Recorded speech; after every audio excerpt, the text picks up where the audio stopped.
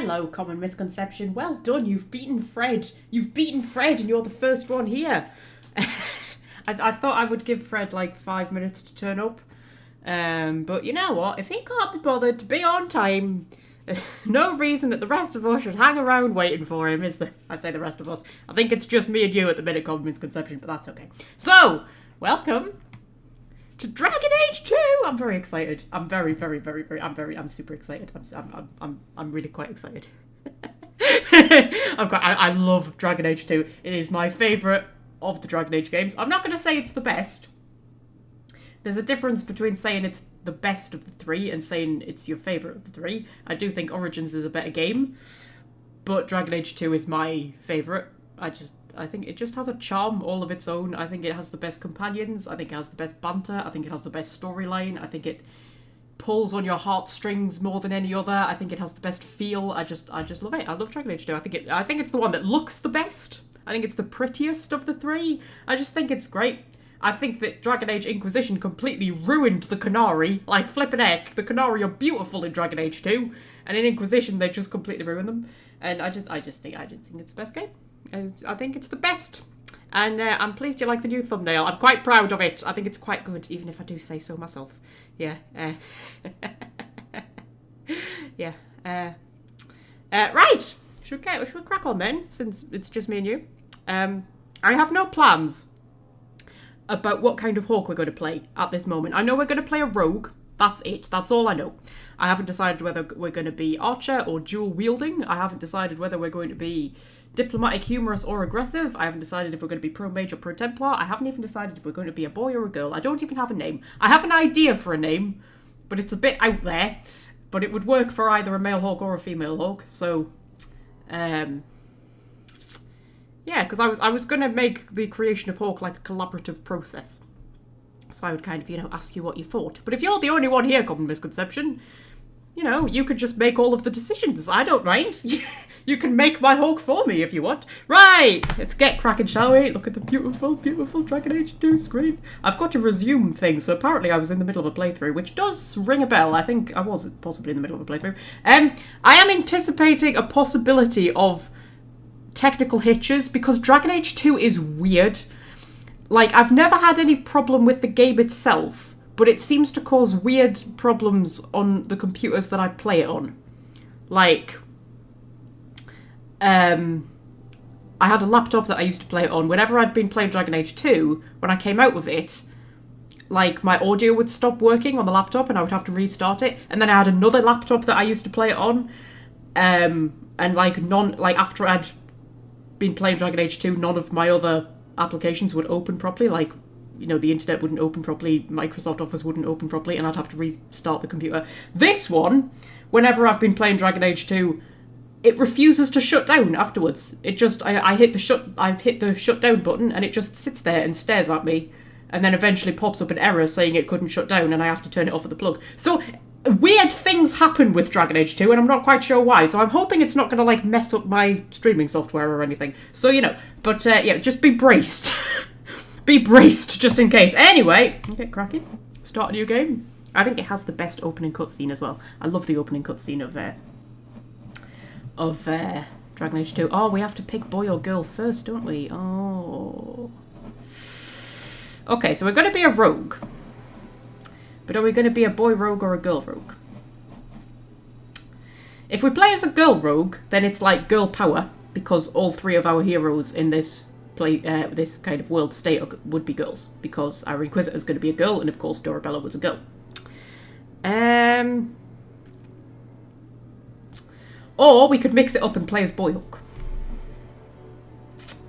And I keep going back and forth, because my first thought, I was like, no, well, let's play as boy Hawke to, mix things up a bit, so we don't just have, because my canon world state is an all-girl world state. That's a girl power world state. So we will have girl power world states. But, yeah, I thought we would maybe mix it up and go, boy Hawke. But then I was like, oh, she's got such a nice voice, girl Hawke, though, doesn't she? I don't know, what do you reckon, common misconception? Does it have any consequences? Not really. The only real one is that male Hawke can't romance Sebastian if we wanted to romance Sebastian. That's kind of it. As far as I'm aware. Fred's here! Hello, Fred! You're just in time, Fred! We definitely weren't saying nasty things about you at the beginning and your, you know, terrible timekeeping. We're discussing whether we want a girl hawk or a boy hawk. What do you reckon, Fred? Do we go girl hawk and have it be all girls throughout the world state, or do we go boy hawk just to mix it up a bit and have, like, you know... I'm leaning towards boy hawk, personally. But... I would like both of your opinions. And then I'll do whatever I feel like doing anyway. But I would still like both of your opinions. Who wants to romance... Yeah, true. Who wants to romance Sebastian? But we'll do it at some point, just so that we can say we've done it. You know, it's a Dragon Age project. I'm meant to be trying to, like, do everything. Across all 3 games. Oh, don't! Common misconception, honestly. I'm asking for your opinion, and you're saying... your call. Like, I bet you're one of those people that when somebody asks you what you want for dinner, you just kind of go, whatever. Whatever you're making. I'll have whatever you're making. It's like, well, if I knew what I was fucking making, I wouldn't have asked you, would I? Jesus. Okay. Fred usually plays as Femhawk. Femhawk. Femhawk just sounds like a sex toy, doesn't it? Come on. Put fem in front of anything and it sort of changes the meaning a bit, like Femshep in Mass Effect. I always think Femshep just sounds like a brand of tampons. Don't you think?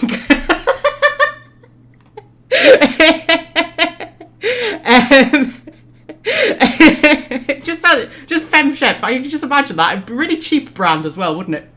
Coarse, non-applicator. Yeah, that wouldn't be nice. It would be those nasty, horrible ones that nobody wants to use. Femshep. That's all I can think when people say Femshep. Tampons.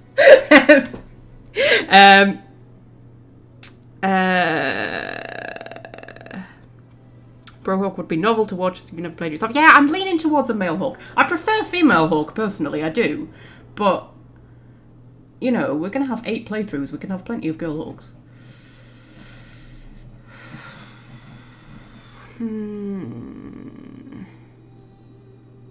Common misconception isn't budging.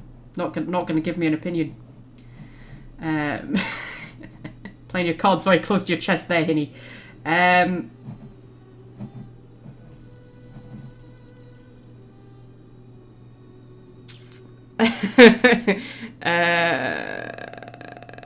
world record for Dragon Age 2 is 1 hour 30 minutes. Really? Wow! Yeah, we're not going to do it in that time. We might not even get out of the bloody character creator in that time, man. We're going to go Boy Hawk. I've decided. Yeah, you show them your daggers. Male rogue. Rogues can wield a dagger in each hand or rain arrows from a distance. They are particularly adept at tearing down individual opponents and are the only class that can pick locks or disarm traps. Okay, yes, you've got very sexy dagger moves. I'm very impressed. There we go.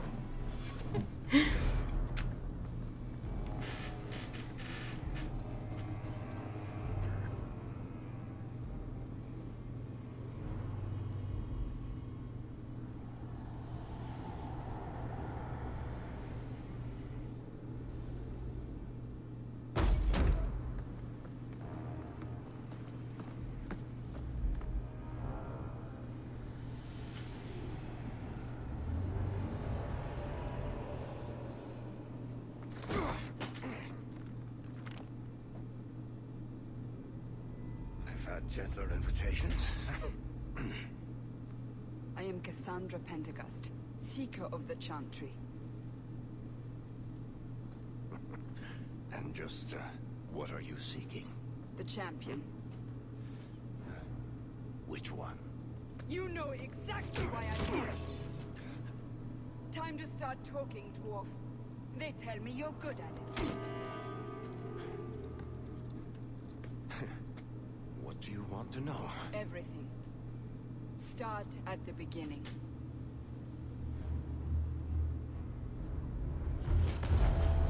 It's the best opening, isn't it? I just think it's the best opening. I love the drama, man.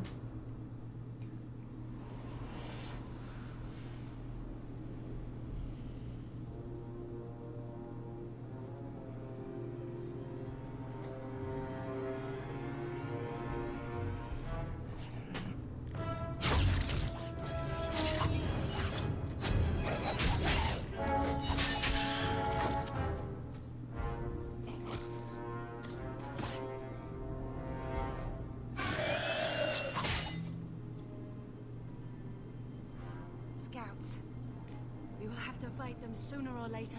Then we make our stand here. Prepare yourself.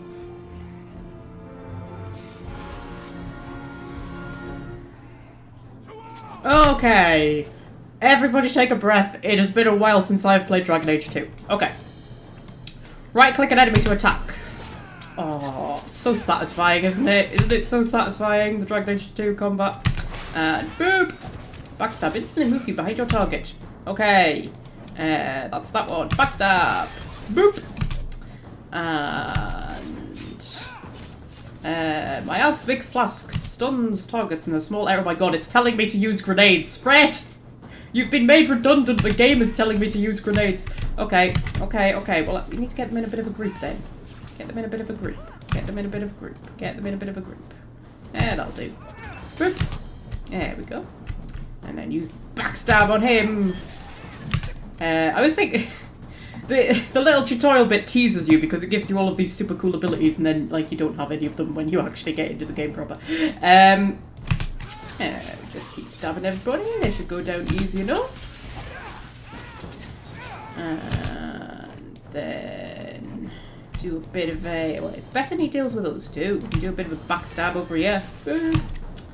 And there we go. Also, when did the dog spawn get weird hats? Right. Something that always confused me in Dragon Age 2. It's like, I don't remember the dog spawn having sun hats. Right. Stab you. And then do a quick backstab on you. There we go. We can't keep this up forever. Oh, Welsh friend is here. Hello, Welsh friend.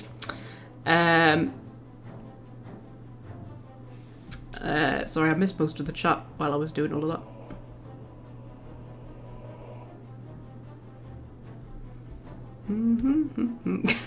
Right, okay. Right. Do we want to be diplomatic Hawke, humorous Hawke, or aggressive Hawke? I mean, what we pick here won't necessarily, like, you know, choose it for the whole game because it can change.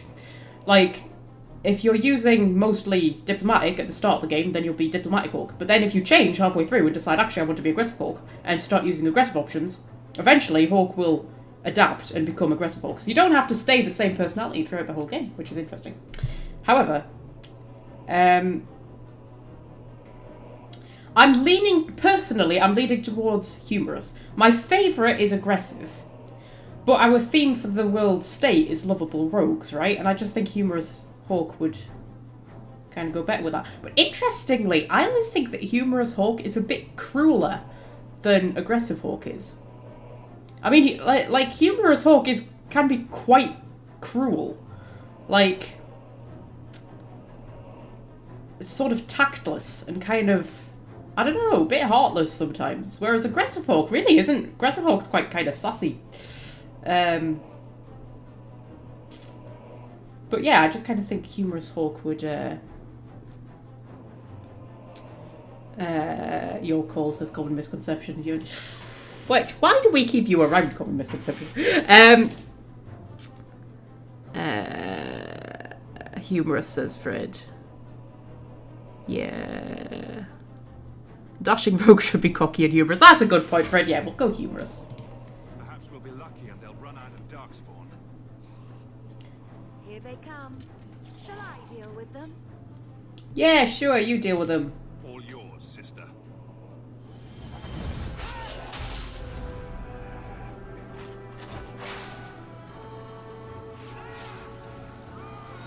Oh, okay, sorry, I didn't even realise we were back in combat there. I was reading the chat. Oh dear, right, throw a thingamahooja over there. There we go. And then, oh god, we've got rush and everything. I love a bit of rush. Yeah, rush over there. Boop. Look, they went sploot. Okay. Get this guy down. There are quite a lot of them over there, but Bethany's dealing with it. She's fine. She's fine. And then if we put another flask over there. There we go. There's no friendly fire because we're just playing on normal difficulty, I believe. Which is something I don't know. I liked the fact that there was friendly fire in Origins. but Dragon Age 2 isn't really built for it. You can turn friendly fire on. I know the harder difficulties friendly fire is on, but the game, like I said, the game's just not built for it like Origins was. So I don't really see the point. Right. And down you go, and then let's do a backstab, and then let's do a explosive strike, cause why not? And throw another flask over here.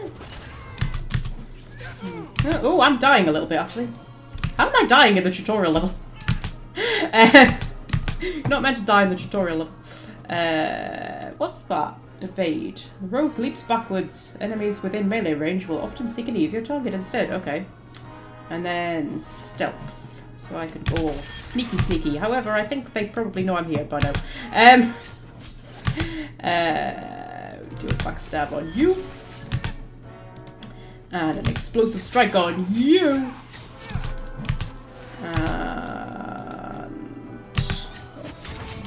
Yeah, we're getting there, man. We're getting there.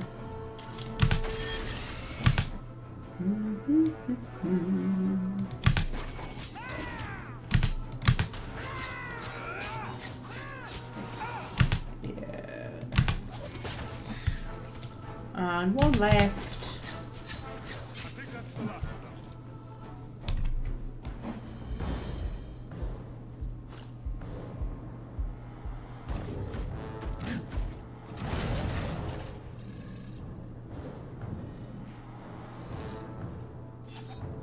Okay, add a giant ogre, because everybody loves a giant ogre. Let's throw a flask at him. There's a cat! Hang on. Put cam on, because there's a cat. You alright there, Putty? Oh, don't move. Don't move, Putty. You were on camera there. You're very stinky. You've been in the litter tray, haven't you? Yeah. You've been in the litter tray. I put cat cam on just for you. And you've fucked off.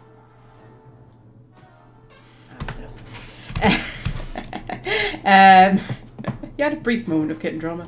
Right. Okay. So, use an explosive strike. And then rush. And just all the things. Use all the things.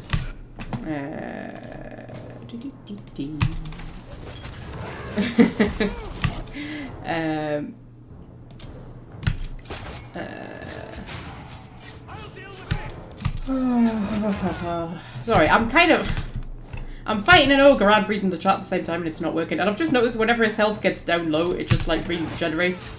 Because we're in the tutorial bit that didn't actually happen. Yeah. So, you know, we're immortal, which is convenient. You want to do your rush thing on him? Do your rush thing on him, Hawke. There we go.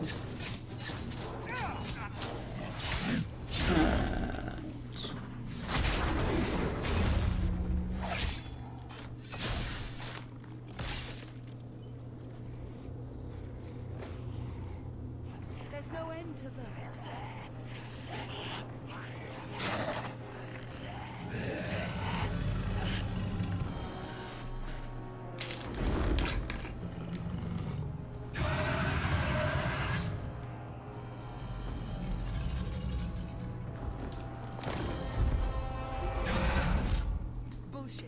That's not what really happened. Does that not match the story you've heard, Seeker? I'm not interested in stories. I came to hear the truth. Well, what makes you think I know the truth? Don't lie to me. You knew him even before he became the champion. Even if I did, I don't know where he is now. Do you have any idea what's at stake here? Let me guess. Your precious chantry's fallen to pieces and put the entire world on the brink of war. And you need the one person who could help you put it back together. The champion was at the heart of it when it all began. If you can't point me to him, tell me everything you know. You aren't worried I'll just make it up as I go? Not at all. You'll need to hear the whole story.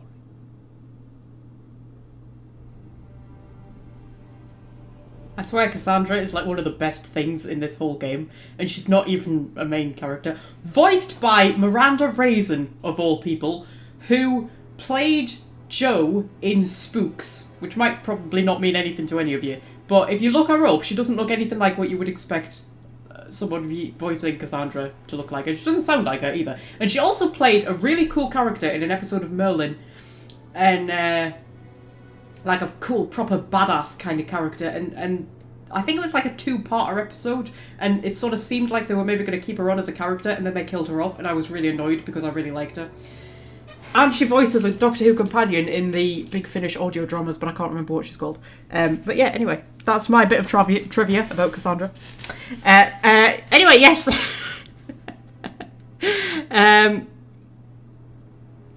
Oh, you've noticed my giant Toblerone. Yes. So I was going to mention that, actually. The cat kind of stole my intro of the Toblerone. Yeah, so I had a coupon at work for a Christmas coupon for a pound off a Toblerone. So, long story short, I have a Toblerone. I'm gonna see if I can eat an entire Toblerone throughout the course of this live stream. Do you think that's possible? If anyone could do it, it's me. Because, you know, who needs nutrition when you've got chocolate? I've been doing my exercises, though. I did the 30-second plank. I managed to do it for 30 seconds yesterday. I didn't manage to do it for 30 seconds for today, weirdly. I managed to do it yesterday. Today, I managed, like, 15 seconds and then collapsed. And then I think I did about another 5 seconds. You know. Yeah, yes, I have been doing my exercises, though. Which means that today, breathing is painful. But I'm just opening my Toblerone, don't I?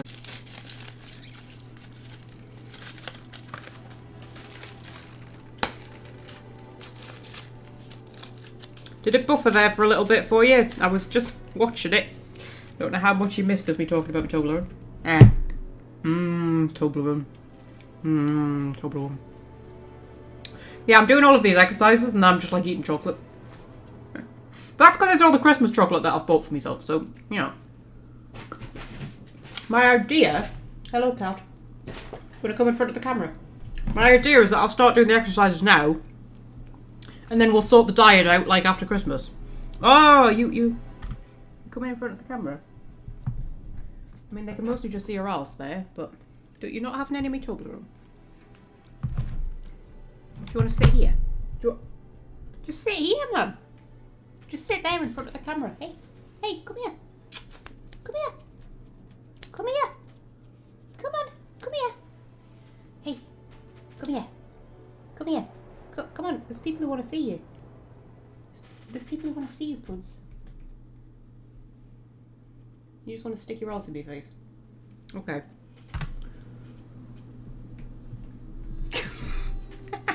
Right. Okay. We need to create a Hawke. You get chocolate on your hands just by breaking it. Yeah, that is true, actually. I didn't think of that. I'm going to end up with a very chocolatey keyboard.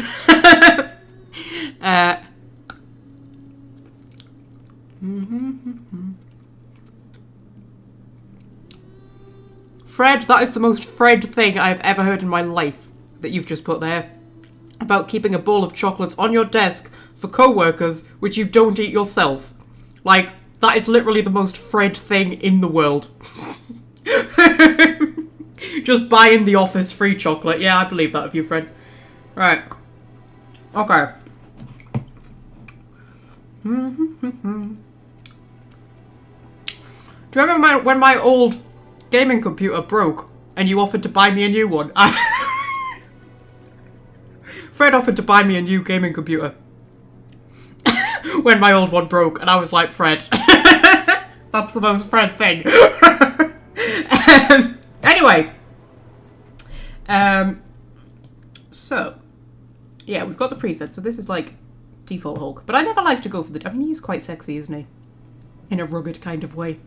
But I never like to go for the default one, because that's boring, isn't it? Also, I don't think our lovable rogue humorous Hawke is going to be like, you know, super sexy Hawke. Not like that kind of sexy. I think he's going to be a bit more, you know... what's the word I'm looking for? Calamitous. I think it's going to be a bit of a chaotic playthrough where, like, you know, nothing quite goes to plan.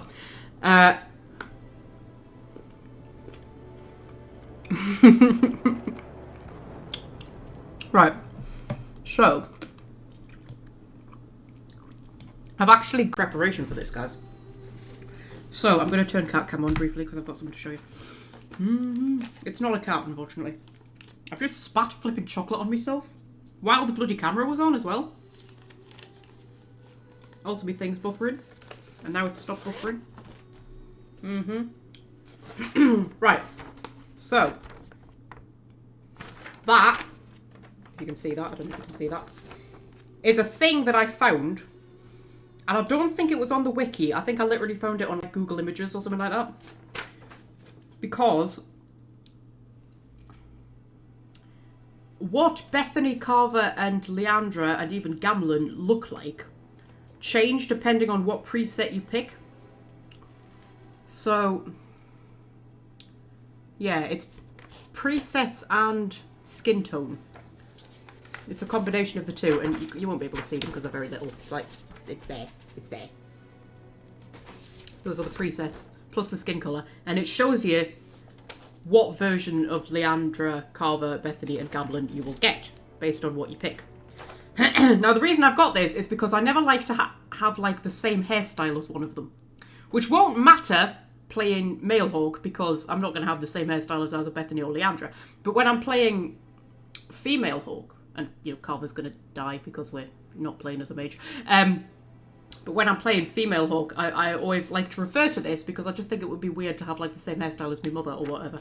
So I always like to know what version of them I'm getting so I can, yeah, so that's a little thing that I just have to refer to so that I know what my family are going to end up looking like. Yeah, because it changes based on which preset you pick, but also which skin tone you pick. But, like, there's, like, short-haired Bethanies in here. Like, why would you want a short-haired Bethany? Bethany with short hair is just, like, not right. It's just not a thing that should happen. Anyway, I just thought I'd show you that. Right, so... yeah, so this will be preset 1, I imagine. Or would that be preset 1?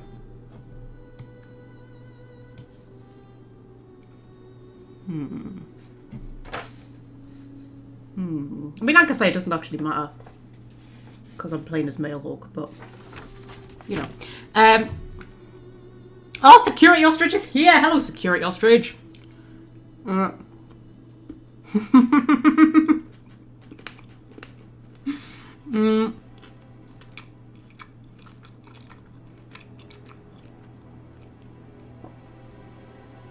Okay.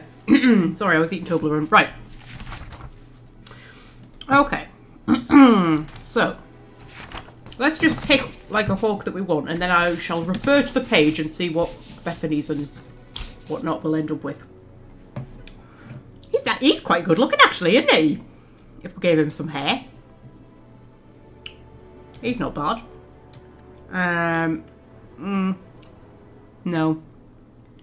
Ooh. He's got, like, sexy assassin kind of look, hasn't he? But I want, like, lovable rogue kind of look. That's what I want. I want somebody who looks like a lovable rogue. He just looks like a bandit. Like, that's a bandit that you would have to kill on the highway, doesn't it? I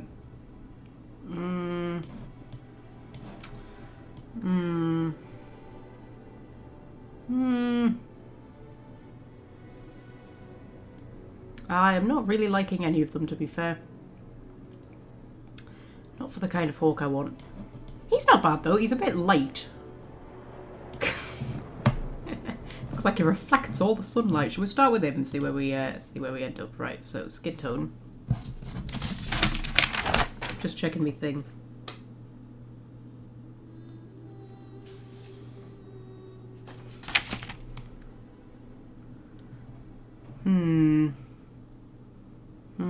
Why are the skin tones always so shit in character creators? They either look like they're dead, or they look like they're incredibly sunburned. That's like that's like the two states that you have.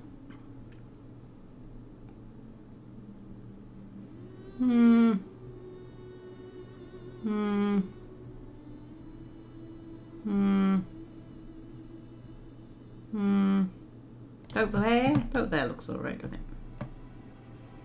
I love the eye colour in Dragon Age 2. I love how bright everybody's eyes are. It's my favourite thing. Should we give him a tattoo? I never see the point in giving him a tattoo. Because, like, the face tattoos signify either Dalish elves or casteless dwarves, right? And I know you do see the odd human running around with face tattoos on. But, like, they don't mean anything to the humans, you know what I mean? And the ones that you see with them are usually, like, bandits and whatnot. So I don't really like to give my humans face tattoos. What complexion should we give him? We could make him Old Man Hawke. Let's not do that. Let's not do that. That's like babyface Hawke. That's, I don't know, skin condition Hawke. And then that's kind of alright, maybe. Maybe I like babyface Hawke, though. If we're going for a kind of calamitous, lovable rogue type character, giving him a baby face probably not a bad idea. Hair! We should give him hair. Hair would be good. We could give him Alistair hair! Let's not do that. Well, that's basically Alistair. That's basically Alistair! We've just created Alistair.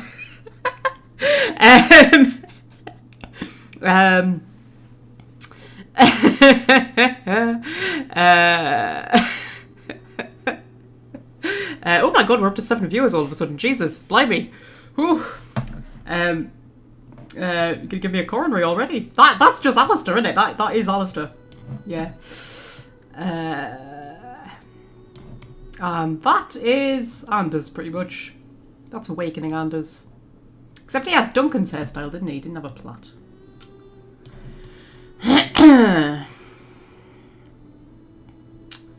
Yeah.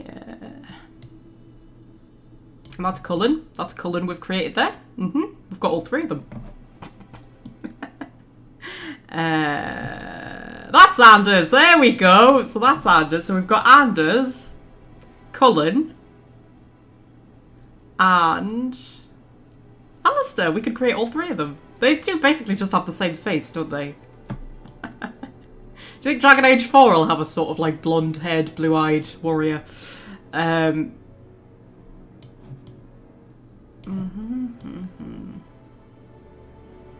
mean, that just looks like he has never brushed his hair once in his life.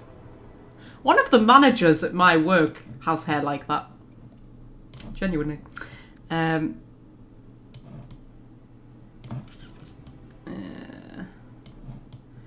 hair's not very good, is it? The girls get some quite decent hair in Dragon Age 2. The boys don't do quite so well.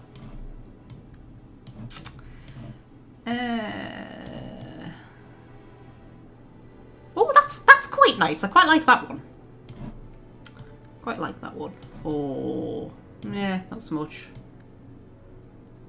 Should we go with that one, like, temporarily? Because I quite like that one.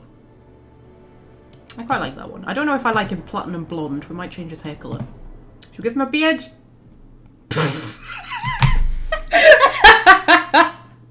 Yeah, let's not give him that beard.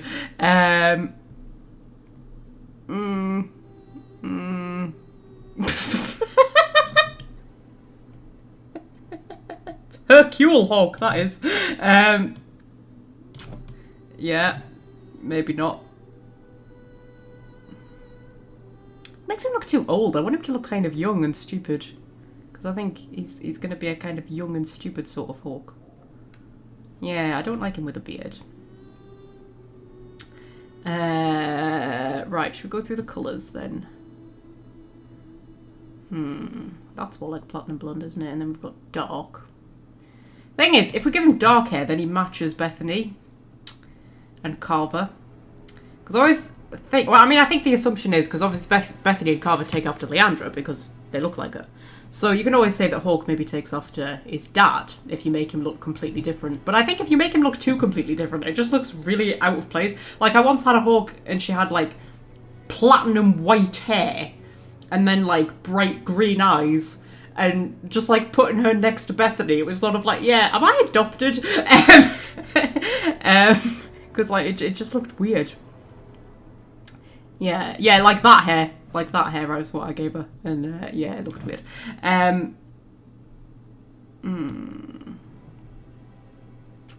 I kind of like the dark hair, actually. Oh, we can make him... Ooh. Ooh. Ooh. That's quite nice. Make him a redhead. Got a thing for redheads.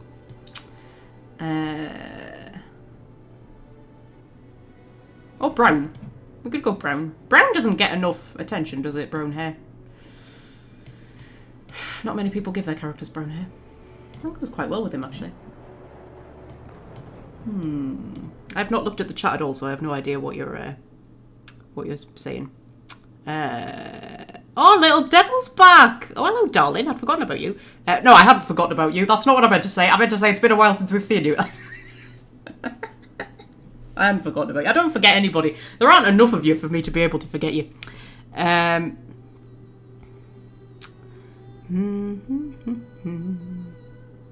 Brunette activist. Yeah!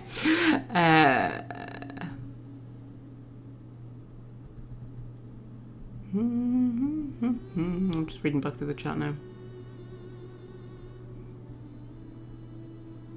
Everybody wants Alistair hair. Like, no. I'm not giving them Alistair hair. I like that. I like the brown hair. Should we give brown hair? I like the brown hair. And then stubble. Oh, eyebrows. We've got eyebrows first. Hang on. Give him serious eyebrows. Transparent eyebrows. More transparent eyebrows. Thick eyebrows. No eyebrows. Can't give him the monobrow. I like a monobrow. I think he was kind of alright with the eyebrows that he had. I think those are alright eyebrows. And stubble. How stubbly should we make him? Make him very stubbly. Yeah, I like a bit of stubble. Although his stubble looks blonde. Oh, that's because the colour is different. You can have different... Right, I could give him, like, ginger stubble and then, like, brown hair. That seems weird. Maybe I make him a bit less stubbly now that it's more noticeable because it's darker. Or we could just give him a little goatee.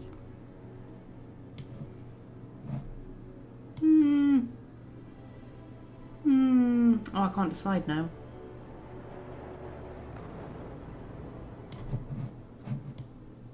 If we give him that, but then like change the colour and make it a bit lighter. That's why you can change the colour. Here's me saying you shouldn't be able to change it.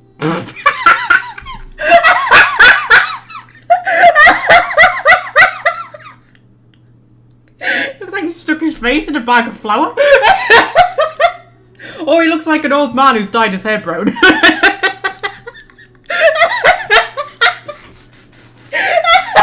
Oh, God. Oh, my ribs. I'm in a lot of physical pain now that I've started doing my exercises again. Laughing is actually quite painful.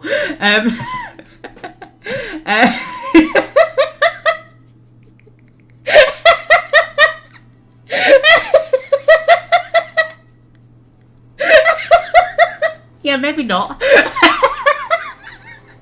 Oh, God.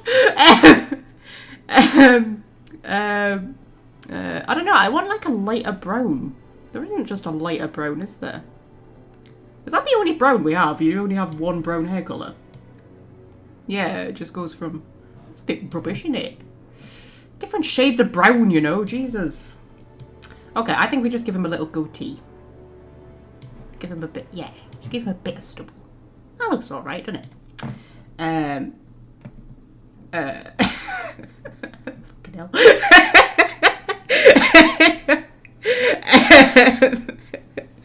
Oh dear. Right, okay. What do we want now? Eyes! Do we keep the blue eyes? I like the blue eyes. Oh. Where's colour? I don't want to change anything, because the trouble is when you start messing around with like shape and distance and stuff like that. You always just end up with a kind of mutant-looking freak, don't you?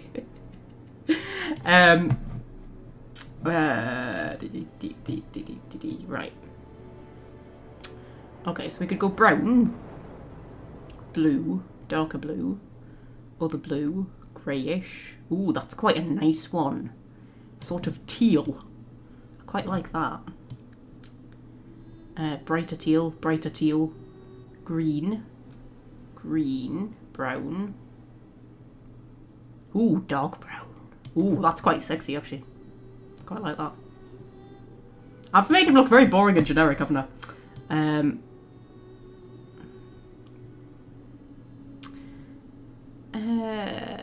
I like the teal colour. Where was that? Like that one. Should we go super bright or slightly darker? Like that colour. That's quite nice. I quite like that. Does he look like a lovable rogue, though? Does he look like a lovable, calamitous rogue who's just gonna, like, you know, go through life constantly causing calamities? I don't know. Oh, I don't know. I don't know. I don't know. Don't know. Don't know. I'm going to try some different hairstyles just to see. Just as an experiment. Have a little look-see. Look at that one. Receding hairline, Hawke.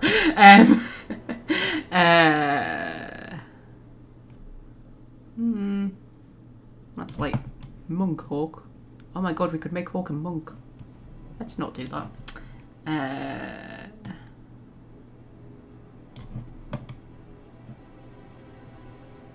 That's like emo Hawke, that is. Jesus Christ.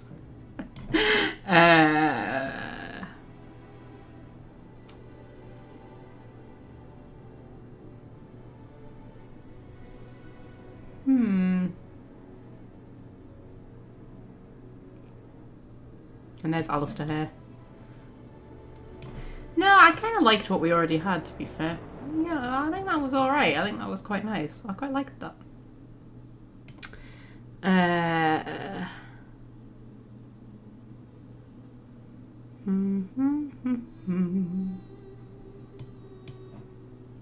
Hawke's ready to star in a rom-com. Fred says bald Hawke.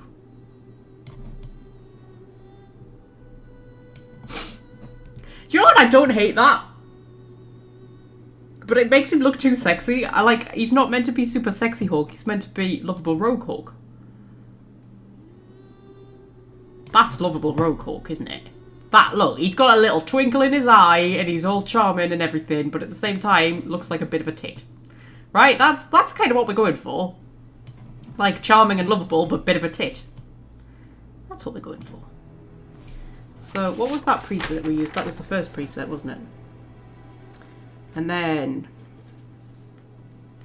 I don't know what skin tone that classes as, because...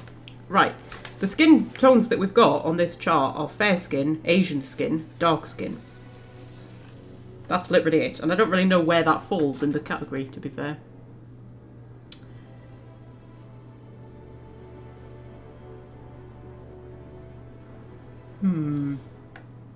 Oh, hang on, it tells me. Fair skin is 1 to 5, Asian skin is 6 to 9, dark skin is 10 to 12. Well, what were we on?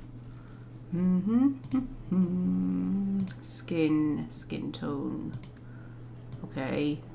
1, 2, 3, 4, 5, 6, 7.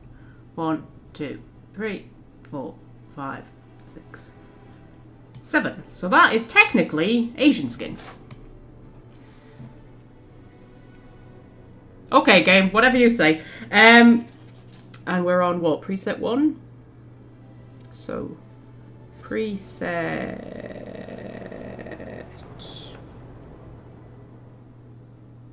No, it would be preset 3, wouldn't it? Because 1 and 2 are like the default Hawke. Preset 3... That's... I'll turn the camera back on. That is that line there. It's the second line down, it's that one. It's that one. That's the family we're getting. That's the Bethany. I think that's the best Bethany, actually.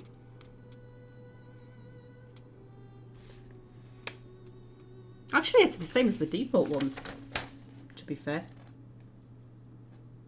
Yeah, pretty much getting the default family.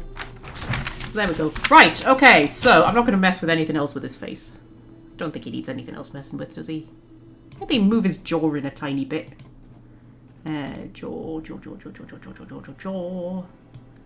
He's literally in the middle for all of them. He's literally just like the most generic looking guy ever. Yeah, just move his jaw in a little bit. It's just sticking out a bit too much for me. There we go. Portrait!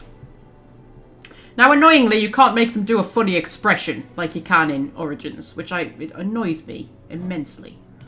Because I want to be able to make my Hawks do a funny expression. Oh, we could go like super zoomed in. Super zoomed in. And if we turn him... That's a bit terrifying. I wonder what's like the worst possible angle we could have. There, you can just see his ear. There we go, you can't even see his face. Oh dear. Right, okay. Like that. Zoom it out a bit. I don't know. We want to be looking down on him? Or do we want to be looking up at him?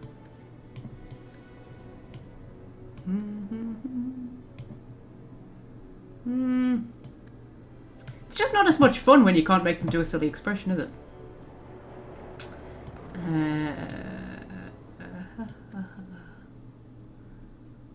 Go with that. That'll be alright. And then give him a background. See, even the backgrounds aren't that interesting compared to Origins. Go with a nice green. It kind of goes with his hair, doesn't it?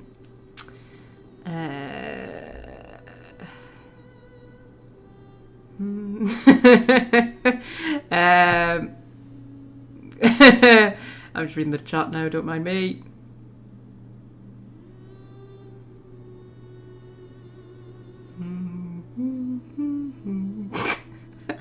Hawke is the rom-com's handsome rogue who assumes the lead actress just works in the flower shop, not realising she owns the entire chain. Yeah, that is kind of what he looks like. Right, name. So, I do have an idea. So, when I first created Dorabella, our rogue, our warden even, the reason I called her Dorabella was because that whole run through the 3 games was like, you know how nobody will ever call you by your first name, because obviously you can name them anything. I could name him like, you know, Cheese if I wanted to. So none of the characters will ever call you by your first name. So, you know, in Origins you're always called the Warden, and then in Dragon Age 2 they always just call you Hawke, and in Inquisition they just call you Inquisitor. Well, I wanted to come up with like a reason for that, and I thought, how hilarious would it be if all 3 heroes just had really ridiculous names that they absolutely hated and refused to be called. So I came up with Dorabella, for like why nobody calls her by her first name, because she, like, pretty much her entire personality came about from the idea that she was just really pissed off about being called Dorabella. And then I was going to come up with silly names for the other 2. I don't think I ever got as far as Inquisition. But Hawke, I called Hawke Danger. So his name was Danger Hawke. Should we call him Danger? He could be Danger Hawke. Pretend that his dad named him when he was drunk or something. And I think that would suit a humorous Hawke personality, wouldn't it? Because humorous Hawke is definitely the personality that has sort of, you know, learned to use humour to deflect all of the evils of the world. And if you grow up with a name like Danger...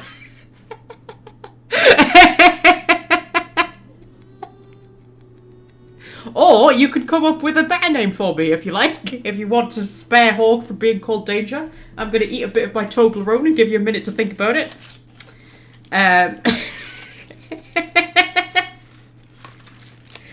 Danger's an awesome name, man. Danger Hawke sounds like the enemy of Danger. I actually had like an idea in my head of like if Dora and Danger ever met each other. That, like, because Hawke went by, like, Dan instead.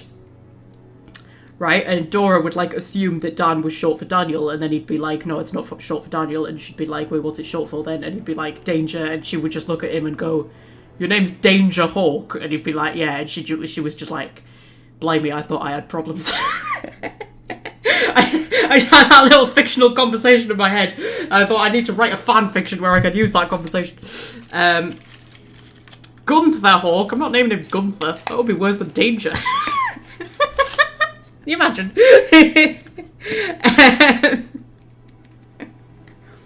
If no one comes up with a better suggestion, he's getting called Danger. So, you know, you've got until I've finished this triangle of Toblerone. Fred is warming to Danger Hawke. Do you know what? If I ever had kids, which I don't plan on doing, but if it ever happened, I am totally the kind of person who would give them, like, a funny middle name. I'd give them a normal first name, because I'm not a complete sociopath, but I'd give them a middle name like Danger, just so that they could say, Danger is my middle name.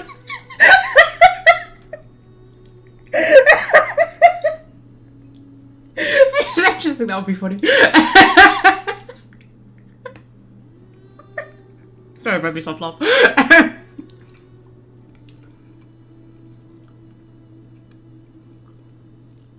Little Devil is really taking offence at the Danger name.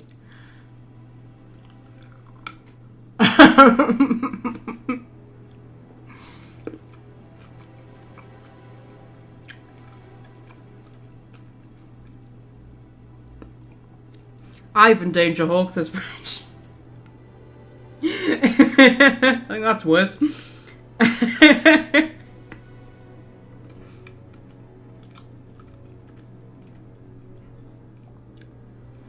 mean, we could be boring and call him Daniel. He looks like a Daniel, to be fair, doesn't he?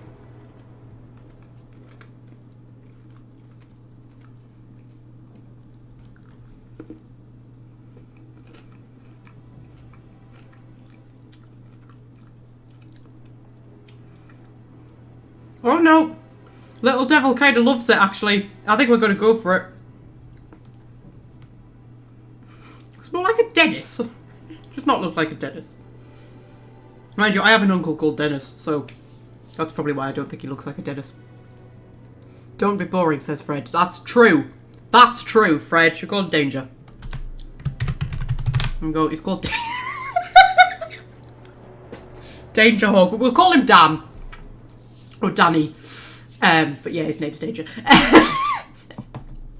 Right, events of Dragon Age Origins. Import from Origins.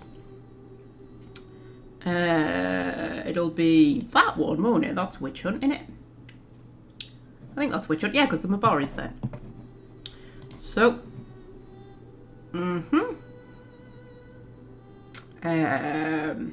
Yes, that's the one. Congratulations, this save game imported successfully. Thank you. Right. Just reading the chat, don't mind me. Okay, let's start the game then. Ooh, hard, normal, casual, nightmare. Should normal? We'll do normal. It's been a while since I've played Dragon Age 2. We'll ease ourselves back in. The Blight had been unleashed on Ferelden. Darkspawn poured out of the wilds, clashing against the army at the ruins of Ostagar. The battle was a disaster. King Kalen died on the field with his men, betrayed by his most trusted general.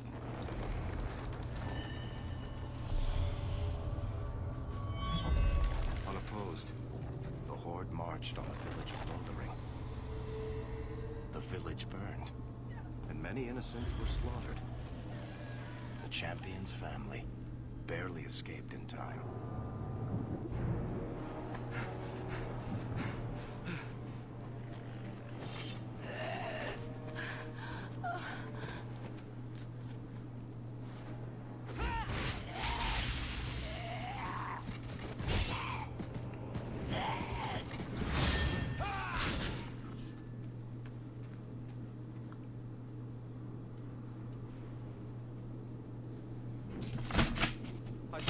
brother? For the moment, make us safe. We've lost it all. Everything your father and I built.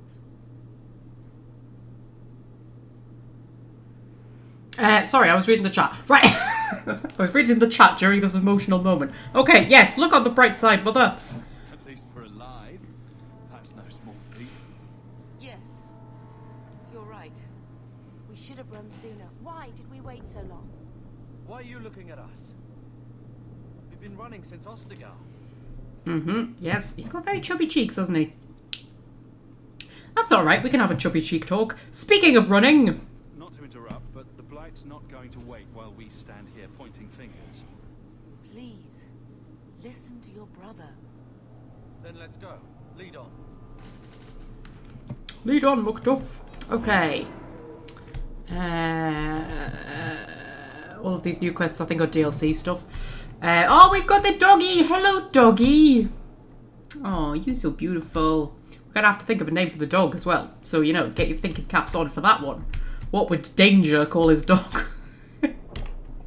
Oh my god, we need to think of a name that goes with Danger. Like Calamity or something like that. Danger and Calamity. They sound like comic book characters if ever I heard one. Okay, now we fight. Okay, I have my flask. That's all I have. I have my flask and a dog. Okay, that's alright. We'll just knock them out. And... Are you lot joining in? Oh, you're dealing with your own problems. Okay, that's alright. You can deal with your own problems. And...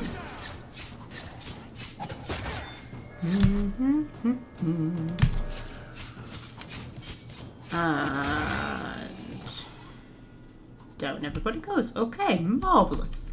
Marvellous.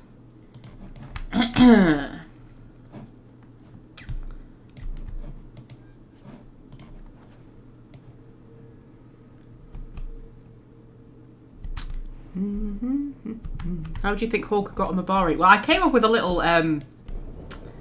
headcanon for that for my Cannon Hawk, because my Cannon Hawk, I kind of came up with the idea that that her Mabari was actually like really useless and like just couldn't like just like couldn't really be a war dog. And which because Mabari are meant to be really intelligent, right? And her Mabari was just like really stupid, and she couldn't even teach him to play fetch. It was just like really stupid, but really lovable. And she called him Snuggles, and his name is Snuggles, and she got him just because like he wasn't good enough to be in the army. So she kind of took him in, and it becomes a bit of like a running joke that she's constantly trying to like turn him into a ferocious war dog, and really he just wants tummy rubs all the time, That was my kind of headcanon that I came up with. But it's sort of like goes against the fact that you can't actually have him in the party killing people, But still, it was a fun headcanon. Right, okay, I'm going to drop a proper save since we're here. Save. And then we've got a level up. Right, so. I'm not as good at leveling up in Dragon Age 2 as what I am in Origins. But... Because you see, Constitution is not a lie in Dragon Age 2. And the reason that Constitution is not a lie is because they've changed the way Dexterity works, haven't they? Because Dexterity increases damage and attack values for rogues. For all classes, it increases the likelihood of landing a critical hit. Right, so that makes you hit more. Or, well, it increases your critical chance. Whereas in Origins, it increased your dodge. So, if you were, say, a warrior, you would be piling all of your points into Dexterity to get your hit rate up, but it would also be increasing your dodge rate, so you, as a consequence, you would hardly ever be getting hit, which meant you didn't need to put any points into Constitution because, you wouldn't be getting hit anyway, which is why Constitution was a lie. Whereas in Dragon Age 2, they've changed that, so Constitution is no longer a lie. Does Cunning not do something different? Yeah, Cunning increases defense for all classes, as well as the amount of damage inflicted by a critical hit. So, for the most part, it's the same principle as Dragon Age Origins. So if you're a rogue, you put into Dexterity and Cunning. If you're a mage, you put into Magic and Willpower. If you're a warrior, you can either put into Strength and Dexterity and be like a heavy hitter, or you can put into strength and constitution and be a tank. However, you have to balance it like a little bit more than what you did in Origins, because in Origins, like, you could basically just pile into your 2 main attributes depending on what class you're playing and kind of forget about all the other ones. Whereas in Dragon Age 2, I think everybody should have like a bit of cunning and a bit of constitution. But you mostly still stick to the same kind of principle that, you know, because we're playing as a rogue, we'll do dexterity and we'll do cunning. But do we want more in dexterity or more in cunning? I don't really know, to be fair. We can get them up to being equal, and then we'll think about it at the next level up. Knives or bows, says Fred. I'm thinking knives. I like playing as an archer, but I'm thinking knives for this one.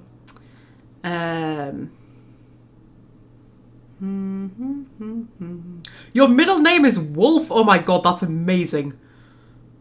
Oh man. Because I don't have a middle name, and the only reason I would want a middle name would be if it was something cool. And Wolf would be a cool friggin' middle name. That would be cool.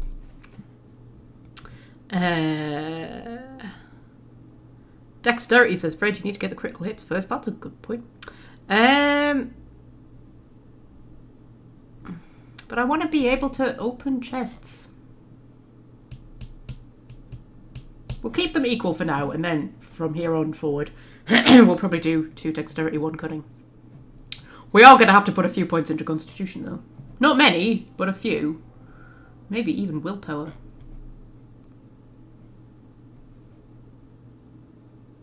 Maybe even strength, actually. Although, actually, no, because it only increases fortitude. Okay, okay. I was thinking strength increases damage, but it doesn't. It only increases damage for warriors. Dexterity increases damage for rogues. Okay. Okay, okay, I'm getting my head back around it. It's fine. Oh dear.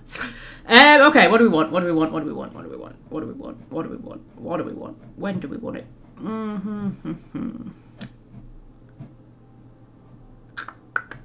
Because again, this isn't as simple as Origins, where you just pick a tree and max out the tree.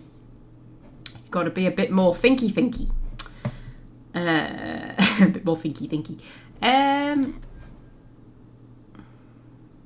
Stealth's quite a good one, isn't it? Evade will probably be useful later, but I don't think it's going to be useful immediately. That requires level 3. We could do backstab, because backstab was pretty good. I think backstab's about the only thing we can do. Backstab and evade are the only 2 that we've got available to us. I think backstab's the best one out of those 2. Okay. So,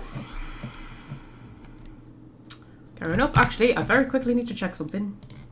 I need to check what quick save is on. Hopefully it's on F5. Quick save's on F5, quick load is on F9. Yeah, that's good, that's fine. It's just because I've also got my my different screens set to the function keys. So I have to make sure that the function keys that I'm hitting aren't doing anything else in the game, you know what I mean? So I've got nothing set to F5 and nothing set to F9 because they're quick save and quick load. Because otherwise every time I like quick saved, you would get a different screen come up. You would get like the kitten break screen or something would come up. So I just needed to double check. There we go. Right, let's carry on then. See where we end up. Wait, where are we going? Away from the Darkspawn. Where else? And then where? We can't just wander aimlessly. Yeah, why not, Bethany? So long as we wander aimlessly away from the Horde, I'm happy. We can go to Kirkwall. Well, that wouldn't be my first choice. There's a lot of Templars in Kirkwall, Mother. I know that, but we still have family there, and an estate. Then we need to get to Guarin and take ship. If we survive that long, I'll just be happy to get out of here.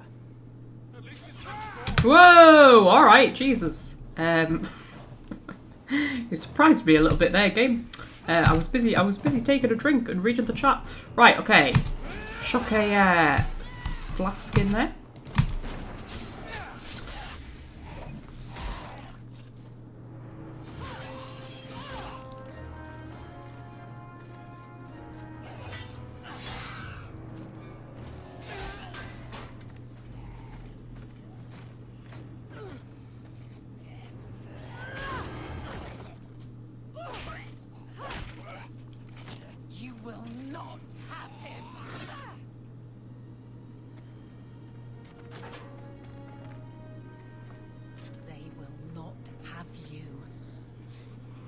Not while I breathe.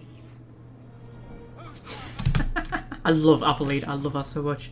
Does Bethany have a smaller bust than in the intro? Yes, that is one of the little details. The idea being that because Varric is making up the intro, like the tutorial bit, he's just making it up. He's embellishing everything. So, yes, Bethany has bigger boobs in the intro to what she does now. It's one of those little details. Right, let's do a backstab. There we go. And we just toss a flask in there, which will conveniently not stun Aveline because it knows to only stun the bad guys.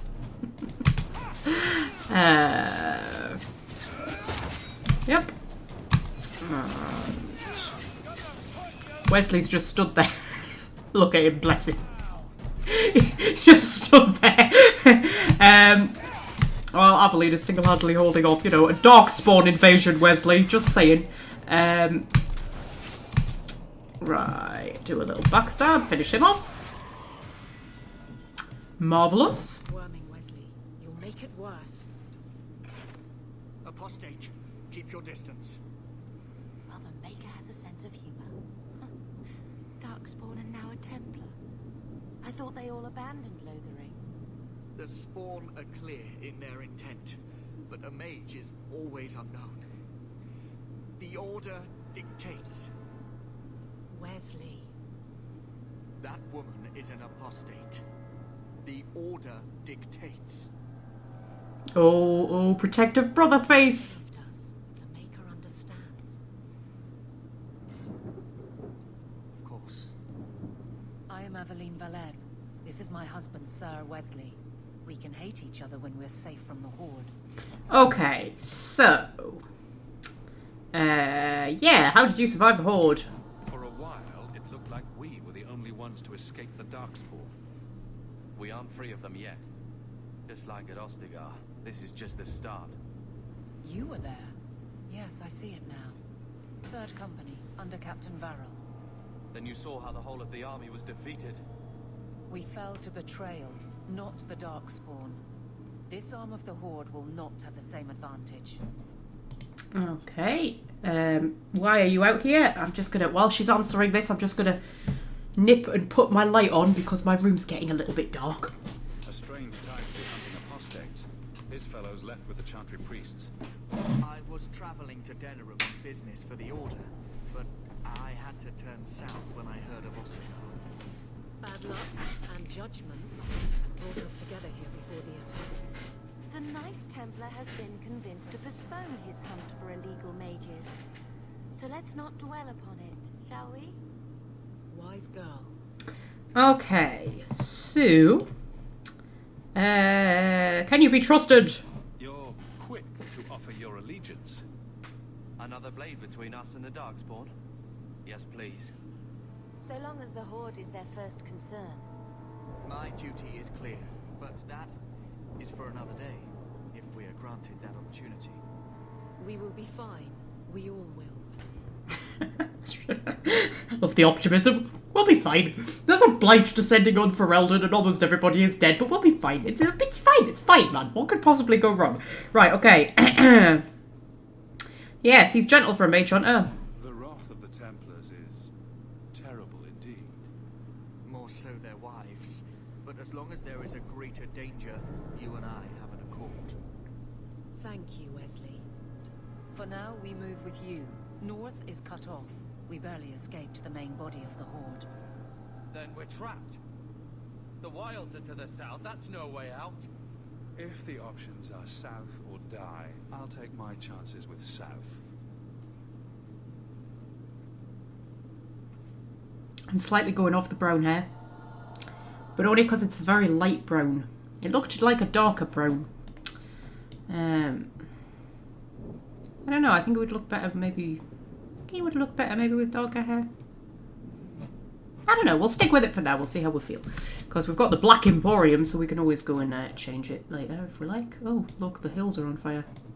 Really? The hills are on fire? It looks a lot more like sort of, you know, Desolate Wasteland than it did during Origins, didn't it? Although I suppose we never came back to Lothering after the Blight had gotten it. Oh, look at them waving their little swords. They look so excited, don't they? Bless them. Bless their little hearts. Yeah. Also, I don't remember the Imperial Highway being that spiky, but okay. The thing about Dragon Age 2 is you have to remember that it's a story being told by Varric. So anything that doesn't sort of like match with stuff that happened in Origins or stuff that then happens in Inquisition, you can just say, oh, it was just Varric embellishing things, you know. So it's quite a good little plot device because, you know, all of this is like Varric's version of the story. And of course, right now, like, he wasn't even here when all of this happened. So all of this could just be like what he imagined the sort of desolate wastes of Blight-riddled Ferelden looked like. So yeah, it's actually quite a clever little plot device, that, having Varric telling the story. And I forgot to level Bethany and Carver up, but we will do that in a minute.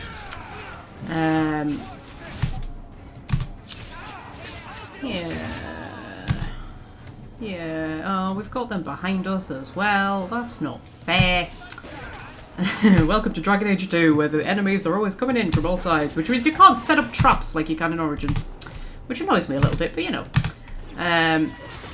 The combat's fun in its own way.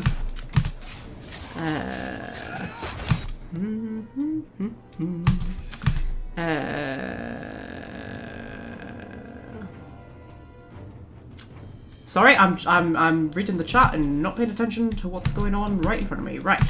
Okay, so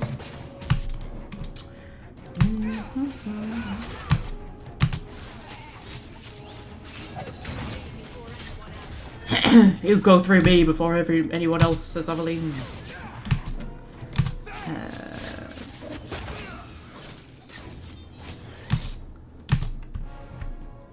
Okay. One of the things I like about the Dragon Age games is a lot of the time we've got potions. To receive a potion, use a potion. You have received a potion. And then it disappeared before I could read it because I was too busy getting my tongue untied. That's alright. I can figure out potions on my own. Yes, one of the things that I quite like is that 9 times out of 10, your companion's fighting style matches their personality. So, like, Aveline is a tank. Her job is to stand in front of the enemies and, like, draw all of the attention and keep all of the heat off everybody else. And that is the kind of personality that she has. She's the sort of person who's going to, you know, jump in front of people. And it's the same with Cassandra in Inquisition. She's like, her sort of, you know, fighting style matches her personality. Meanwhile, you've got, like, Iron Bull and Fenris, who are the damage dealers. And that sort of suits their personality better. I don't know, I just like that. I like it when they find ways to connect the narrative and the story with the actual gameplay. You know what I mean? So that they're not two separate entities. Because sometimes, like, when the game mechanics don't fit with the actual world, you know what I mean? And it's sort of, I don't know, I like it when they try to, you know, connect everything. I don't think I've explained myself very well there, but hopefully you understand what I mean. Sitting there going, no, Magpie, I don't understand what the fuck you mean. What are you talking about? Right. Oh dear, I still haven't leveled up Bethany and Carver. Okay.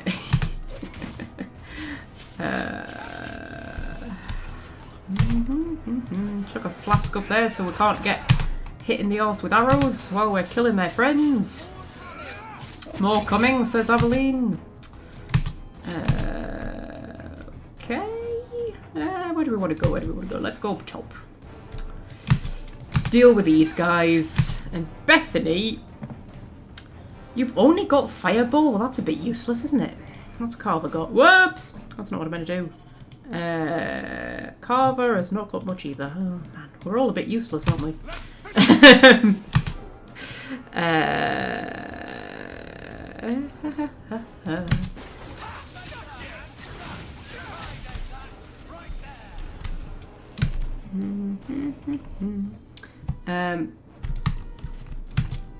Sorry, I'm trying to like read the chat at the same time again.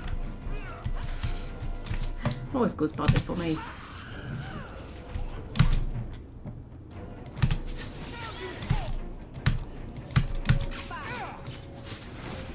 Right, everybody down. Lovely. Lovely. I cannot find a position that is comfortable to sit in because my fucking ribs are hurting so much. I tried to turn over in bed last night, and honestly, I went to turn over in bed and I was like, ow. I had to like shuffle on my elbows and everything. Just to turn over in bed. Right, we'll level everybody up. So, she is a mage, so she can have magic and willpower. And then what do we want to give her? Heal would be useful, wouldn't it? Or do we want to go Mind Blast? That might be quite useful as well, actually, because you do get surrounded a lot in Dragon Age 2. Or we could go Winter's Grasp. Although Winter's Grasp and Cone of Cold are not as good as what they were in Origins. Like, nowhere near. I'm torn between Heal and Mind Blast. Thing is, Heal isn't as good either as what it is in Origins. I think Mind Blast, because you just get crowded so often. I'll give her Mind Blast. And Carver. I mean, there's not much point leveling up Carver, but never mind. Carver can have some strength and some dexterity. And let's give him.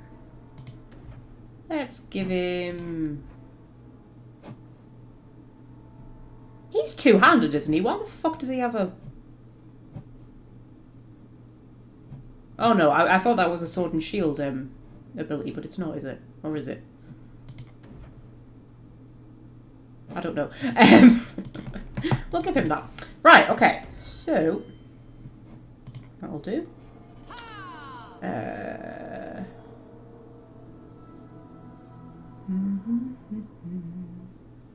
I ever gotten Carver's friendship to max? No. I've gotten his rivalry to max. I think I've gotten his rivalry to max. It's very difficult to get either Bethany or Carver to, you know, either end, really. But no, I've not got his friendship to max. I think it's better to go down a rivalry route with him since that's what you kind of start out on. And what you have to remember about the friendship rivalry system is being that 100% rivalry is better than being in the middle, because it doesn't mean that they don't like you. And it's a really good system, but it's never properly explained in the game, so I think it can be too easily misunderstood. So, like, if you go to the friendship side, what it means is you really like each other and you have the same opinions. If you go to the rivalry side, it means you really like each other and you have different opinions, right? If you're in the middle, it just means that you don't like each other very much. So that's why it's quite important to not be a people pleaser in Dragon Age 2. You have Hawke's opinions and stick to those opinions. And with some of your companions, that'll get you friendship points, and with some of your companions, that'll get you rivalry points. But, it, you know, you have to be, like, at 100 either way to, like, be really close with them. And, like, the romances change. You can have a rivalry romance or you can have a friendship romance. And the romances change depending on which path you go down. But one isn't necessarily better than the other. Do you know what I mean? It's not like a rivalry romance will necessarily be, like, a really toxic, unhealthy romance or anything like that. It's just a different kind of relationship. And I think that's good because, I mean, it's not a perfect system, but it's better than, you know, the generic RPG system of just sort of like, you know, so long as you agree with everything that person says, they will like you. If you disagree with something that they say, they will not like you anymore, you know. Because you can be very close to someone without necessarily agreeing with everything that they think, you know. And Dragon Age 2 kind of, you know, goes some way towards representing that. Better than most games anyway. So, but like I say, it's not very well explained. Because it is called rivalry, which would make you think that they would become your rival, but that's not it at all. We've got an arcane horror over there, who can be quite nasty, and I have not dropped a save. I should definitely have dropped a save, because this fight can sometimes be a bit horrible. Okay, we'll put a flask over there. And then don't have a button to select everybody like what I did in Yes, that other one, Origins. I have to do it like this. Boop. Everybody attack the emissary. That's an emissary? I thought it was an arcane horror. Oh, he's going down really easy. Oh, that's fine. Yeah, like the arcane horrors and stuff like that, and the revenants and things are nowhere near as tough in Dragon Age 2 as what they are in Origins, which is weird. But anyway.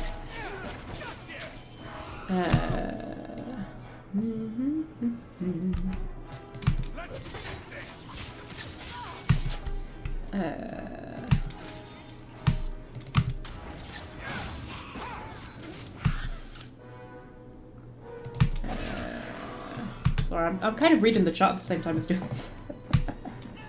Pop a flask over there, because Bethany's getting a little bit, you know, surrounded.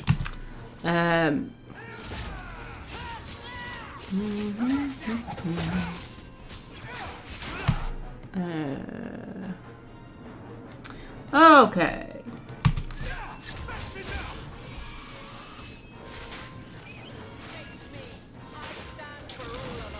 Sorry, I realise Hawke is just standing here. That's because I'm reading the chat. Right, stop reading the chat, woman. Trying to multitask. It never goes well for you. You think you'd have learned by now? Right. See if we can get through this without using a health potion. We should be able to. There we go. Oh, I get another level up before they regroup.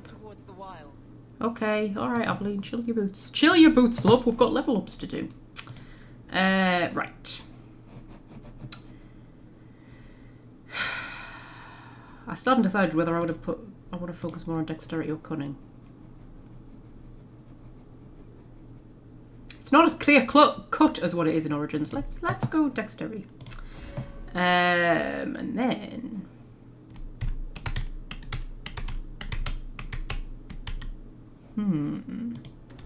well, rush is quite good. We could have improved formula for the flasks. What else have we got? Scoundrel. The rogue stealths and moves to a targeted ally's side, appearing an instant later, ready to render aid. Interesting.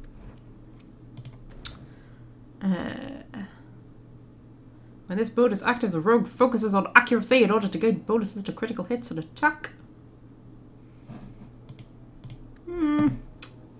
Or we could go stealth.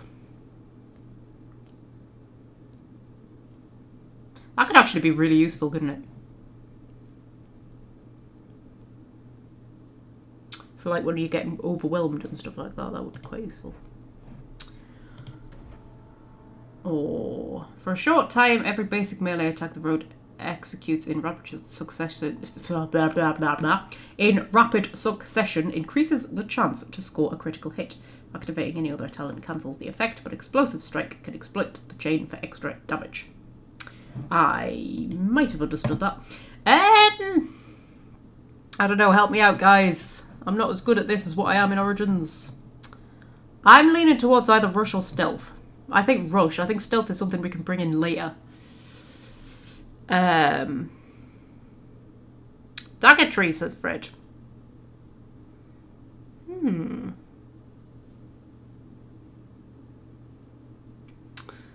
Common misconception, being about as useful as always. About as much use as an ashtray on a motorbike you are.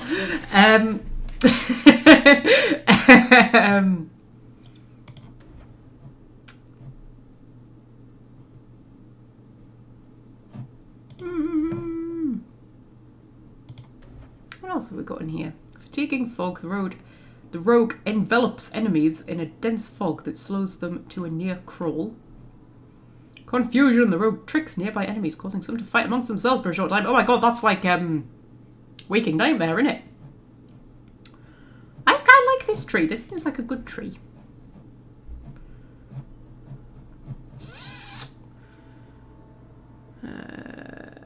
You've never heard that expression? What? About as much use as an ashtray on a motorbike? It's one of my favourites.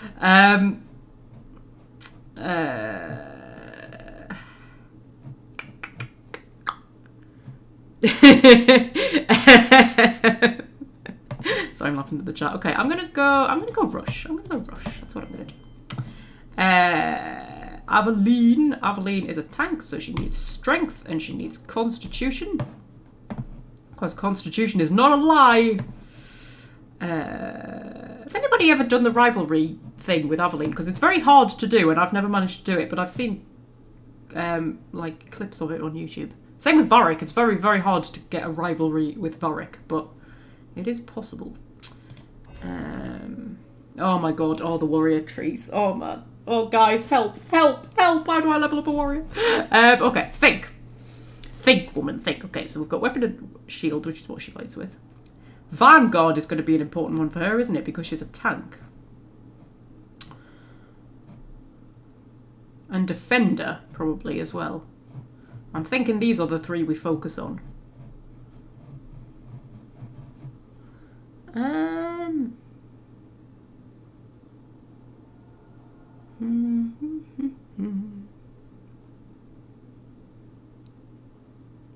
You did a rivalry playthrough with Varric and had to abandon it. Yeah, I can imagine. I've actually got a printed out sheet that we will be referring to of every single instance in the game where you can get rivalry or friendship points from every character. Because when you get towards the end game, you have to be at 100% with all of them, one way or the other, if you want them to, like, you know, stick around. Assuming that's what you want. And you start having to get kind of creative with, like, who you bring along on which mission and stuff like that to try and get all the points to stack up. So yeah, I just print, because you can go on the wiki and it just lists every single rivalry and friendship points, all the points that you can get at all points in the game, like from which dialogue options and which choices and everything. And then you can just kind of like plan who you're going to bring on which mission and whatnot to get all the points you want. I just printed out the whole thing.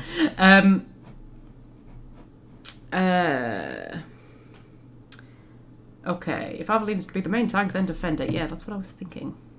Turn the blade. While many warriors choose to endure their foes' hits, some prefer to deflect the damage instead.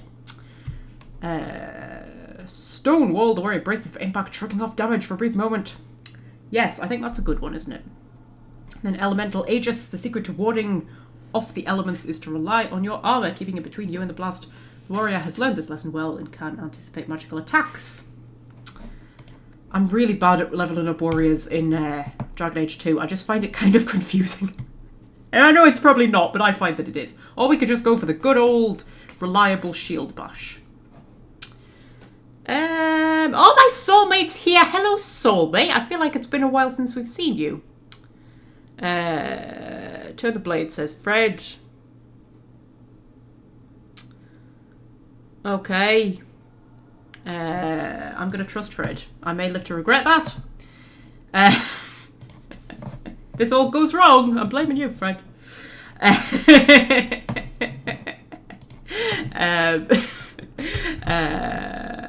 Right. We'll just rob this dead Hurlock, you know, as you do. You know, running for your life from your burning village. Let's just stop and rob this dead Hurlock. Why not, eh? Why not? What else have I got to do with me time? So, dead refugee.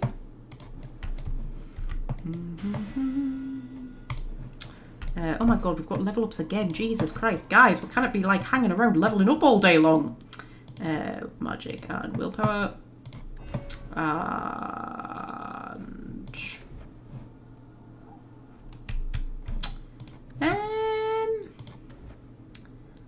I'm going to let her have Winter's Grasp. Or should I? Because the thing is, in... Oh, we could give her Pyromancer. That's probably a better bet.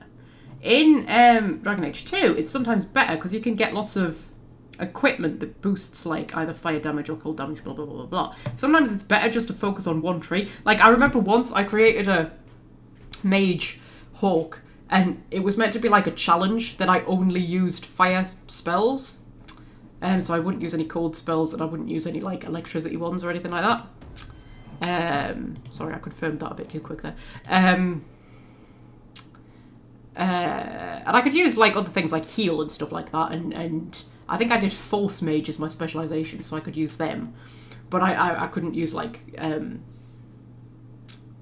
like cold spells or anything like that. And it was meant to be like a challenge because I thought it would make the game harder. But then I kind of realised, well, if I'm only using fire magic, then all of my equipment may as well just boost fire magic. so every single piece of equipment that I was wearing boosted like fire damage. And I just created a god. That's what happened. Like, she would literally walk into a room, launch one fire spell, and like everybody was dead. So yeah, you can kind of you can create a god by doing that, and we'll level Carver up for, you know, reasons. Let's give a bit of Constitution, see if it'll help. It won't help. And we'll give him something random. Right, okay. So, Kari Wilds, dead refugee, who conveniently had some health poultices on there, which she apparently didn't take for whatever reason. You know, to avoid dying. Just read the chat for a second.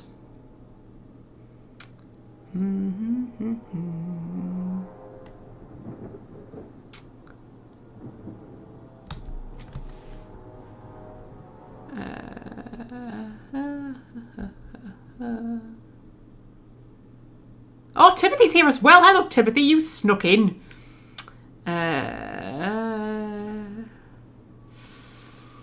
It's always been my fault anyway, says Fred. That is true. That's true, Fred.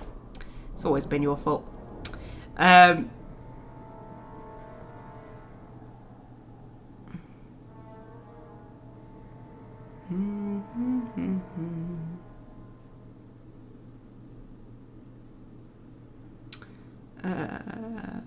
Okay, right.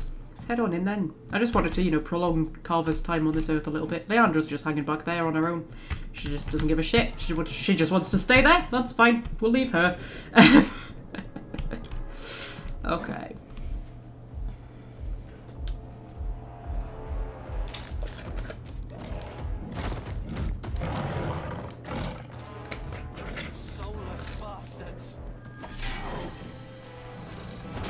Oh, oh dear. Oh dear. Oh dear. Oh dear.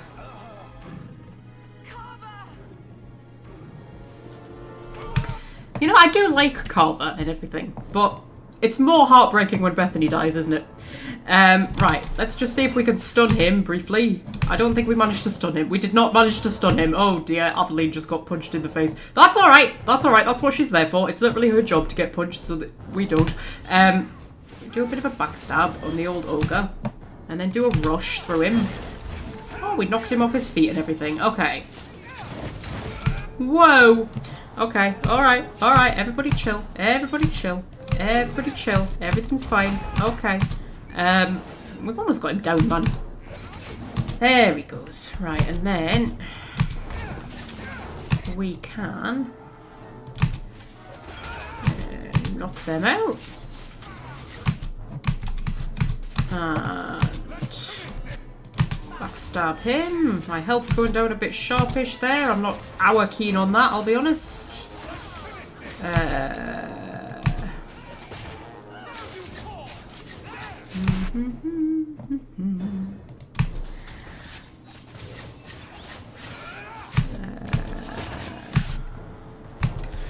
Right. Are we done? No, we've got one left.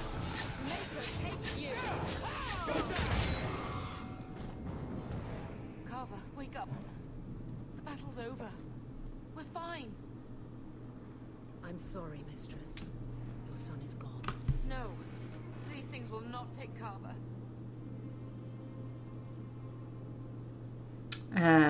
Okay. Alright. You know how at the beginning I said that humorous Hawke can kind of be a bit of an arsehole? Yeah, I think this is one of the instances where humorous Hawke is a bit of an arsehole. Maybe we should grieve when we're safe. Don't speak to me of grief. This is your fault. How could you let him charge off like that? Your little brother. My little boy. Mother, we can't stay here. Carver wouldn't want his sacrifice to be meaningless. Allow me to commend your son's soul to the Maker, mistress. Ashes we were, and ashes we become. Maker, give this young man a place at your side. Let us take comfort in the peace he has found in eternity.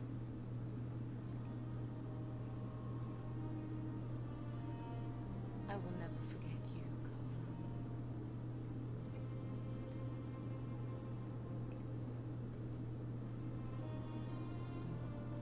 Okay, that wasn't actually as bad as what I thought it was. It's then, I'm sure there is a humorous option around here that's a bit arseholey. Or maybe it's when you're in Kirkwall and you're talking about Carver.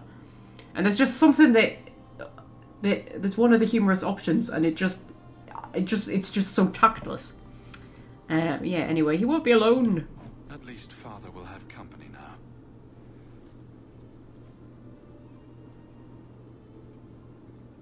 Flames. We're too late. Okay.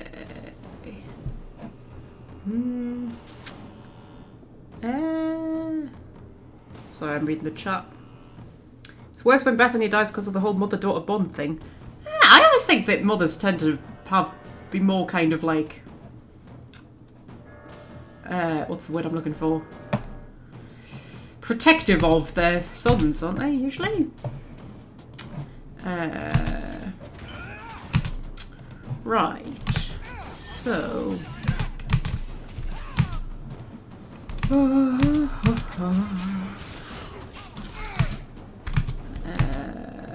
should we use rush on them? Because I like it when you go through lots of enemies. Yay! Oh, that wasn't actually very impressive. Gets more impressive later on once you level it up a bit better. You can just, like, hack through people. Yes, run, Leandra, run! Luckily, the enemies know not to attack you, love. It's fine. There's no end to them.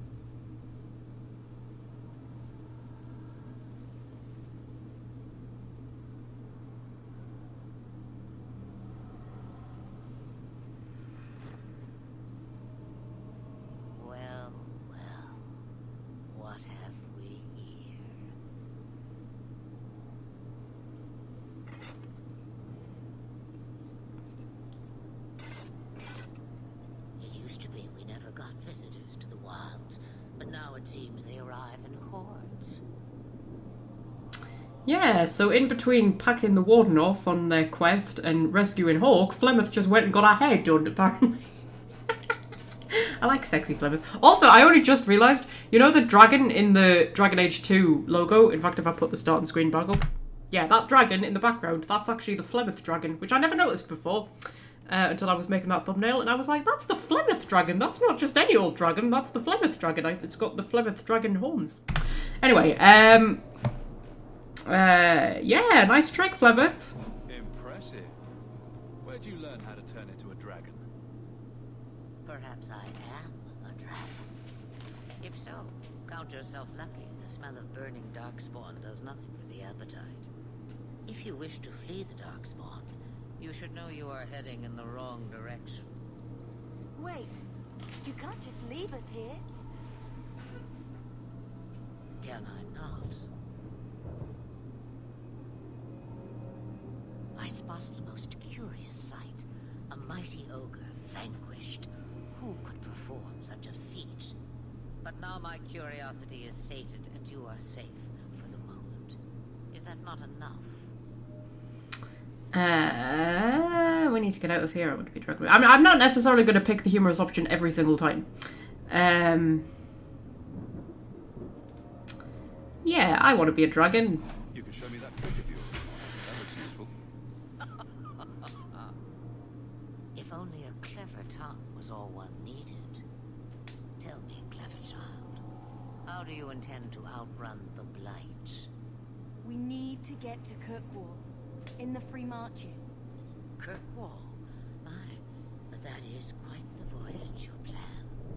Your king will not miss you, hmm? Our home was just destroyed. He has no opinion. He's dead. Yeah, he's yeah, he doesn't really have much of an opinion anymore. I'm sure he'll miss his life more. Oh, you I like. Hurtled into the chaos you fight, and the world will shake before you.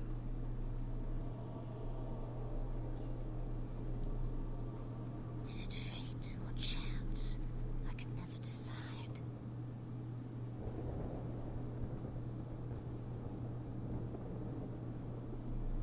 It appears fortune smiles on us both today. I may be able to help you yet. Okay. Why did Starfleet entrust Voyager to this witch, says Fred? Because she's fucking awesome, Fred. That's why. Yeah, just like that, love. There must be a catch. There is always a catch. Life is a catch. I suggest you catch it while you can. Maybe we shouldn't trust her. I don't even know what she is. I know what she is. The Witch of the Wilds. Some call me that. Also Flemeth. Asha Belinar. An old hag who talks too much. Does it matter? I offer you this. I will get your group past the Horde in exchange for a simple delivery to a place not far out of your way. Would you do this for a Witch of the Wilds? Possibly. Yeah, why not go yourself? You would go through all that trouble to have something delivered? I have an appointment to keep. It is far more convenient this way. Happily, you're not without your own needs. Okay. What will we be facing? How much trouble will this delivery be exactly? About as much trouble as my saving your lives not 5 minutes ago. Magpie, explain your fan theory that Flemeth is Janeway. I can't quite remember it. I think it was like that Janeway somehow gets separated from the rest of the crew, except Tuvok, and ends up on the world of Thedas, at which point she gets embroiled in some sort of adventure, ends up possessed by the person she's possessed by, but that's a spoiler, so I'm not going to reveal it. And then becomes Flemeth, and Tuvok sort of travels to the planet to try and bring her back, but then ends up like becoming an elf. I can't quite remember the details, but yeah, I have a fan theory that Flemeth is Janeway. I don't know how she then becomes a Russian prisoner though in Orange is the New Black.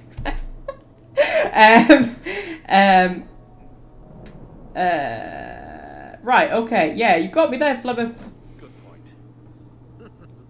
If you knew my daughter, you'd know how seldom I hear that. Does the game audio seem a bit low, as this common misconception? Oh my god, I turned it right up as well. I'll turn it up a bit more.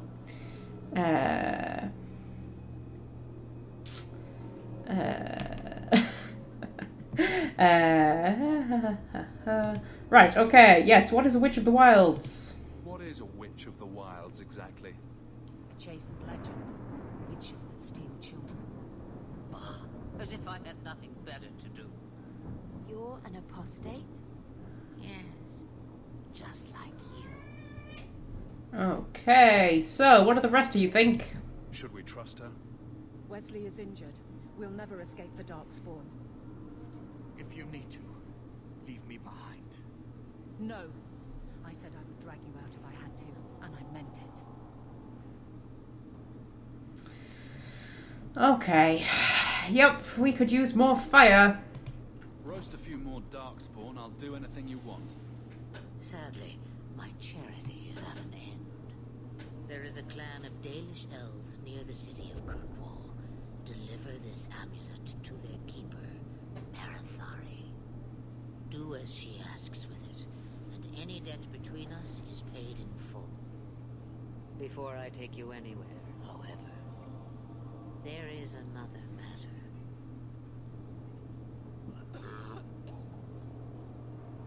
No, leave him alone. What has been done to your man is within his blood already. You lie! She's right, Aveline. I can feel the corruption inside me. Okay, what corruption? What are you talking about? From the Darkspawn. All that blood. I knew when it happened. And how much time before you? Not long now, if I am any judge. Okay. Oh. Is this the humorous option that's a bit arsehole-y? I'm sure there's somewhere in all of this there's a humorous option and it's really arsehole-y. This corruption is the permanent sort, I take it. The only cure I know of is to become a Grey Warden. And they all died at Ostagar. Not all, but the last are now beyond your reach. Aveline, listen to me. You can't ask me this. I won't. Please. The corruption is a slow death. I can't.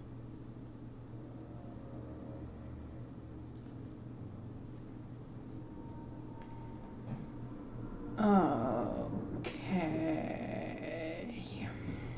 I think the only way to get approval from Aveline is to leave it up to her. Which is probably what I think this Hawke would do, yeah. He's your husband, Aveline. I can't decide his fate.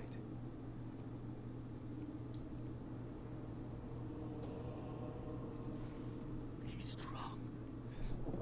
My love.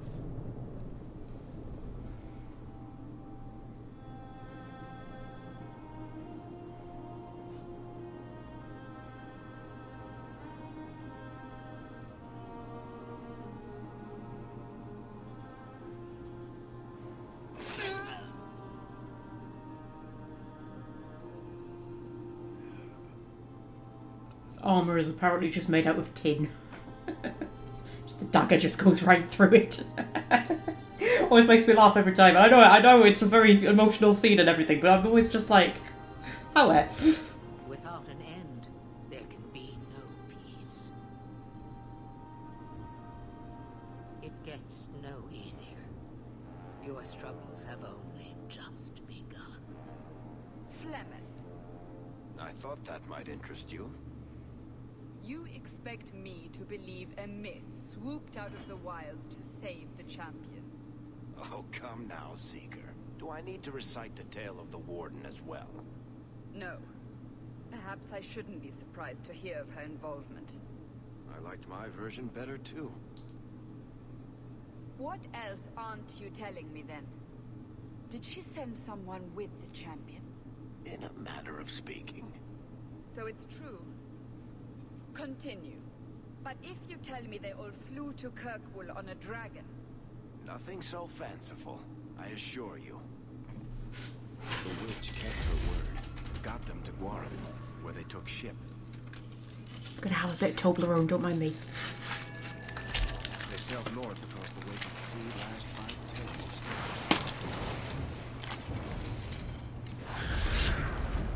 2 weeks they spent in that dark hold, packed in with the fearful and the desperate.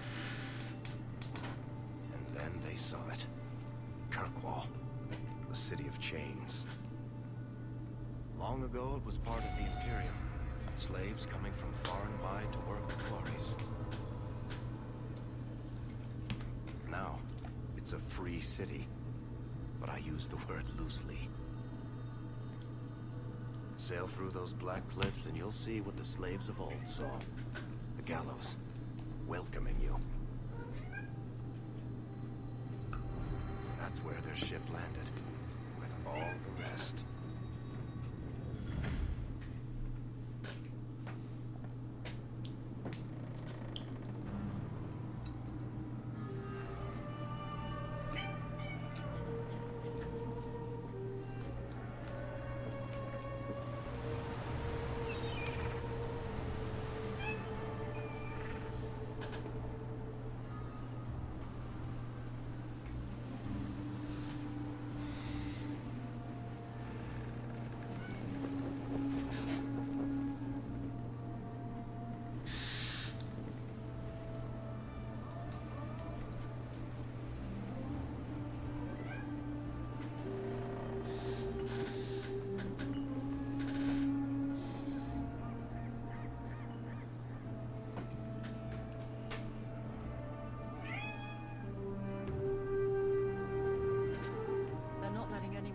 city.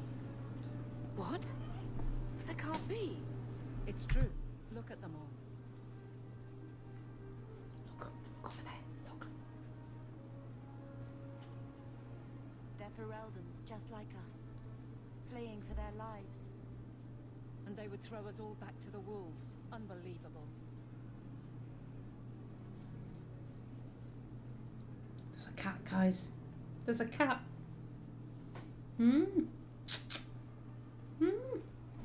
Yeah, it's totally believable. I'm only surprised they let us dock. We need to find Gamlen. Our family has always been highly regarded in Kirkwall. He can do something, I'm sure of it. Let's hope he received your letter. The guards seem to be reporting to that man. Perhaps we should speak to him. Okay, yeah, we've got Aveline friendship with that. You're right there, Puds. You like showing them your arse, don't you? Absolutely love showing your arse to that cat cam.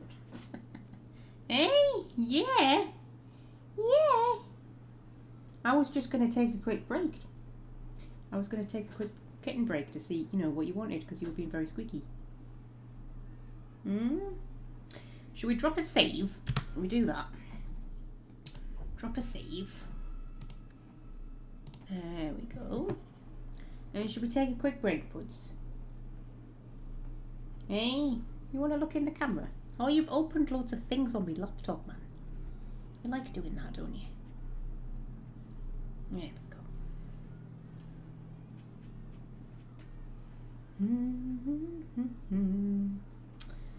Where is in real life Kirkwall? Yeah, it's up at the top of Scotland, and it always appears on the weather on the news, and it's like right at the top,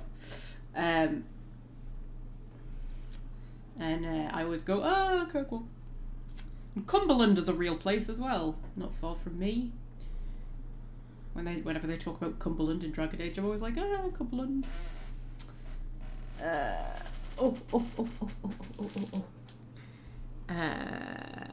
Whoa! Whoa! Okay. I'm just reading the chat, don't mind me. Just letting you see the cat for a bit. Hey! Why don't you give them a sniff? You knocked the camera off, Puds! You've knocked the camera off! That's my sharpener, leave that alone.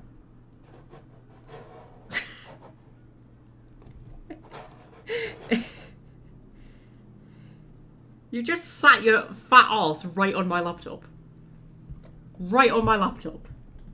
Yeah. Oh, what have you opened up now? Oh my god. Oh my god, what have you opened up? Oh man. Pully, what have you done? What have you done?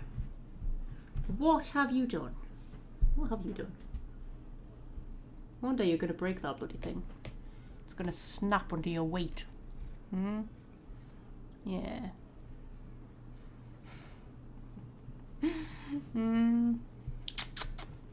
Yeah.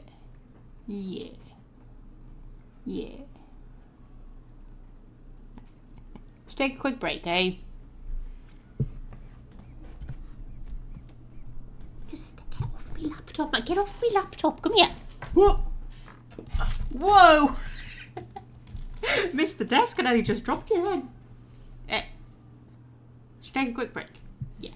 Just take a quick break. Right. You've got yourself all tangled up in me headphones. Me other headphones, little fucking arseholes, they chewed through the wire on me other headphones. Go down there. How'd it go? They chewed through the cable thing on me other headphones. So, I've only got one pair of headphones now. Anyway, I'm going to take a quick break. I'm going to go and make a cup of tea. And then I shall be back.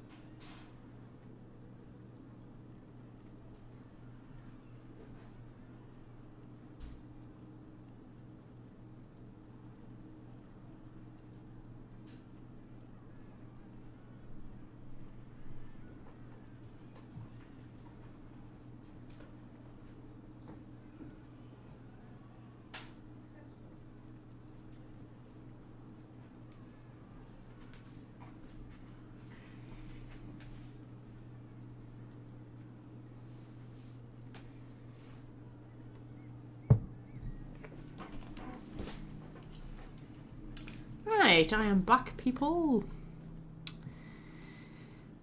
Need to go back through the chat and see what I've missed. See what I've missed.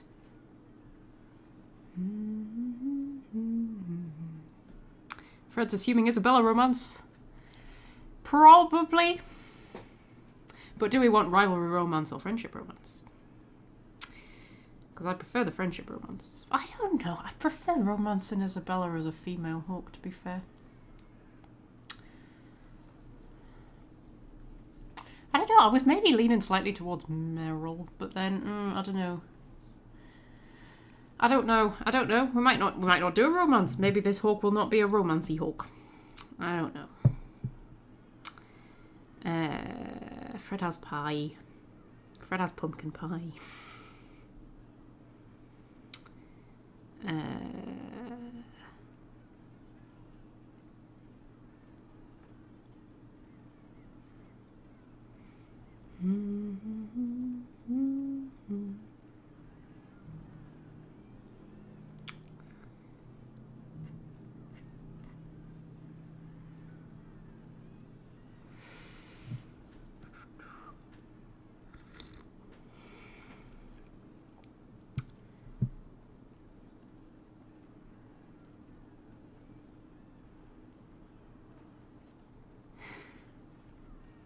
Just talking about pie. That's what we're talking about. Just talking about pie. Okay. I'm warming my hands up. My hands are flipping freezing. I've got the heating on and everything, and my hands are cold. We've got snow. It snowed yesterday and the day before. I was so excited. It was funny because I woke up on my day off, which was Wednesday, and there was like half a centimetre of snow, and I got so excited, and then I thought, oh my god, back when I lived in Scotland, I would not have even batted an eyelid at half a centimetre of snow. Like, it wouldn't even have been worth mentioning, and now I get like insanely excited over half a centimetre of snow. But yeah. And then it snowed. So that was Wednesday, and then it snowed on Thursday, and then it snowed yesterday. Hasn't snowed today, but there's still snow on the ground. Exciting, man. It's exciting. We don't get snow like this. Right. Okay, should we get back to the game? Gonna get myself another triangle of Toblerone. Oh, flipping heck. I'm making little balls of tin foil from the Toblerone.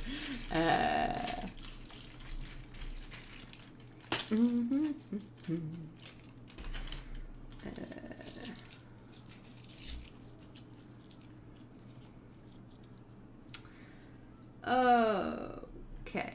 Alright. Boop. Alright. Anything lootable around here? That ship is fucking tiny. Are we meant to assume that that's like the ship that we came in on, or is that like a little tugboat that like brought people to shore because maybe the ship's too big to actually dock? Because hopefully it's that's like a little tugboat because the main ship was too big to dock, rather than we're supposed to believe that that was the fucking ship that we all came in on. Anyway, are these meant to be little netties? I bet they are. I've never noticed these before. Are they little netties? Can we see inside them? There are flies buzzing around them, so I'm assuming that's what they are. Little netties. Okay. Anything lootable around here? No, I don't think so. Right. Go and talk to what's his face. Get back to the crowd, you lot. Trying to bully your way through won't get you into Kirkwall any faster. But you do intend to let us in. We have enough poor of our own in the free marches. We don't need you refugees piling up here like a middens heap. Okay. Chill out, man.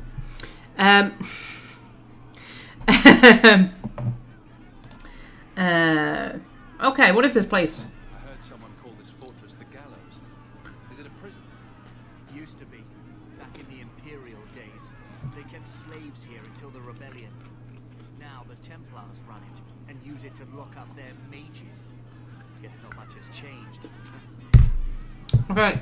I love how you can say they lock up their mages as though this is a new concept. Like, yeah, mages are locked up everywhere.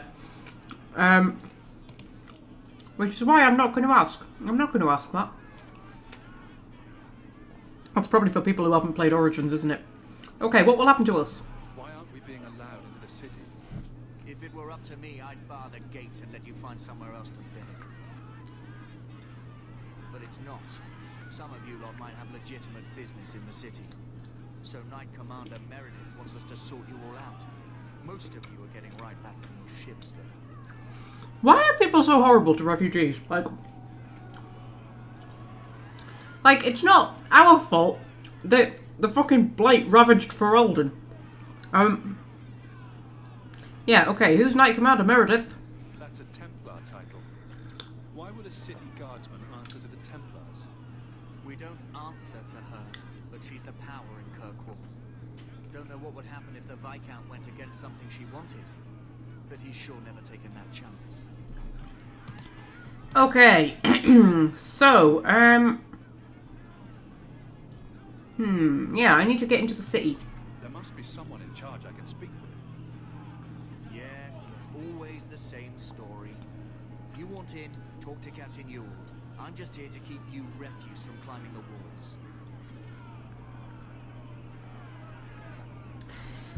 Oh, you were having seconds, were you? Common misconception. Was it that good? Was it that good? What were you having? Something really scrummy.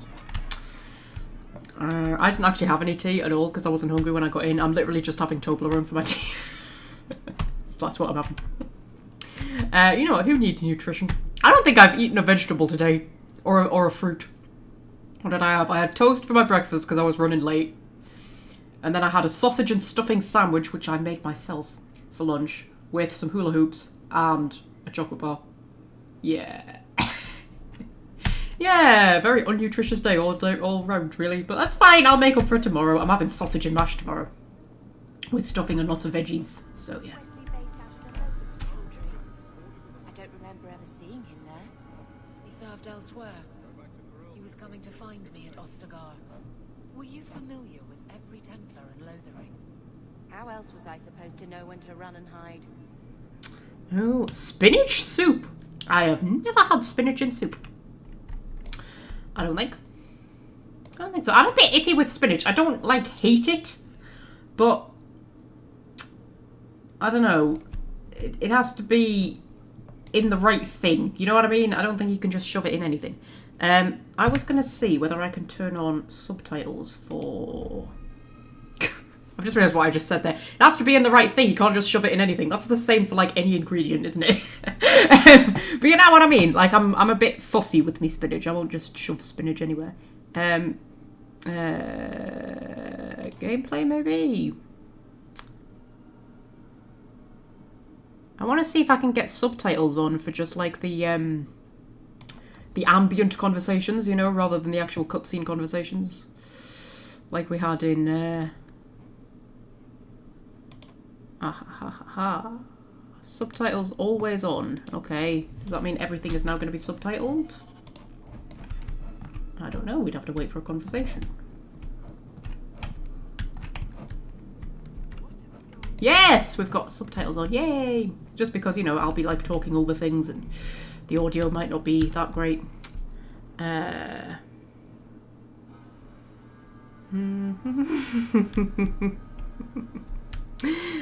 Toblerone and tea diet. Yeah, I don't recommend the Toblerone and tea diet.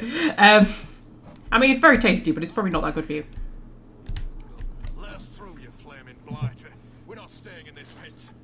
Then get back on your ship and leave. Kirkwall has no more room for refugees. The ship's already gone. We've paid good coin to get here. You and half of Ferelden. There's nothing I can do. The city is full. That guy is quite clearly suffering from the Blight. Right? And I always think it would have been interesting if the refugees ended up bringing the Blight to Kirkwall and people started dying of the Blight. Wouldn't that be interesting? Yeah, a guard told me differently. One of the guards said you were letting in people who have business in the city. That's right. We've seen you let lots of people through.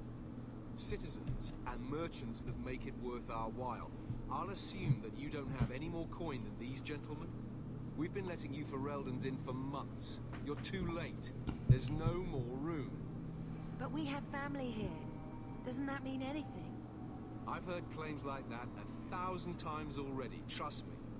We'll find some ships to take you all back to Ferelden, eventually. Until then, you stay here.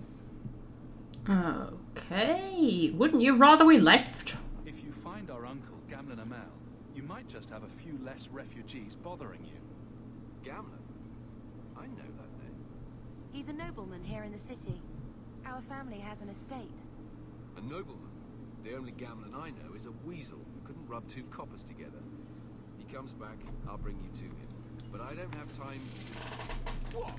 You gonna let them through? I didn't say anything about it. We've been here for 4 days. They just got here. That's it. We're carving our way out of here. Men? Oh, I just got some of my Toblerone, man. Honestly. Don't attack a girl when she's eating our Toblerone, Jesus. Right. Okay. Let's just launch a thing over there. Could you please not notice the fact that Bethany is going to start throwing fireballs around and is quite obviously a mage? If you could just, you know, not notice that, that would be great. Right.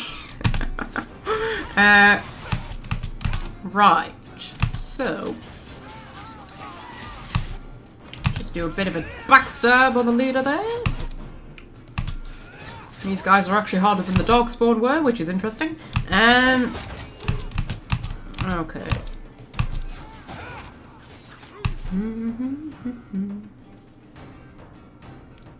Oh, I spelt rogue wrong, did I? Do you know? Oh man, I do that a lot with rogue. And I typed it in and I sort of looked at it and I thought, is that right? And I thought, oh, it looks right. It's probably fine. Apparently it wasn't right. Right, okay. I'll fix it, don't worry.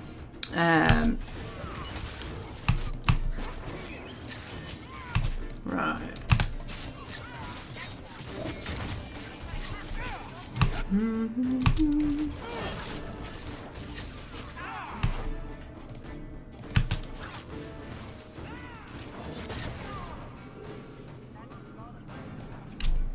Okay, we done? Captain, are you all right? I am, no thanks to you. Where is everyone? Go find them. I want this kept under control. You have my thanks. Look, I can't get you into the city. It's not my decision. But I'll find your uncle and bring him here.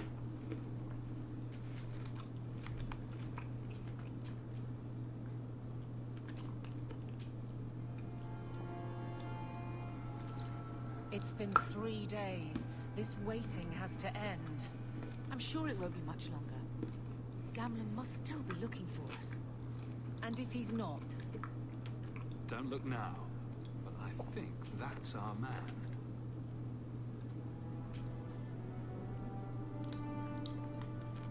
Leandra. Damn, girl. The years haven't been kind to you. Gamlen. Let me say up front, I wasn't expecting this. The Blight, your husband, dead. I'd figured you'd pretty much be Ferelden for life.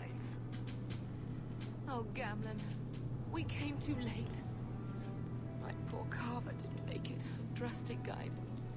Oh, make her save me. Leandra, don't drop this on me here. I don't even know if I can help you get in. I highly recommend dipping Toblerone into tea. It's bloody lush. I mean, dipping chocolate into tea is always lush, but I feel like with Toblerone it's like extra lush. Anyway, yeah, what if I ask nicely? Would it help if I said you were my favourite uncle? It'd make me feel better, but that's about it. I was hoping to grease some palms, but the Knight Commander's been cracking down. We're gonna need more grease. But what about the estate? Surely Father left something when he died? Right, about the estate. It's, gone. To settle a debt. I've been meaning to write you. Then there's no hope. Not quite. I know some people who might help. If you're not too delicate about the company you keep. Okay. Yeah, so there's no family fortune. Mother said our family was wealthy. really can't help us? I am blighted helping. I've got 2 offers of work from people who've got the coin to open those gates. I still can't believe you sold the estate.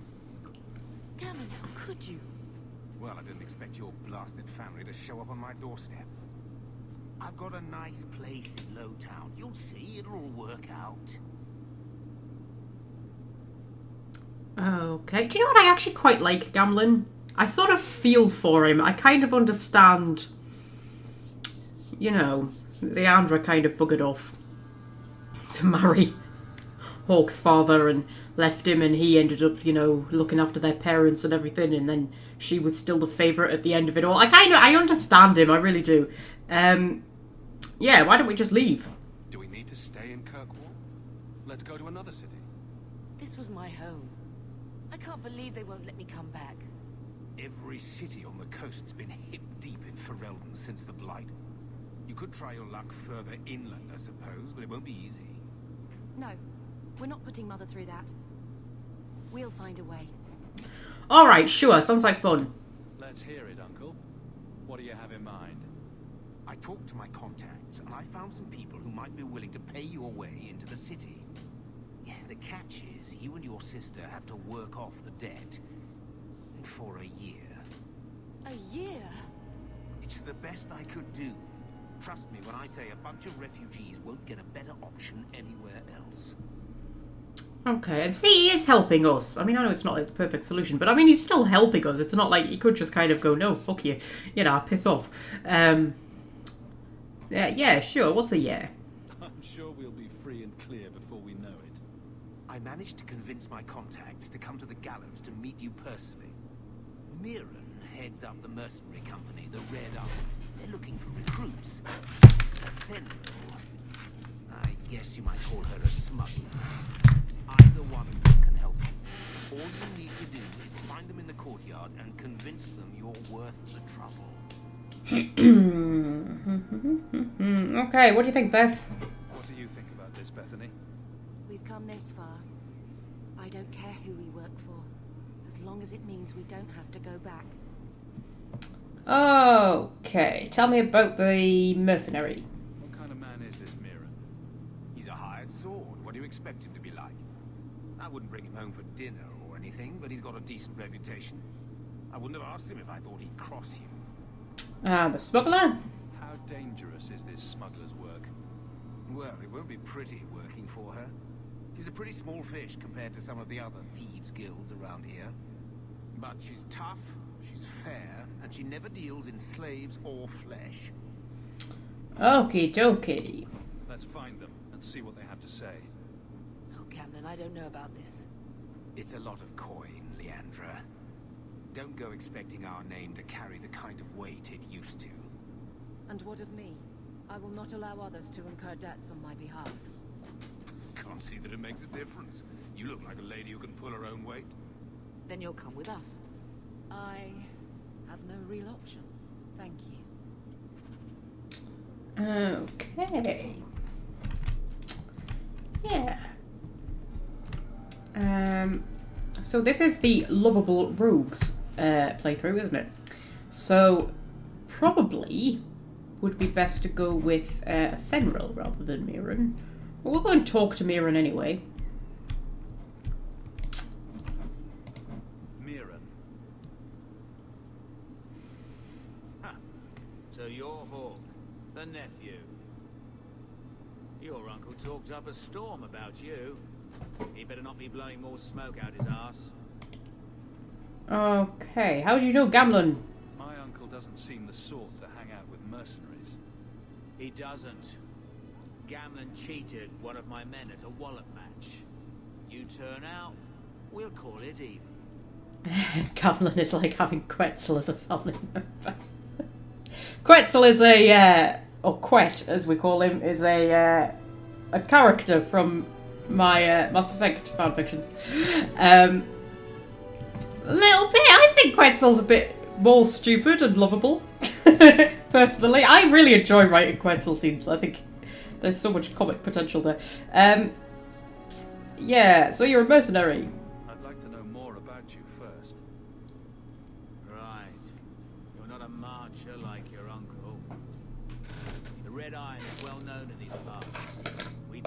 work for, keep our noses clean. But anyone screws with us, we mess them up.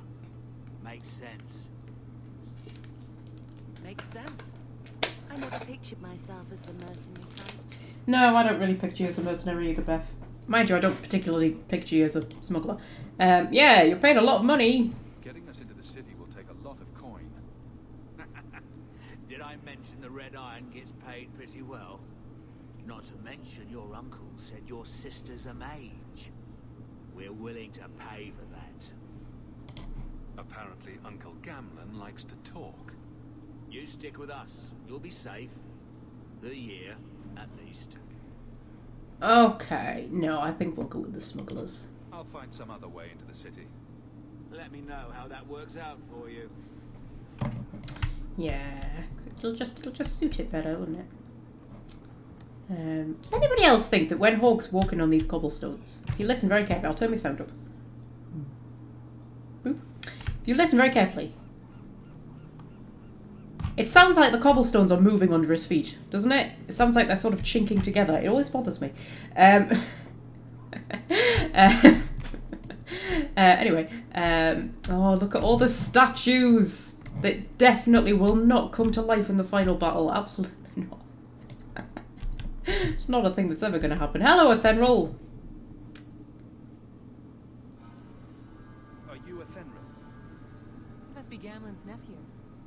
Interesting. I don't know what he told you about us, but he certainly told us a great deal about you.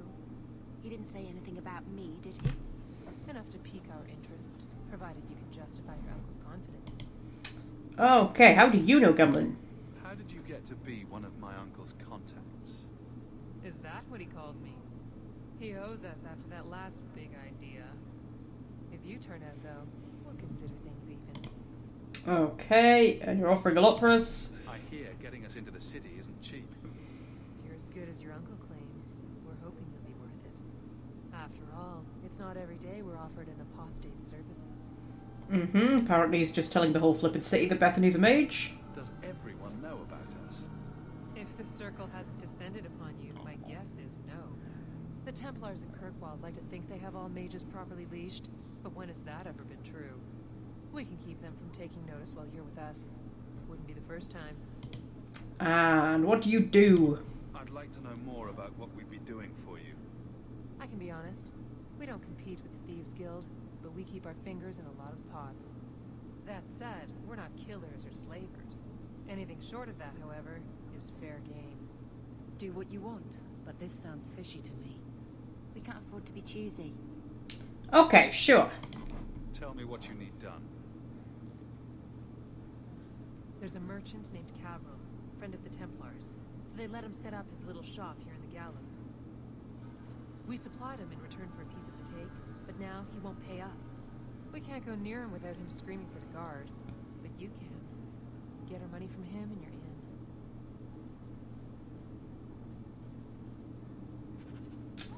in. Okay.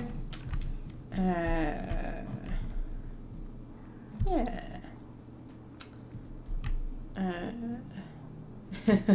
Sorry, I'm reading the chat. Right. Hello, Mr. Merchant Person. I'm just going to rob you first. Oh, I can't rob you. I can try to rob him. Hey there. What are you doing with that? Back away from it, friend. Now. Wait. This is Athenril's doing, isn't it? You can tell that bitch I'm going straight to the guard again.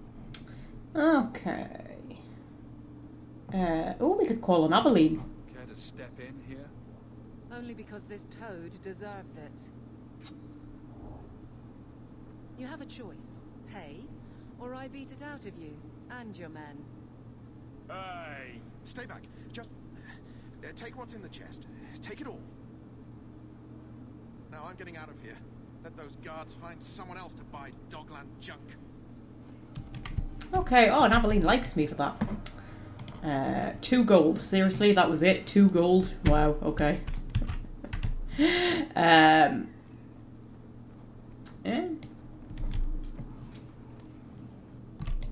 You could have given us something more challenging. Will you look at that? Tell your uncle we'll make the arrangements. Welcome aboard. Okay, and we get level ups. Yay!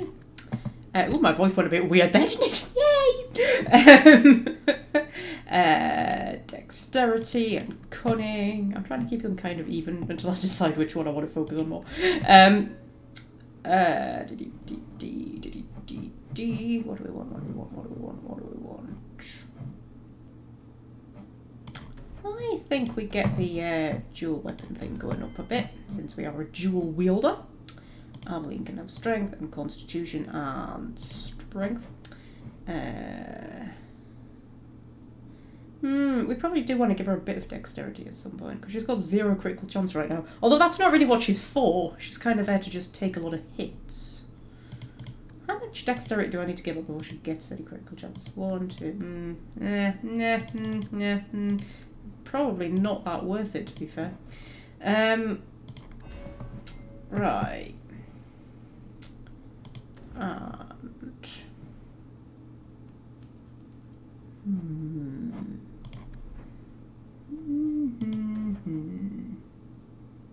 warrior maintains constant awareness of the battlefield. As long as the warrior has a shield equipped, enemies receive no bonus from attacking from behind. Or shield bash.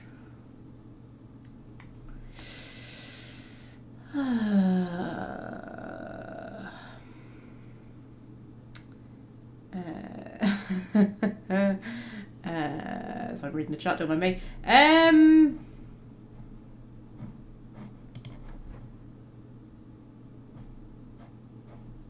have we got in Vanguard? The warrior fights with discipline, not anger. That's definitely not Aveline. Making every swing count. The warrior focuses on heavy swings that cleave through foes. I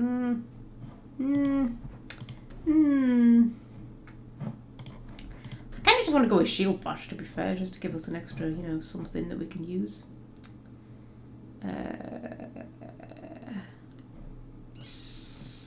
Yeah, I'm going to go shield bash. Right. So, drop a quick save. Yeah. Go and talk to Gamblin wherever the hell he is. Where's it? Where? There he is. Hello, me love. Any luck? Was there ever any doubt? I'll speak to Athenril and see when the bribes can be made. Wait here. Then we made it. The voyage is over. Yeah, let's not do that again. No more running for our lives unless we really have to. If only Carver were here with us. And Wesley. Well, we're off to a fantastic start. Let's see what else this city has in store.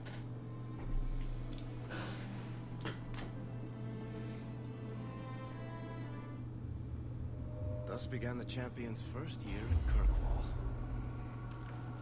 Word arrived from across the sea that the hero of Ferelden had defeated the Blight.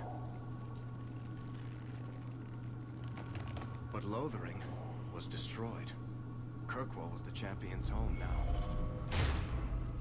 So he remained, paying off his debt, made a name for himself in the underworld. It was a busy year in the city. That's when the Kunari landed. A great storm had caught their ship and left hundreds of warriors stranded in the city, waiting to return home. That's also when the trouble began with the mages. The Templars had become very powerful under Knight Commander Meredith. But most importantly, that's when I first met the champion. I would totally listen to a Varric ASMR channel. He has the best voice, doesn't he? I just want him to read me bedtime stories. Him and Flemeth.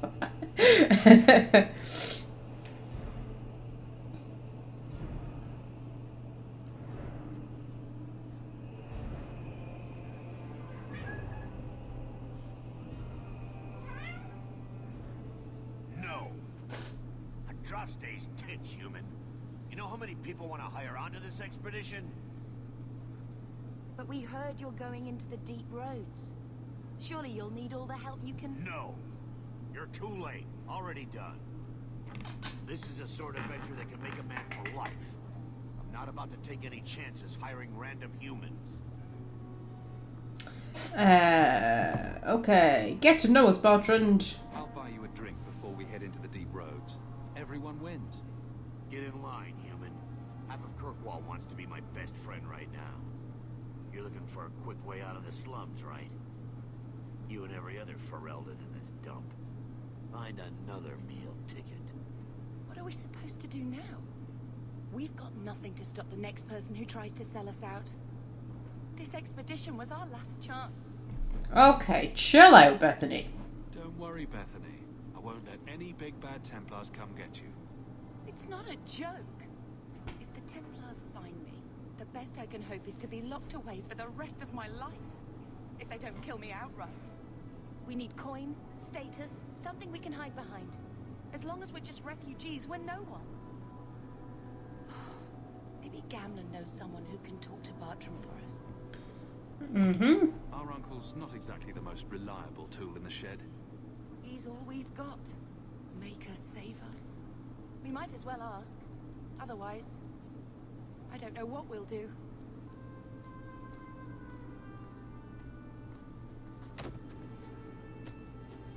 Hey!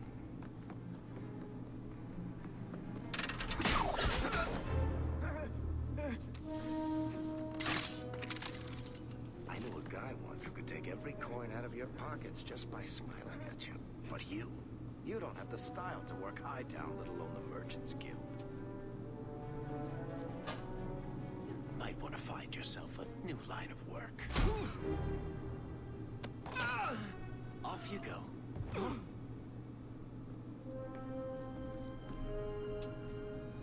How do you do? Frederick Tetris, at your service. I apologize for Bertrand. He wouldn't know an opportunity if it hit him square in the jaw. But you would? I would. What my brother doesn't realize is that we need someone like you. He would never admit it either. He's too proud. I, however, am quite practical. Okay, I think Hawke definitely looks sexier now he's in that armor, doesn't he? I think the colour goes with him nicely. Yeah, I like it. I think green's his colour. We'll keep him in green if at all possible. Will you sell Aveline's shield eventually? I tend not to sell it. I tend to just like put it in my storage chest because selling it feels wrong. But then she still acts like I've sold it during that conversation that you have with her. Okay, you know who we are. What makes you so certain we can help? You know nothing about this. Oh, on the contrary, you've made quite the name for yourself over the last year. The coterie has been squeezing smugglers out left and right, and the only group to survive owes it all to you two. The name Hawke is on many lips these days. Not bad for a Ferelden fresh off the boat. And what about Bethany? You must have heard of my sister as well, then. Only a little. She's certainly welcome to come. Frankly, I'd rather you take the credit. Madam, your secrets are safe with me. Find out what he's offering. We need a way into this expedition. Alright. Are you in the expedition? You're part of Bertrand's venture. That's right. The deep roads wouldn't normally be my thing. I can't allow the head of our family to go down there alone. So as you might imagine, I have more than a passing interest in this expedition's success. Okay, little Miss Squeaky is squeaking a lot down here, but she's refusing to come up and sit in front of the camera, aren't you? Yeah. Right. You're a little too smooth, Varric. You're going awfully far out of your way just to hire another guard. We don't need another hireling. We need a partner. The truth is, Bertrand's been tearing his beard out trying to fund this on his own, but he can't do it. Invest in the expedition. 50 sovereigns and he can't refuse. Not with me there to vouch for you. Right, okay. So, you'd vouch for me, Varric? Why would you stick your neck out for a complete stranger? I'd rather take a chance on someone with your reputation than head into the deep roads unprepared. And besides, we'd be your partners. I'm willing to give a little trust if you are. I've just realised that me and Varric have the same haircut. I thought I recognised it. I was looking at it thinking, I'm sure somebody important has this haircut. We've got the same haircut, guys. Yeah, he'll share the profits. Your brother doesn't seem like the sort who's willing to split profits. profits. My brother is many things, but he is not stupid. Far better to share the profits than be trapped in a tie with 1,000 darkspawn between you and the exit. Trust me, he'll come around. Okay, so that's your big plan. I hope there's more to this, like how I'm supposed to get that much coin together. You need to think big. There's only a brief window in life when the deep road won't be called the darkspawn. The treasure you find down there could set you and your family up for life. It won't be easy. It's a chance. I think we have to take it. Better to work our way into this expedition than sit around waiting to be thrown in the gallows. We work together, you and I. And before you know it, you'll have all the capital you need. What do you say? Okay.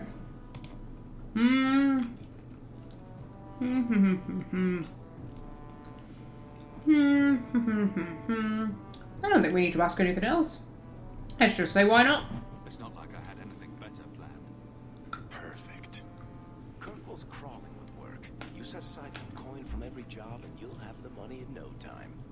Maybe Aveline can find us some work. She's got a position with the city guard now. We should talk privately when you get the chance. In the hangman, maybe. I'll be there when I'm not with you. Now, let's go see what trouble we can stir up. Keep a hand on your coin, Hawke. There are more cut purses in Hightown than in the rest of the city combined. Okay. Just munching on Toblerone, don't mind me.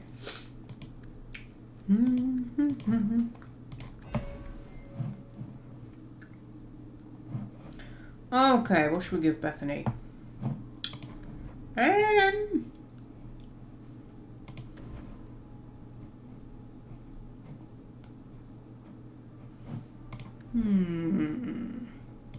What's all this down here? Hex of Torment. Mage curses the enemy, increasing damage from all sources for a short time. Ah, like the vulnerability hex. Horror. Terrifying visions rend an enemy's mind, leaving the target stunned. This seems like quite a good tree, actually. Oh yeah, we get hexes and shit. Okay, that's definitely a possibility.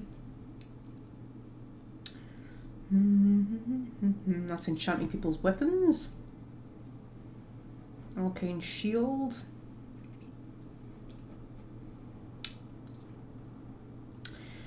Or we could upgrade Mind Blast, which might be kind of useful. I kind of like Hex of Torment. Yeah.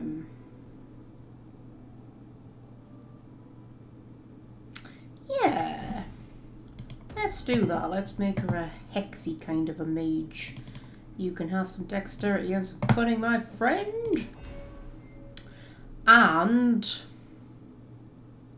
I'm really bad at leveling up Frederick. So bad at leveling up Frederick. I tend to just like give him all of these and hope for the best. Yeah, let's do Bestigari, why not? Right, we'll drop a save. Should we call this Act 1? Right. Right. Okay, so Kirkwall is our oyster. Should we go and talk to Bodan? Hello, Bodan. Bodan, Frederick, purveyor of goods both common and rare, at your service. And this is my son, Sandal, who is as brilliant an enchanter as you'll ever find. Say hello to the nice Hilton, Sandal. Hello. We shall be accompanying your expedition and providing the needed supplies. It's all quite exciting, isn't it? Yes, I'm all a tremble. The thought of adventure does make me giddy. A kindred soul, surely. But I digress. Do you wish to peruse my wares, or perhaps make use of Sandal's unique talents? Enchantment? Just so. Okay, yeah, your son's an enchanter. I thought all enchanters were mages. Not at all. The fabled dwarven resistance to magic has allowed enchantment of crafts for countless ages. Granted, most dwarven smiths must work for many, many years to learn the skill, but my boy is a natural, a savant beyond compare.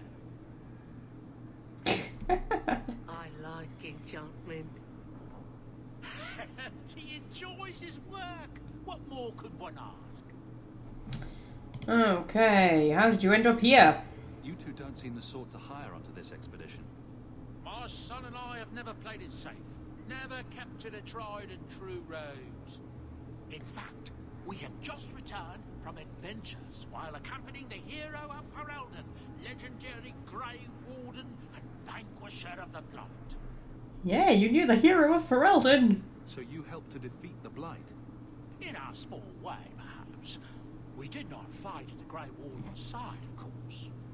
The hero of Ferelden is a fine woman. After all her accomplishments, may she find even greater success. But surely my past is hardly of interest to the likes of you. Okay, sure, I'll see what he's got. See what you have. I don't think I've got any money, but you know. Feel free to peruse my wares whenever you wish. Oh. He has got very little. Has he got any health policies? Yeah, but I've got like no money whatsoever, pretty much. I've got nothing worth selling really either. Oh, I've got an amulet. Okay, tell you what we'll do. We shall, well, first things first, we'll check with Journal, see what quests we've got. Okay, long way home. Deliver Flemeth's amulet to keep a Marathari in the Dalish camp on Sundermount. Go to Gamlen's home in Lowtown. Aveline may have information about working with the city guard. Talk to her at the barracks in Viscount's Keep. Deep Roads Expedition. Bring the 50 sovereigns to Bartrand. And a business discussion. Talk to Varric in Lowtown's Hanged Man pub. Okay. Right. And then we've got the premium content stuff. Most of that looks like a shit ton of quests, but it's not really. Most of it is just equipment that you can get, which should all be in Gamlen's house. So should we head to Gamlen's house first? Should we do that first? See what sexy equipment that we've got.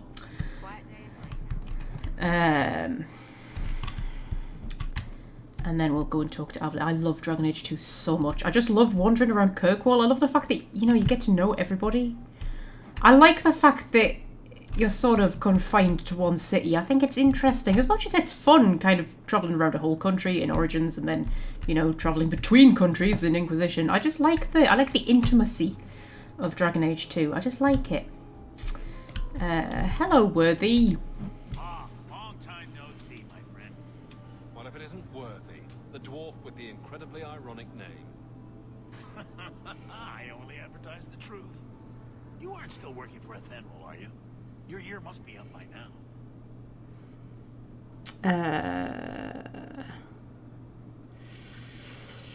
Just reading the chat, don't mind me. Yeah, nosy, aren't you? Still trying to ferret out everyone's business, I see. Of course. How else do you expect a dwarf to make a living? I'll tell you what. I still have my old contacts. You need some rune crafting done, I can arrange it for you. Take care, Hawke. Don't get dead. Okay, I'll try not to get dead. And I can order runes from him. I like your brother very much. And here I thought it took blood magic to read minds. I had a twin brother, Carver. He used to nail my braid to the bed while I was sleeping. I never thought I'd miss him this much. Sorry about your brother. Hey, you want mine? I got a spare. Hello, Thoric. Also, how could you nail someone's braid to the bed while they were sleeping? Like, if you were like hammering a nail into the wood, that's quite loud, right? You know, the person would just wake up, right? That would be a thing, right?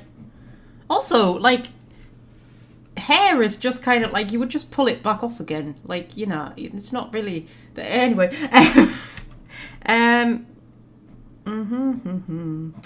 let's head down to Lowtown.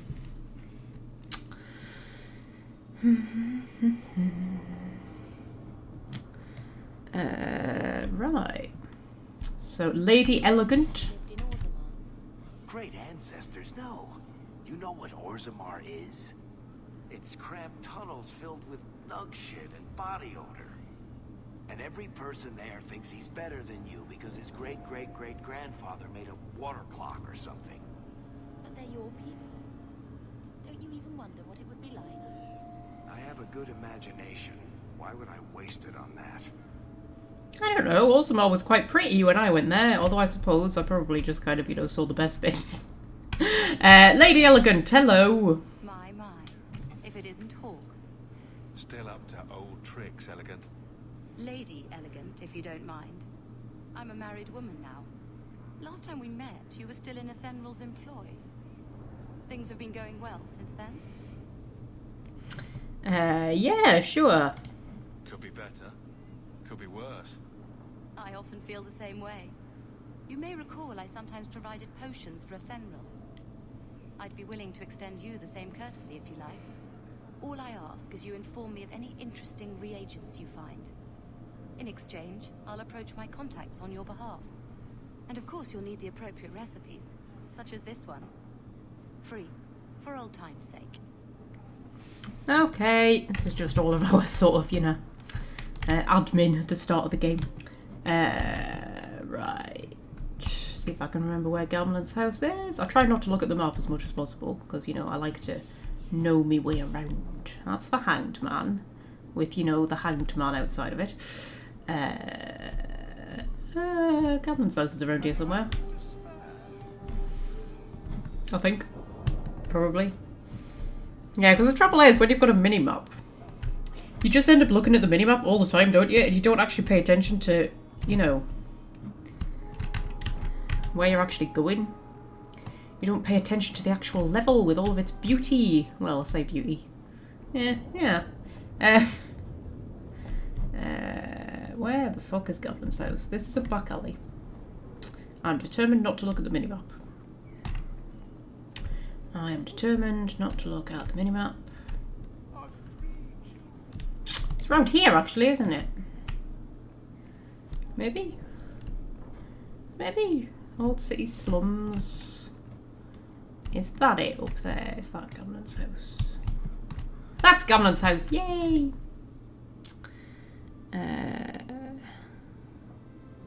There's the doggy, yellow doggy.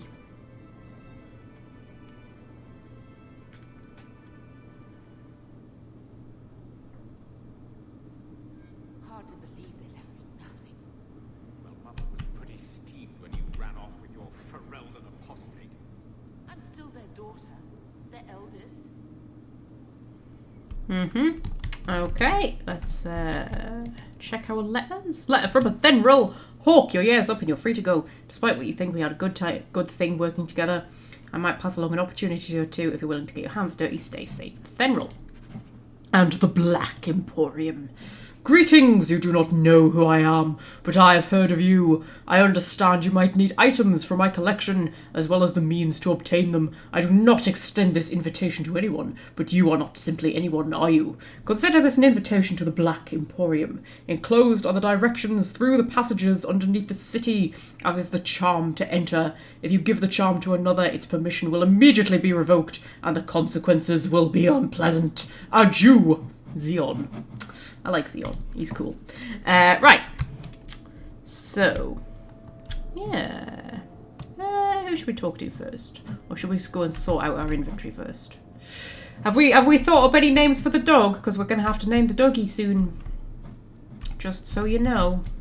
If we nip in here... Ha, this is the DLC room. And when you play without the DLC, this is just a weird empty room, and you're like, why the hell are we all crammed in this tiny bedroom over here when there's just a giant empty room over there? But yeah. Yeah, so this is bedroom. Looks like the dog's trying to tunnel his way out of this hovel. Don't blame him. Yeah, and there's the cheese. I think this is the same cheese that was here a year ago. Yeah, a note addressed to Gamlen. Gamlen and Mel, payment is now 2 months late, Sarah. Interest accrues, as you are well aware. You will find yourself barred from our establishments unless payment is made. Think no better card, sharp or numbers runner in Kirkwall will deal with you. I certainly hope this matter is attended to before steps are taken. Let's avoid further unpleasantness. Yeah. Poor Gamlen.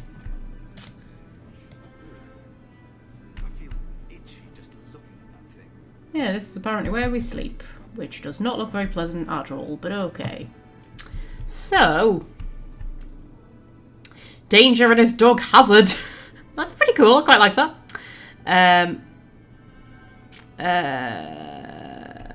Yeah. Okay, so yeah, these are all of the yes, DLC things. So yes, we've got Memento of Legacy, which we'll do at some point, and then we've got Memento of Mark of the Assassin, which we'll do at some point. So the DLCs are weird because you could just like jump into them whenever you want. Like we could do that now. So Legacy and Mark of the Assassin are the two like DLC missions. So we could just do that now because you just click on it and you know that's just you just do the DLC. Or we could wait until Act 2 or we could wait until Act 3. So yeah, you can do it whenever you feel like doing it. I prefer to leave it till later because then you can bring either Bethany or Carver back, assuming they're alive. But if they're like a Grey Warden or whatever you've had happen to them, they can come back, which is kind of cool. But then we've got all of this stuff, which is just like equipment. So this is all for mages, isn't it? I think. Yeah. So, like, the armour can only be worn by Hawke, but the, all of the amulets and whatnot can be worn by your companions, and the weapons and things like that. But we'll take the rogue ones first, wherever they are. That'll be the rogue stuff, so we'll take all of that. And we'll take all of that. And I think that one... That's rogue. That's a warrior even. Oh no, I think that's it. Okay, and then we've got special deliveries, where we just get lots of random shit that we can just take. And our inventory is already full. Okay, let's equip Hawke then. Blah blah blah blah. Yes. Okay. So what have we got? What have we got? What have we got? What have we got? What have we got? Of course, the trouble with this is because the DLC equipment is so much better than any equipment that you get in the game, there's sort of like no point in ever picking up armor or anything like that, which is, you know, annoying. So, we've picked up all of the stuff that rogues can wear, but some of it, yeah, is restricted to levels, so you can't, like, wear all of it at the beginning. So we can wear Arms of the Riverdane, yeah, which is 98 armor, plus 5% critical chance, plus 13% critical damage, plus 8% magic resistance. And, ooh, that's quite sexy. Well, I quite like that. And then the Black Sheep's Visor. That's less sexy, I'll be honest, but it's quite decent. 1 cunning, critical chance, critical damage, mana and stamina regenerate. Yeah. Just looks like he's got like a dish on his head, doesn't he? He looks like a little kid who's like got one of his mother's, you know, pots and pans and just cut a thing into it so that he can see, and he's just running around with a pan on his head. That's what he looks like. And then, ooh, Boots of the Frozen Wastes. Plus 304 cold resistance. What an oddly specific number. Yeah, and we can put them on. I don't think we have any gloves we can wear, do we? Those ones are slightly better than the ones we've got on. There we go. And then what have we got? The amulet's 15 attack. Yeah, and all of these are like for your companions, so it'll tell you who they're for. So that one is restricted to Sebastian, that's restricted to Varric, Isabella, Sebastian, Varric. So yes, the equipment is for your companions, isn't it? Yes, I forgot about that. And then, oh my goodness. So many weapons to choose from. We've got Jarvia's Shank, which I think that's a weapon that you can get in Origins, isn't it? I think, maybe. When you kill Jarvia. 8 physical damage. 1 dexterity. 5% critical chance. 7% critical damage. Improves with level up. Damage versus demons and undead. Barat's Revenge. Who was Barat? I know that name, but I can't remember why. Oh, was he the guy that you worked for at the beginning of the Common Dwarf Origin? Did you work for Barat? And then you killed him, I think. And Javia took over, maybe. That's pretty decent. Oh, +1 to all attributes. +2 damage versus humans. You do fight a lot of humans. And then you've got Fiona, which isn't that great. That one's quite good, actually. And then these are all just boring normal ones. And then those are all bows. Okay. I like Bard's Honor. Bard's Honor's pretty decent. Put that one. And...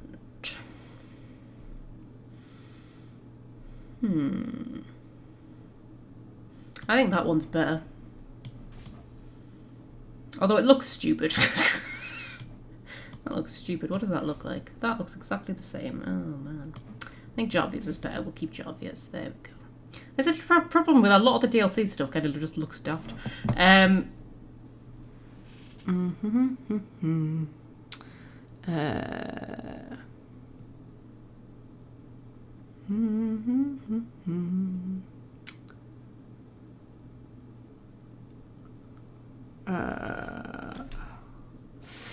Just reading the chat. Will you romance Talus? Possibly. I think actually, yeah, probably. I think I probably will. I mean, I personally don't like Talus that much, but I think this is the kind of playthrough I would probably romance her. Right, can I make the helmets invisible? Fred was saying something about making the helmets invisible. I know you can make them invisible in the cutscenes, but can you make them invisible generally?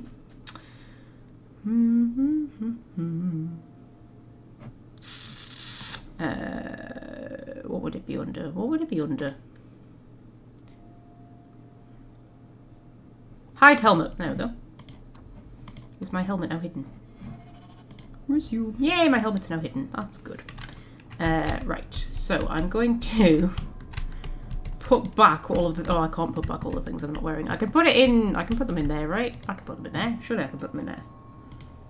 Do I not have a storage chest where I can put stuff? Yay, there it is. Storage. So if we put back all of that stuff...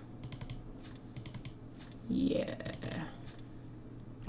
King Mark's helmet. Interesting. Just put all of that stuff away. And I'll put the bows away because I don't need them yet.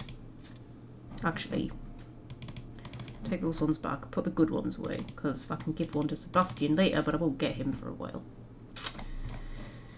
And then put that away because it's for Sebastian. Put that away because it's for Isabella, and we don't have her yet. And put that away because it's for Sebastian. Right. Fabulous. And then we can go and get the rest of the special deliveries. Take all of that. Oh, my inventory's full again. How many fucking special deliveries do we have? Jesus Christ. Ooh, Sir Isaac's gauntlets. Yeah, we'll wear them. They're pretty decent. Yeah, that's all this shit, isn't it? Okay. How much more is left in there?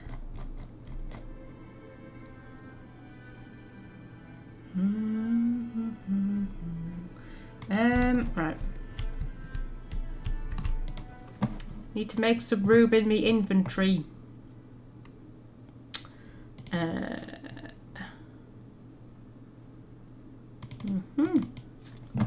those stuff in there. Because interestingly, the DLC stuff tends not to be worth that much money. So there's not really much point in selling it. You may as well just keep it all.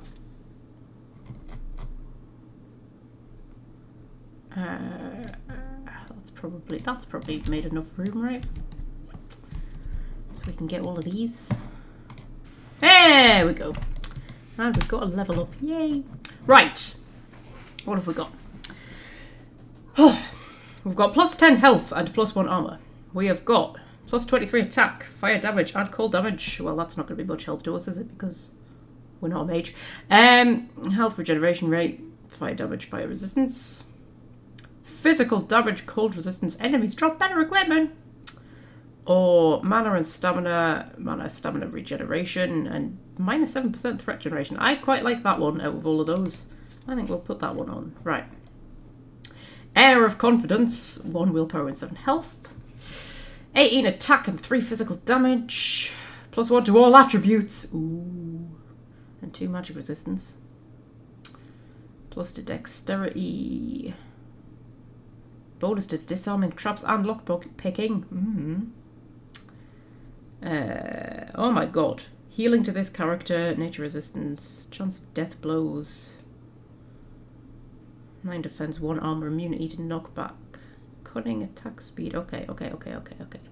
I want the +1 to all attributes, because that's just good.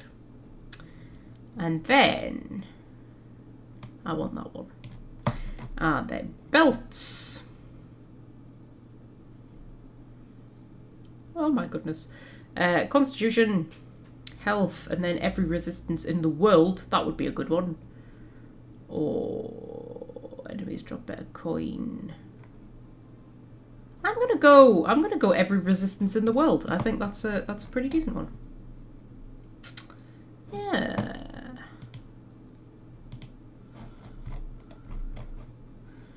Okie dokie.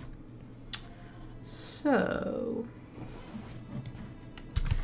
and then I'm just gonna get the stuff that I can give to Aveline. That one and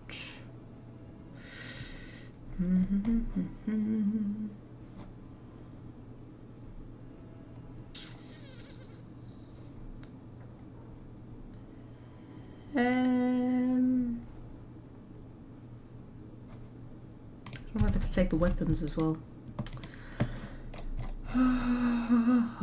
Sorry, I realised that this bit isn't that entertaining.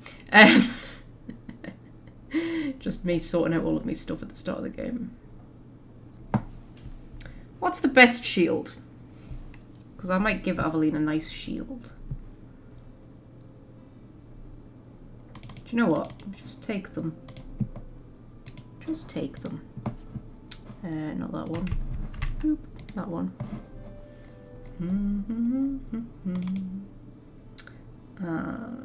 That one. Okay, and then we can decide which one is best to give to Aveline. And then there should be stuff for Bethany maybe in here. Take Freedom's Promise for her.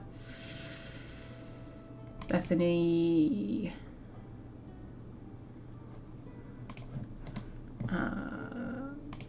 That. Oh, my inventory's full, guys. My inventory's full.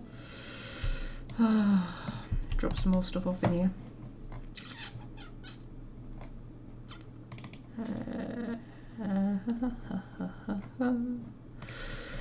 No, I think there's only one more thing we need.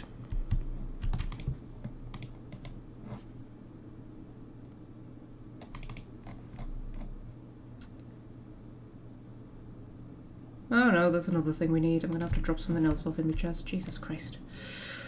And then we'll have to come back and sort out this storage chest, because some of this stuff I'll have to take back to, you know, sell and stuff.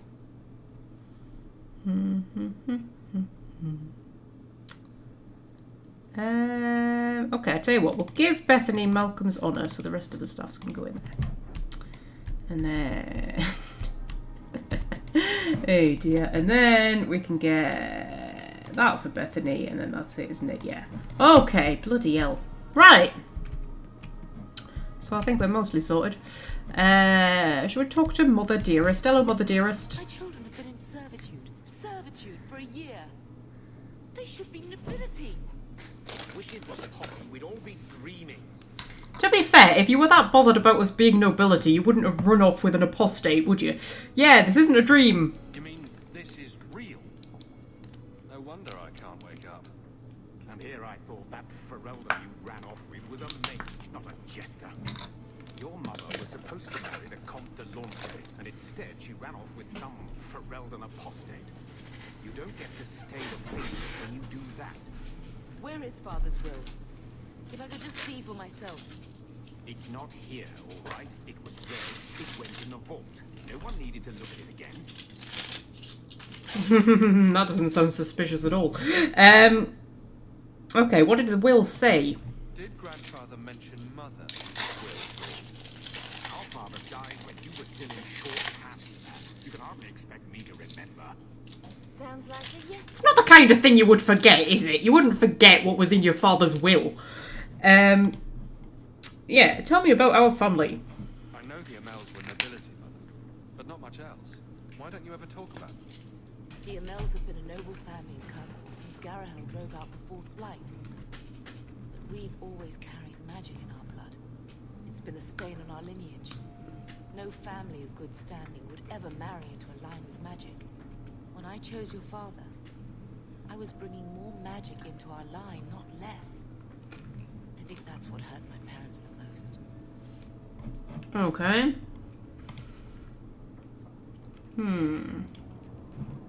Yeah, Gamlen, why are you so defensive? That touched a nerve. What's in there that you don't want us to see? Nothing. But you won't be seeing the bloody thing. It's still locked up on the estate, and that's long out of my hands. You didn't take your parents' will. It was old news. You think I've been sitting here for 25 years waiting for Leandra to slink back? Who bought the estate, Gamlen? Perhaps I could speak to them. Was it the Reinhardts? No one you know. Get used to Lowtown, sister. That's where we're going to stay. Okay. Sorry, I've got Toblerone in my mouth. Funny thing about Toblerone is it's one of those things that you enjoy it less the more you eat. You know what I mean? When you take that first bite, you're like, oh wow, Toblerone. And then the second, like the first triangle's amazing, the second triangle's amazing, the third triangle's quite amazing, the fourth triangle's, fifth. By the time you're getting near the end, you're sort of like, do you know what? It's not even very nice chocolate. It's weird. Right, okay. Now we need to talk to Bethany. So, I hate thinking badly about it, but did Uncle Gamlen seem a little slippery when he talked about Grandfather's will? If he, say, invested money that was meant to be Mother's, do you think he would tell us? Can we just say how absolutely sexy Danger looks in his sexy new armour? Our uncle's a born liar. Gamlen can't say good morning without lying twice. Mother's been in such a fit of melancholy since Gamlen told her how angry her parents were about Father. She told me she wishes she'd died with Carver. It's like coming here ruined every good memory of her childhood. I wish we could get some of it back.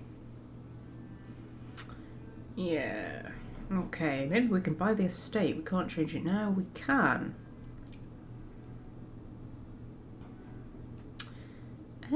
Because I feel like I'm copping out and just using all of the humorous choices without really thinking about it. But at the same time,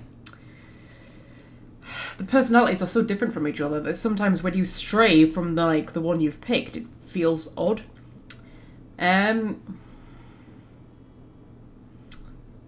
Yeah, we can't change it now, Bethany. Unless we somehow turn Gamlen into an upstanding citizen. What's done is done. Gamlen told me he gave the estate as payment to some slaver who beat him at dice. Apparently, our ancestral home is now a base for slavers from all over Thedas. Oh, lovely. Yeah, he gave our home to slavers. Gamlen couldn't have just sold himself and saved us all the trouble. Can you just imagine him sweeping and scrubbing for some Tevinter matriarch? Seriously though, those scum have no right to our family's things. We should break in there. Get the will for Mother. I already talked to both of them about this. Gamlen said they guard the front entrance well. But Mother gave me her old key. She said it should unlock the cellar. Apparently the sewers run right beneath the house. Okay, I need to take a quick drink.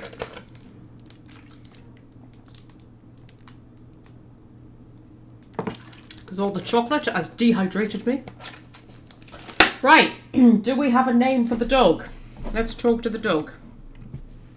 He wasn't like this in Lothering. I think he misses the open fields. Okay, wanna play? Come on, let's play Fetch the Invisible Ball. Poor thing. Maybe he'd be happier if we brought him with us more often. I worry for his safety. Gambler might miss him. He might be useful. Let's say he might be useful. We might soon have need for a war dog. Take it. I'm sick of what's-his-name staring and panting. Gamlen, honestly, a Mabari understands what you say. Try using his name. What's wrong with dog? Real easy to remember. Okay. I liked Hazard a little bit, but it doesn't sound very Dragon Age-y. Do you know what I mean? It sounds like a less kind of medieval-y type word and a more kind of modern-y type word. I don't know if that makes any sense. I'm going to go onto thesaurus.com, which is one of my favourite websites, which I use a lot when I'm naming things, like when I'm world building and stuff. And I'm going to find... That's the wrong thing. That's definitely the wrong thing. That's fucking Grammarly. Don't put me on Grammarly. Jesus Christ. I hate their adverts. They have the most annoying adverts, right? Grammarly have the most annoying adverts. That's the one. And we're going to put in danger and see what comes up. Fucking adverts. Piss off, man. Danger. Let's see what comes up. Crisis, emergency, exposure, insecurity, instability, jeopardy. Oh my god, we could call the dog Jeopardy. That's pretty cool. Menace, peril, pitfall, possibility, probability, risk, threat, uncertainty, vulnerability, clouds, dynamite. Oh my god, we could call the dog Dynamite. Endangerment, precariousness, precipice, slipperiness, storm. Storm would be a good name for a dog, actually. Venture, double trouble. Oh my god, we could just call the dog Double Trouble. Hot potato. Risky business and thin ice. We could call the dog Hot Potato. I like Double Trouble, actually. Or we could call him Trouble. It could be Danger and Trouble, and then together they're Double Trouble. Or we could call it, can we fit Double Trouble in? Double... Oh, I can't put a space in. Trouble. I mean, yeah, but without a space, it looks like a flipping YouTube handle or something, doesn't it? Like a Twitter handle. I can't even put a hyphen in.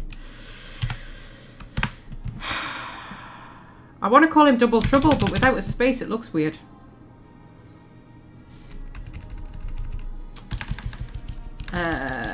Or we could just call him Trouble.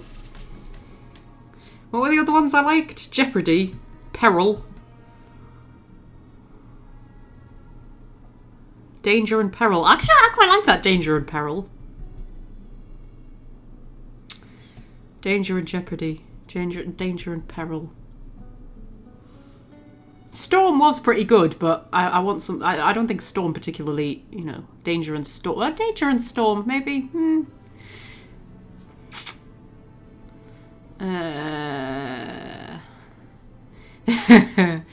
Calamity, says Fred. Calamity's pretty good. Danger and Disaster.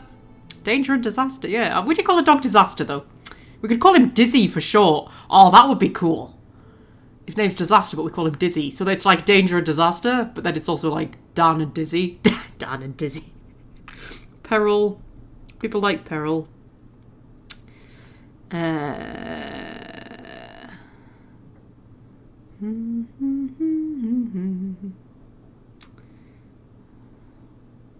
So what have we got? Peril, Disaster.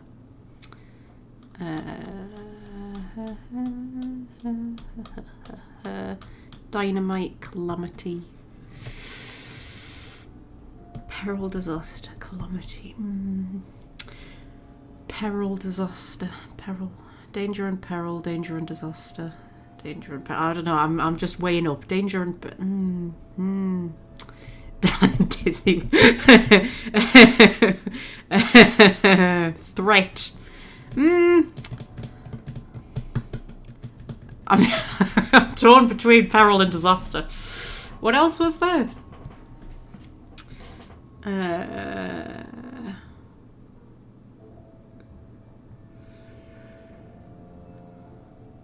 Jeopardy. Yeah, no, I think it's between peril and disaster. So they could either be danger and disaster, so that it's like Danny and Dizzy, or danger and peril. I'm leaning towards peril.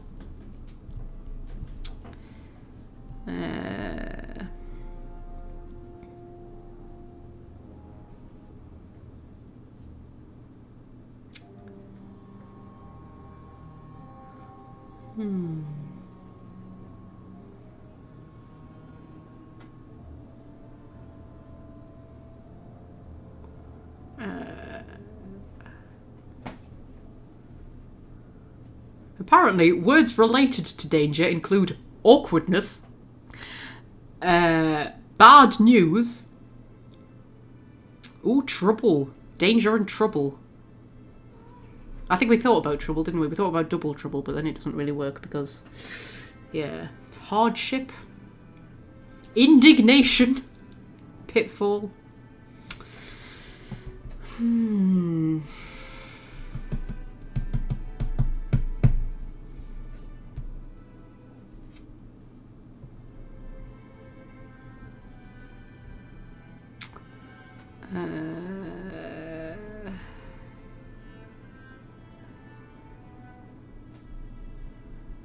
I'm leaning towards peril. I'm leaning towards peril.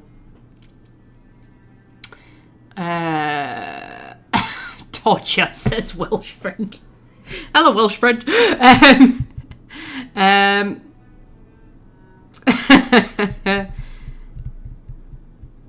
Peril, danger and peril, danger and disaster, danger and peril. I like peril. We're going peril.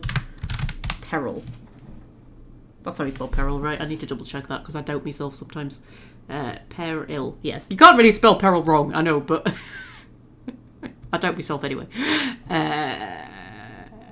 Right. Peril the dog. Hello, Peril. Hello. There he is, Peril. Aww. Dan and Perry. That's cute. Right, okay, so... do I have anything else that I need to do in here? I do not believe that I do. No, I think we're all good. I think we're dandy. I think we can head outside. And we can take those two with us and we'll go and get Aveline.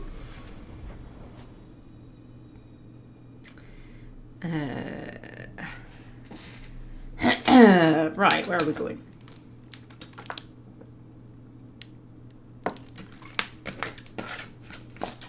We are going to Hightown. You're being very squeaky tonight, Pudwoods, but you refuse to sit in front of the camera. So you just like being awkward, don't you? Yeah. Right. So, first things first, I've got stuff to give Varric. And Bethany. Now, what? What are you being so squeaky for? She's just bored because her brother won't play with her. That's all it is. So yes, we can't give Varric a different weapon because he has to use Bianca. But we can give him that one, Restriction Varric. Yeah, the only trouble with the DLC stuff is that it kind of renders all of the other stuff that you find in the game kind of pointless. Because you... oh my goodness, what? What?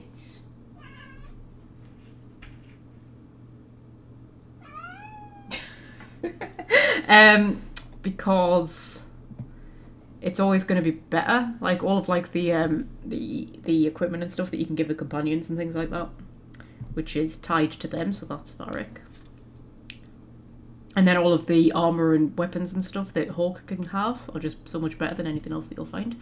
However, I think that's all we've got for Varric, so we can give him some rings.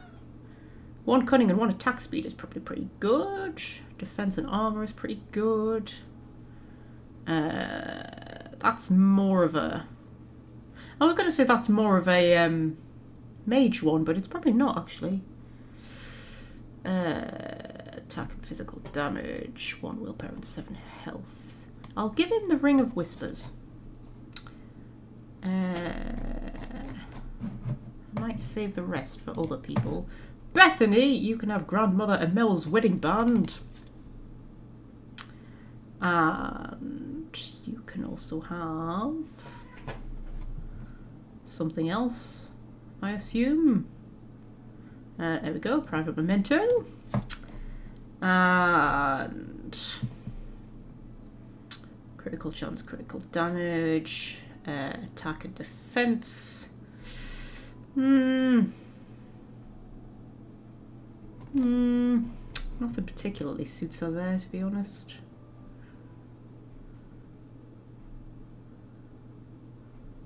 We could give her the Hawke family crest, just because it would be, you know, a Hawke should be wearing it. Defense and armor. There's nothing really particularly mage central there, is there? Except maybe that one. Yeah, sure, we'll give her the Hawke family crest. Why not? Why not, eh? And I've got Malcolm's honour to give her. Boop. There you go, you can have Malcolm's honour. Right, which means we can now go and sell a lot of our shit. Are you really not afraid of apostates? Not even a little? Sunshine, I'm a dwarf, in case you missed that detail. Dwarves aren't completely immune to magic, you know. No. I meant there are at least 30 people in this town who'd murder my family over trade deals. Who has time to worry about apostates with a merchant's guild breathing down your neck? In that case, I see. Fair enough. Oh, look how sexy I look in that. Oh my, I look really good, right? I look really good. Right. One of the things I really appreciate about Dragon Age 2 is that you don't have to talk to the merchants to buy stuff off them or sell stuff to them. They have a kind of like self-service checkout thing going on, and I appreciate that. You see, you may as well just sell all of this shit, because the stuff that you get in the DLC things are always going to be better. So like most of the time it's not even really worth looking at it. We'll sell that amulet. Keep the rest. Oh my goodness, what? What? Do you want to come up here? And we can put cat cam on. Oh. Coming up here. Wow. Oh, you heavy. You so heavy, Puds. Oh. Hey, whoops. Whoops. And she's gone back down again. She's like, I want your attention, but I don't actually want to be on your knee. Oh my goodness, see, well, look, we're already up to 5 sovereigns. We only need 45 more for the expedition. Right, okay. So, actually, I want to do a little tour of these shops, because some of them have the upgrades that you can give your companions, which I think is in other. So, like, you can't give your companions different armour. They are in the armour that they are in, which I'm quite happy about. That doesn't bother me at all, because, you know, it makes them all look unique and everything. But you can collect upgrades for them. So some of them are available at merchants, some of them are, you know, looted from various places, and you kind of collect them throughout the course of the game. And I do have another Wikipedia page that I printed out, detailing where they all are, so we will be able to get them all. But I know that some of the merchants sell stuff, but I can't remember which ones. So, you know, it's always worth checking it out, and checking it out each act as well, because they sort of change their inventory. Ooh, I can get a backpack. They change their inventory between acts. So, you know, it's always worth doing the rounds. Right, where are we going? The Viscount's Keep. That's the Viscount's Keep, right? Yeah. Get ourselves some codex entries, because why not? Right, yeah, the Viscount's Way. It does look very sort of, how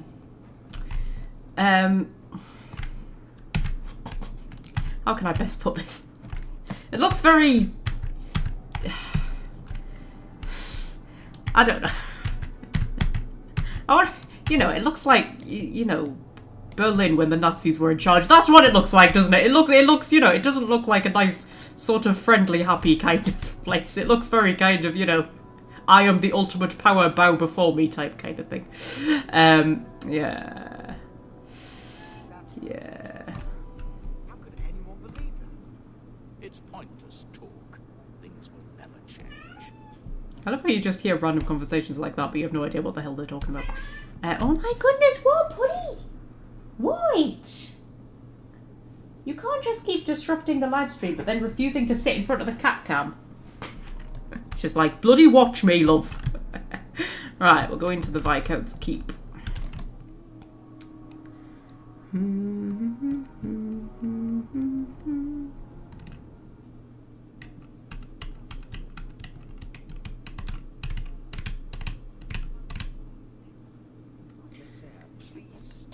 Sorry, I'm reading the chat. The upgrades do manifest on the armor, says Fred. Isabella gets the black corset. Is that not a romance thing? Because they change their outfit if you romance them. They get, like, special romance outfit, which is kind of weird. And I thought the black corset was a romance thing. Or maybe not. I don't know.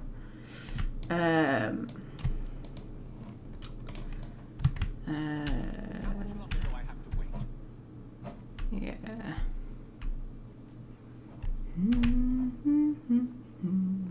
Have you noticed how the steps are really tiny compared to Hawke's feet? He's like going up 5 steps at a time. Anyway, go talk to Aveline.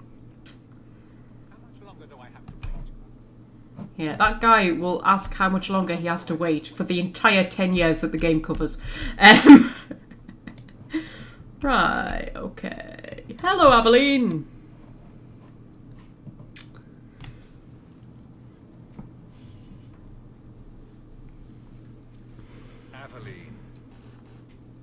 Old buddy, old chum, old pal. That's it. What? Oh, right. Sorry. It feels like we just talked. I've been keeping an eye on you. Information is one of the few perks of this job. Watch out for Bartrand. He's a son of a bitch. I mean, I literally talked to him like 5 minutes ago. Jesus Christ. Yeah, you were spying on me again. You know I don't like it when you have people watch me. Saved me camping on your doorstep. After what we went through to get here, well, you know, child, but I take care of my friends.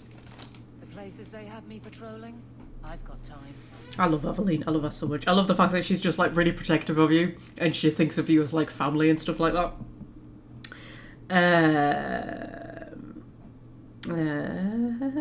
And there's a conversation that she has if Carver survives. There's a conversation that she has with Carver where he's winding her up about something and she says, it's oddly comforting the way you insult me as though we're family. And I thought that's just such a sweet line. Yeah, eavesdrop on anything useful, Aveline? A person in your position seems like they might learn some profitable things. You know better than to ask that. One day you'll be frustrated enough to go for it. It's like I'm sitting on my hands. There are dangerous people in this city. In fact, I might have a job for you. Let me know if you want to do a favor for Kirkwall. Otherwise, I'm here if you need me. Maker knows I could use more satisfying work. Okay. There's chemistry between these two, says Fred. What, Aveline and Hawke? Because you can't flirt with her, you know. She rejects you. She turns you down, but you can't do it. We could make that he's actually like in love with Aveline. Because I'm not really feeling any of the romances for him, to be fair. I mean, maybe Isabella, but I don't know. I kind of think he'd be more of a player. Do you know what I mean? I don't think he'd settle down in like a long-term romance. I think he'll probably flirt with Tallis. And he'll maybe, you know, spend some time at the Blooming Rose, possibly. He might sleep with Isabella, but I don't know if he'll actually like do the romance with her. But we'll see. We're still getting to know him, man. We're still getting to know a new Hawke. Right, okay. Do you miss being a soldier, Aveline? This must be a very different pace from serving King Caleb. I love that life. But there's a new king for a new Ferelden. Seems cocksure, but I guess he was there when the Archdemon fell. Can't fault an active hand. It's just one more change, though. The real end for me was Ostagar. You and Carver must have felt something similar. I don't know if that's right to say. I barely knew him. Did she just call Alistair cocksure? That is the very last word that I would associate with Alistair, even a hardened Alistair. And I know that sounds wrong, but you know what I mean. No, you're right. We didn't talk about it. What's the job? Yeah, we didn't really talk about it. I don't dwell on it. I guess we had that in common. Then I would have liked him. Okay. Are you happy here? Seems like Kirkwall suits you. It has been a challenge. Lots of opportunity, if you're the type the locals want. Are you? If you argue enough, you kind of convince yourself.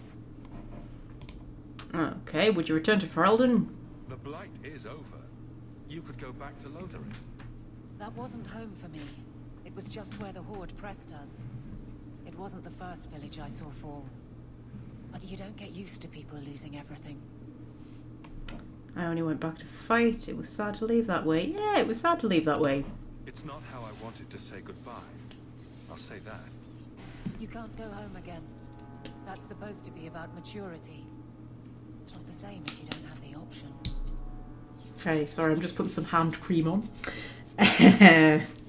Well, to get into winter when you've got the heating on all the time, it doesn't have to dry your hands out, does it? Especially when you work with your hands a lot. Slaving away in a shop. Right, do you miss Wesley? It's been a year settling in. Are you all right? You don't need to coddle me.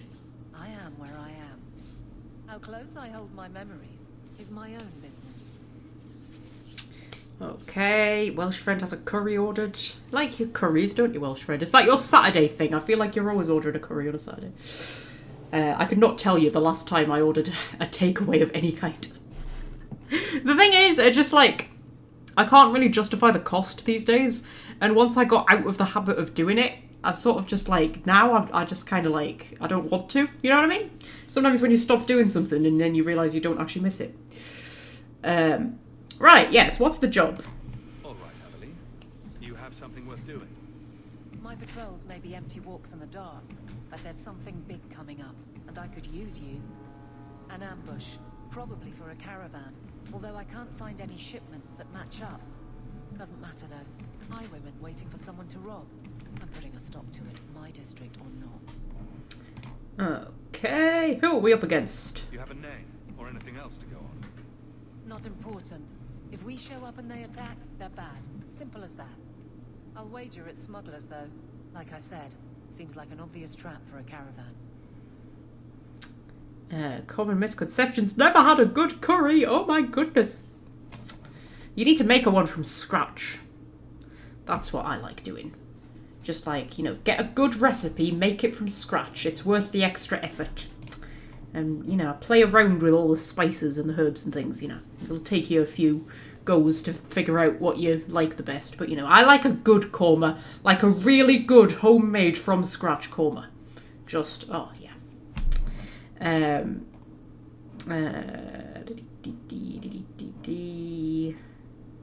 Yeah, how did you find out? You've been nosing around outside your commission.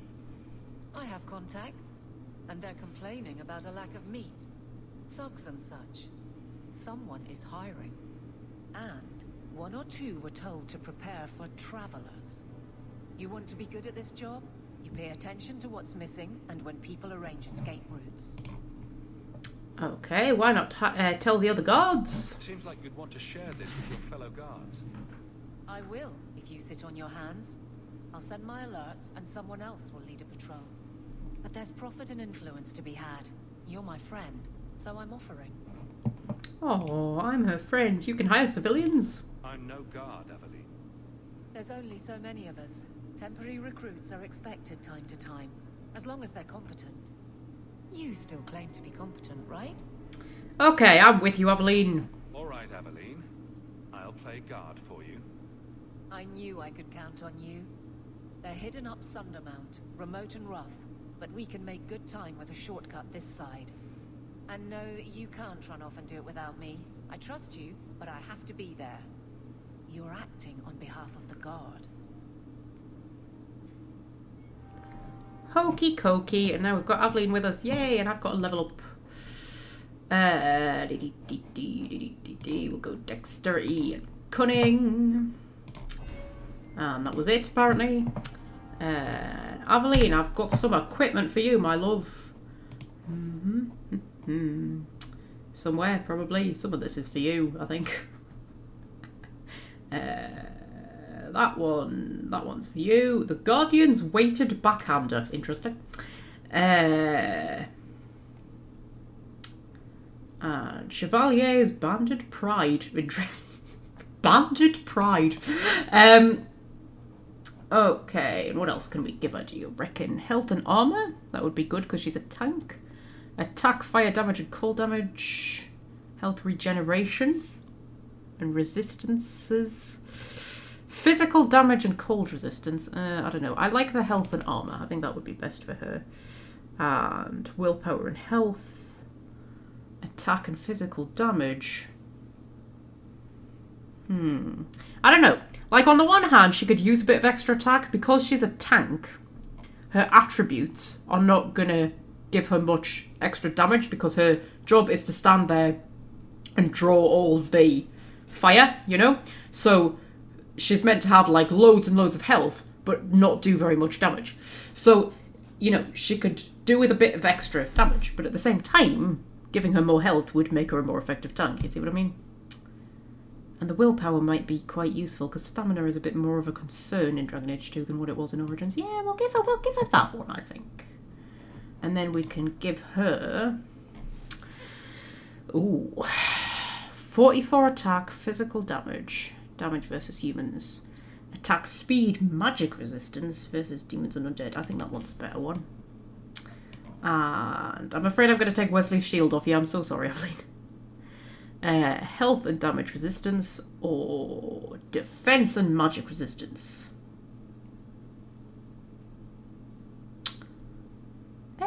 I mean, that one's got 2 rune slots, so we'll give her that one. Yeah, that looks interesting. What does that one look like? Also interesting. Okay. Yeah. I think that's us done for the time being.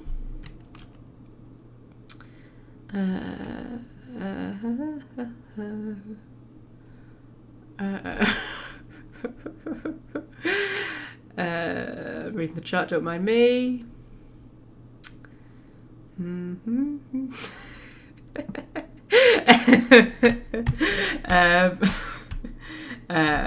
Fred's my warm-up act. Right, okay. Let's get some codex entries since we're here. God, we've been going nearly 4 hours already. It does not feel like it at all. Like, I am not ready to be finishing yet. This might be a long live stream. The heart of law in Kirkwall. If I have to say something about it anyway. Okay. You didn't have to say anything about it, Aveline. Nobody asked you to say anything about it. You just decided to say something about it. Just saying. Also, they have so much nicer bedding than what we have. Look, they've got decorated pillows and everything. Oh, man. Could we steal some of them and take them back to Gamlen's house? Oh, I've got another level up. A proper one this time. Dexterity, cunning.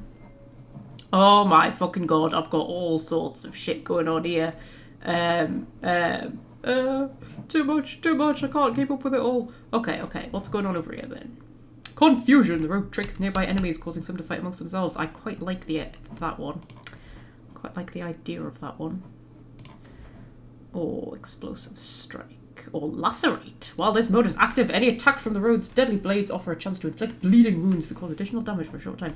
I like confusion. We'll go with confusion. I like confusion. Right.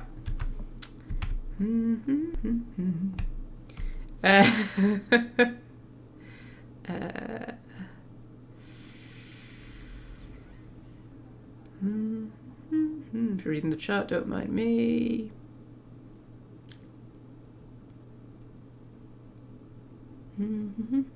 Birmingham has its own Indian cuisine, does it? I didn't even know that.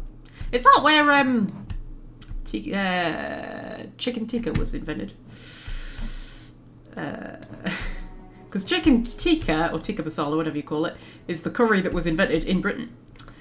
It's the British curry, and it's probably my least favourite curry, to be fair. I mean, I like all curry. I'll eat any curry that you put in front of me. I love a curry, but tikka masala I just find quite boring, to be fair, compared to most of them. And it's like, you know, the British one that we invented. I mean, it was invented by, like, British Indians. It wasn't like... but you know what I mean.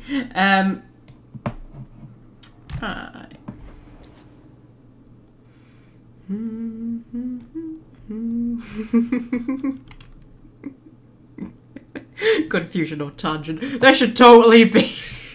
Can you imagine, like, Magpie, the video game, and tangent would be one of your abilities? That would be so cool.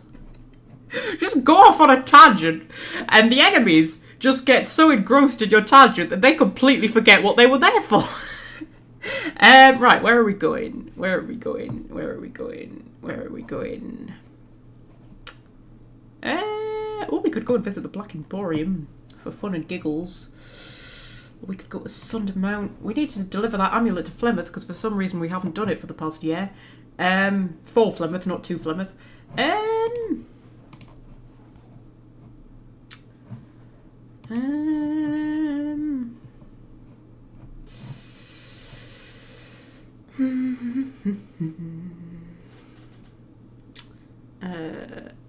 The Balti was invented here, was it? I did not know that. I like a Balti.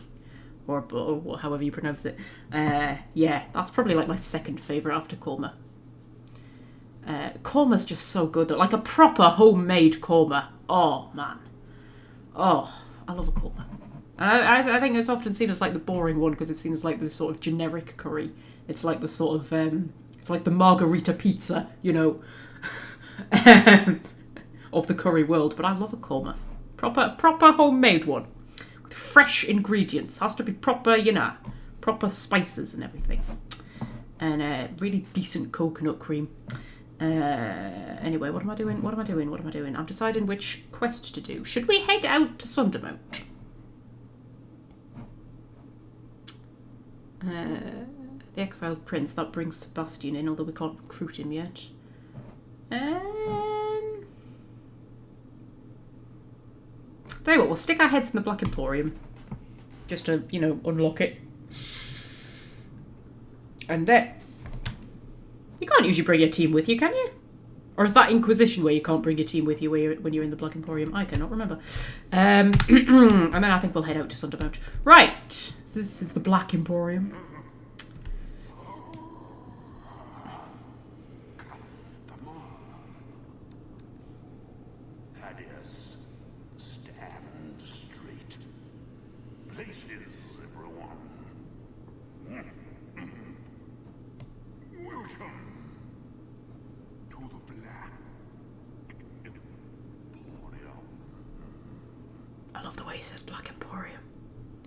The way he says Black Emporium. Yeah, so that is a corpse with, I think, like, what, 1, 2, 3, 4, 5 legs and maybe 6 arms?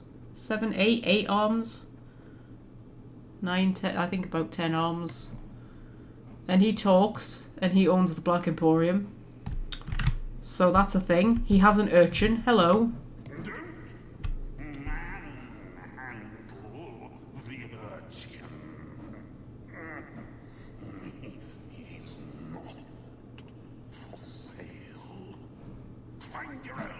Okay, we mustn't manhandle the urchin.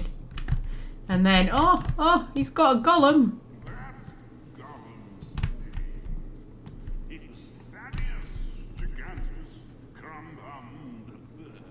Uh-huh.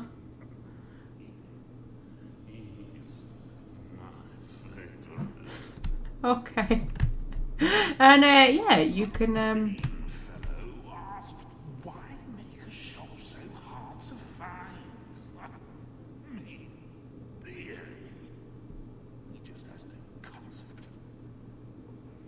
Right, yeah, so this is the Black Emporium, and you can buy, like, weird shit from the Black Emporium and get odd codex entries. So this is the, yes, the pickled apples of Arlathan.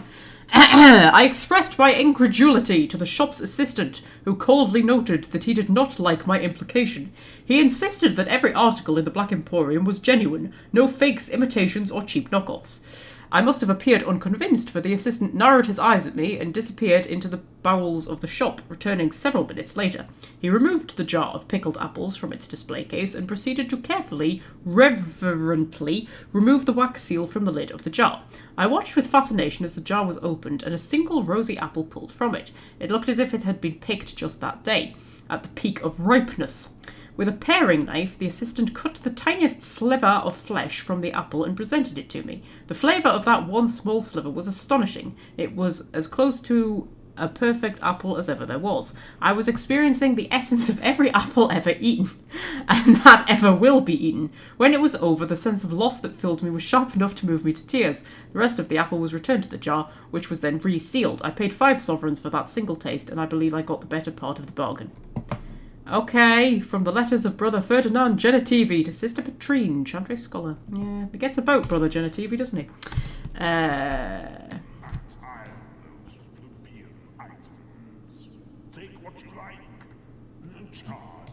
Okay, so we can take whatever we want from here. Well, we'll take all of it then, why not? That's the box of screaming. I received the box from a man I met in the Silent Plains. He spoke little and would not reveal his name. For reasons I shall not detail here, I had been kidnapped. Yeah, I'd been kidnapped, but let's not get into it. And left for dead in that grey wind-blasted wasteland. After days of walking, I was parched and close to death. I was about to dash my head on a rock to speed my passing, as you do, when the man arrived. He possessed a water skin containing ample water for a person travelling from our location to the Imperial Highway. From there, he said, I could find my way to Solus or Perivantium. Perivantium, maybe? He offered to give me the water skin if I agreed to take 3 things from him: a glowing crystalline shard, a bronze sphere, and an iron-bound box with no hinges. I asked the man if he wished to have these items delivered. He said that he merely wanted me to have them. It was an odd request, but I was too weak and too desperate to think much of it, and so I agreed. The man put the items into a leather sack, which he handed to me along with the water. What about you? I asked. He said nothing, only pointed me in the direction from which I had come. There is nothing that way, I said. He merely smiled at me. I found the Imperial Highway about a day later, and a caravan driver agreed to take me to Perivantium in exchange for the large glowing shard. In Perivantium, I bartered the bronze sphere for new clothes and room at the inn. That night, I examined the iron-bound box and found no way to open it. I held it to my ear and thought I heard slow, measured breathing coming from within. My mind was afire with curiosity, and I obtained from the innkeeper a large hammer, thinking to smash the thing open. The moment the hammer touched the box, it shrieked. The shrill sound pierced the depths of my soul. I gave the box to the innkeeper in the morning and felt better for having rid myself of it. A page torn from a mysterious journal on display in the Black Emporium. Yeah, so that's just a box that screams sometimes, you know. Crafting materials.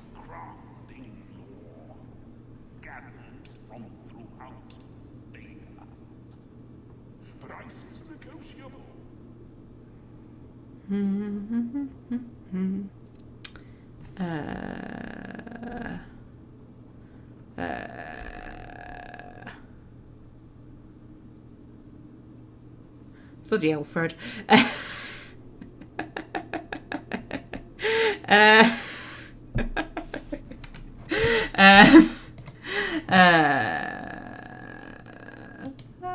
Yeah, he's got like elixirs and shit that I can buy if I so desire.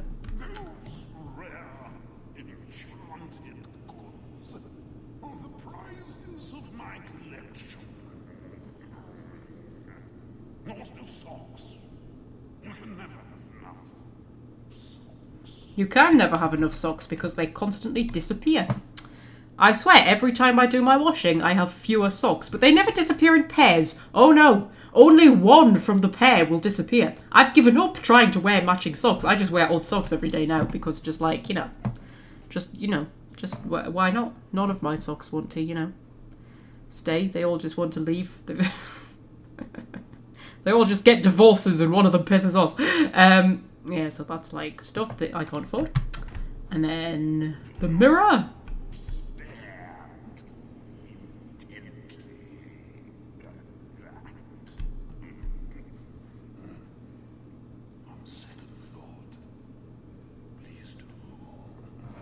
Yeah, so that you can change your appearance in that mirror if you so desire.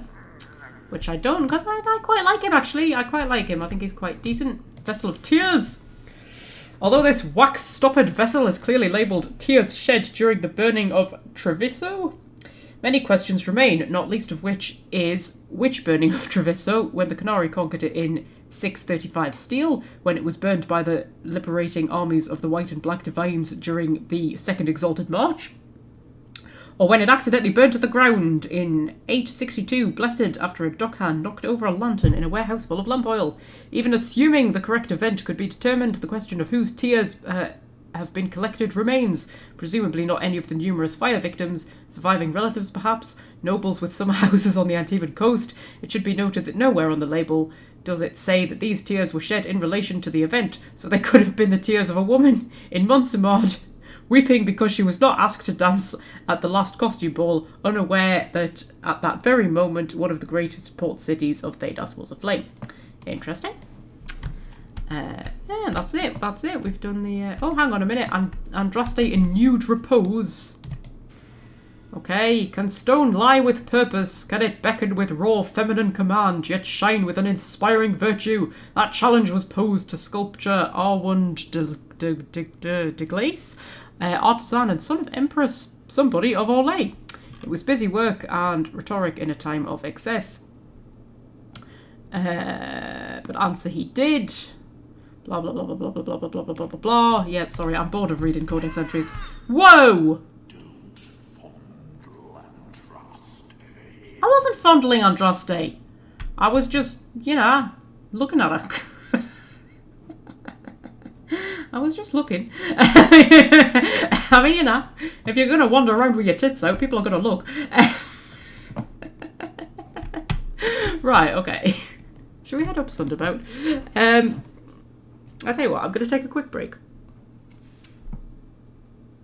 There is another dimension in your washing machine that sucks socks. Yeah, either that or the cats keep nicking them. It's one, possibly a mixture of the two. Right, I'm going to take a very quick break. I shall be back.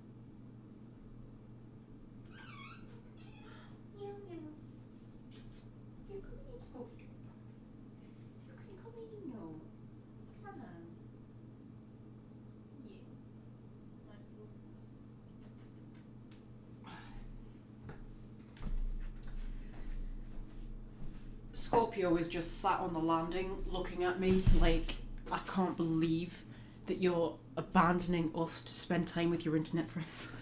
That's what he's looking at me like. He just looks so forlorn and fed up. He's just like, why aren't you giving us attention? Right. Okie dokie.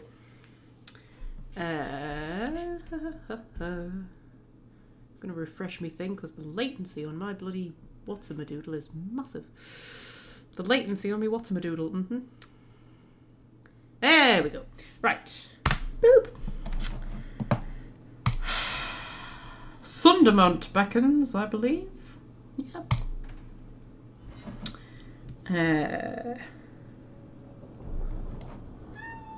Oh my goodness, what?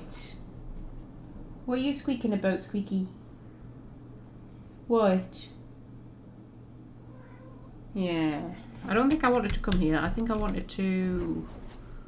Yeah, we'll do the ambush. Because, like, the Flemeth thing's a bit long and involved. We might leave that for the next live stream.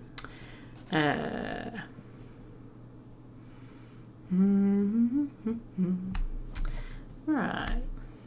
I love... some stragglers before the main group. Nothing we can't handle.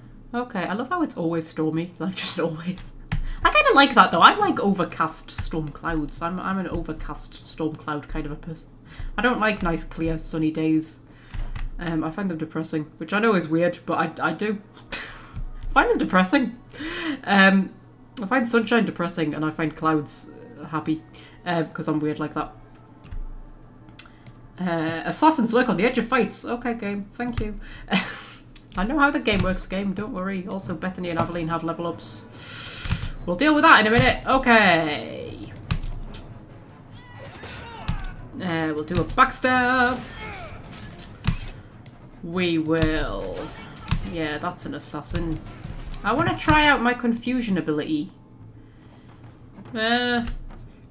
Unfortunately, there isn't like a group of them. Could I use it on you? I think you completely resisted that. Oh well. Yeah.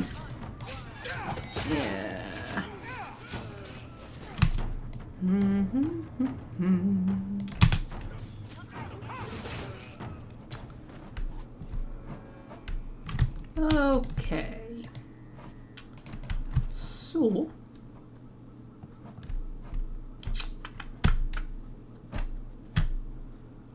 head up this way, shall we? Go around the long way, make sure we don't miss anything. Like a pile of bones that we just have to sift through to see if there is an engraved armband and a stamina draft in there, because, you know. Very important. Never ignore a pile of bones, man. I'm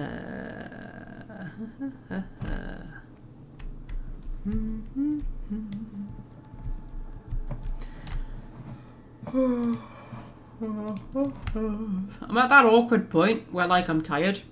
And bearing in mind, I normally go to bed at, like, somewhere between 6 and 7 o'clock because I get up at stupid o'clock for work.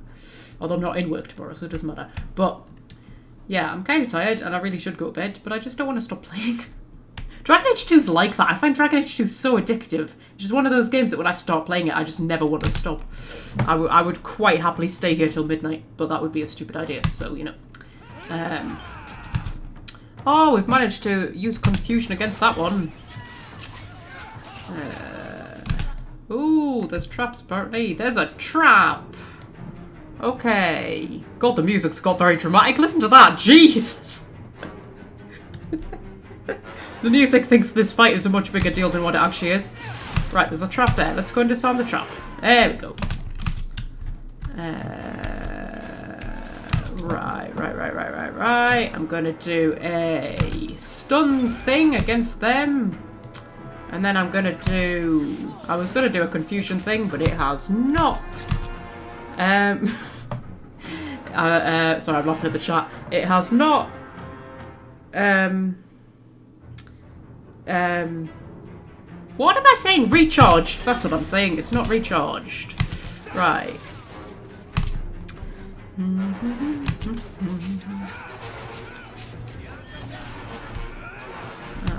Okay.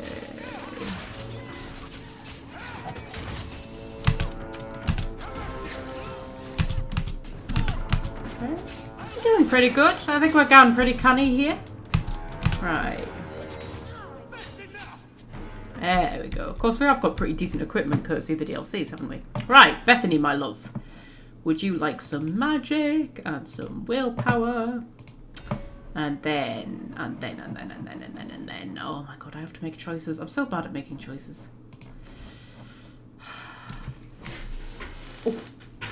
My ribs are so sore, honestly. It's not even funny. I've done 3 8-minute workouts and I feel like I've been beaten up. Over 3 days, I've done 3 8-minute workouts and honestly, I just feel like I've been given a good proper kicking. That's what I feel like. It's a rest day tomorrow though, so I'm not doing anything tomorrow. I mean, I'll do me stretches and stuff like that, but I won't be holding any fucking 30-second planks. Barrier? Maybe. Oh, crushing prison though, that could be quite decent, couldn't it? Thing is, you don't want to level up Bethany too well, do you? Because then, like, you know, you lose her and then you're sort of like, oh, kind of... I miss all of her abilities. I like the idea of doing horror. Or we could go Firestorm. Firestorm's a pretty cool ability, isn't it?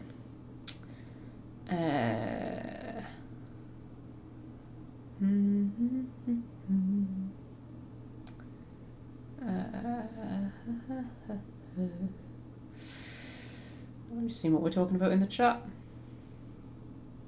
Planks are brutal, yeah, I fucking despise them, but they're good for you.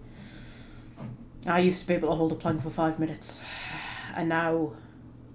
I'd managed to do 30 seconds yesterday, and then today I couldn't do it. I did 15 seconds, and then I collapsed, and then I did, like, 5 seconds. Yeah, breathing is quite painful at the moment, but, you know... Thing is, you get what you sort of get acclimatized to it very quickly. Like, I'll be fine within a week, so long as I keep doing it.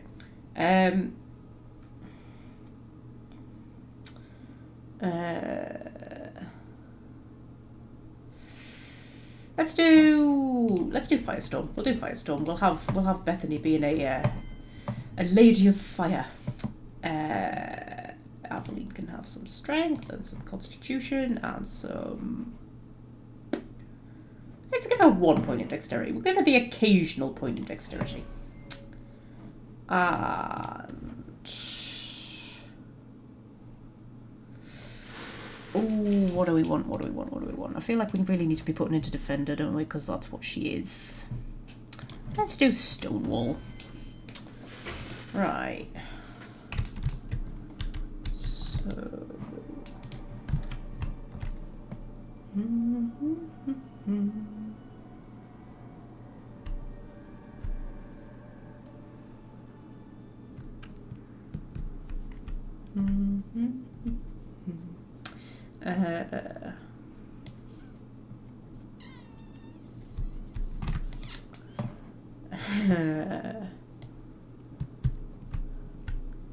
Sorry, I'm reading the chat, don't mind me.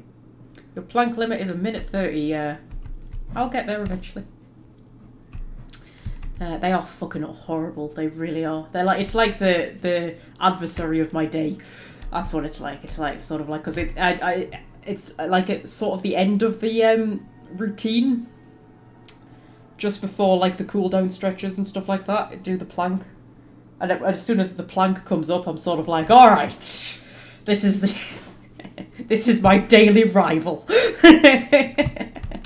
Yeah, I fucking hate them, but like, you know, but it feels good when you can actually do them. You know, it feels like an achievement, but they are horrible. They really are. And the stupid voice on the app, the one that sounds like GLaDOS. I mean, I kind of like her because she sounds exactly like GLaDOS, like she's proper sassy. But whenever I'm doing a plank, she's always like, this exercise is good for your spine. And I'm like, it doesn't feel good for my spine. My spine is not happy at the minute. My spine despises me for doing this.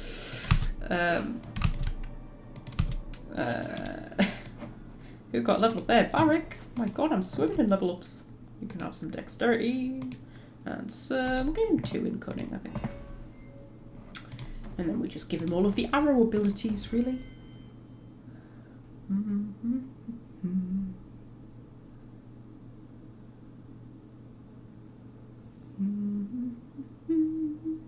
Talking about MMOs. Yeah, I don't play MMOs. Not my kind of thing. I just don't find them particularly interesting. Plus, I'm not a multiplayer person. I'm not a social gamer.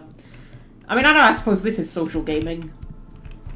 Playing a game while talking to people on the internet is kind of social gaming, isn't it? But I don't like other players in my game, do you know what I mean? I'm just like, it's just not me. Too much of a control freak, I think that's the problem. Yeah, that's elf fruit. So you don't pick individual elf fruit in Dragon Age 2 like you do in Origins. You just find a source of elf fruit, and then you've got a source of elf fruit that you can use to, you know, craft stuff.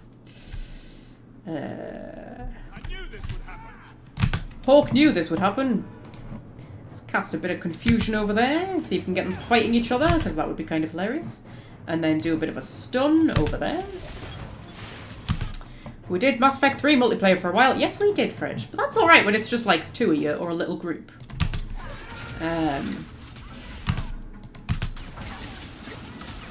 Me and my brother used to enjoy a bit of Elite Force multiplayer back in the day. Back in the day when multiplayer meant that you actually had to physically connect the 2 computers with a cable. That kind of multiplayer.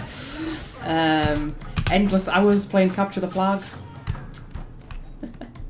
Oh my god, our Capture the Flag matches used to go on for literally hours. Hours. Because we were both so good at it, neither of us could actually, you know, capture the other one's flag. And we would set the limit to something like 12, just to make it last as long as possible.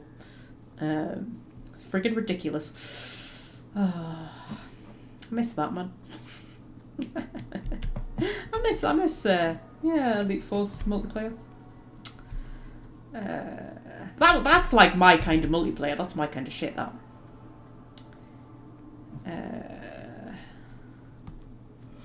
Close to the ambush, Hawke. Be ready. I'm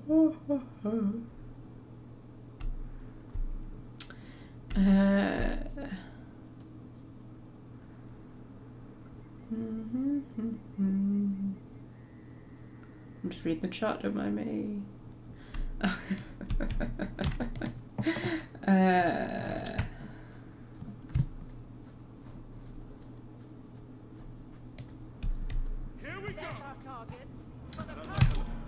Oh, there's a trap there. Disable the trap, Hawke. There we go. Throw a bit of a confusion in there, and then a bit of a stun on top of that. Because why not? I just like big area of effect stuff. Look at Bethany raining down fireballs on everybody like the champion that she is. Yep. Okay.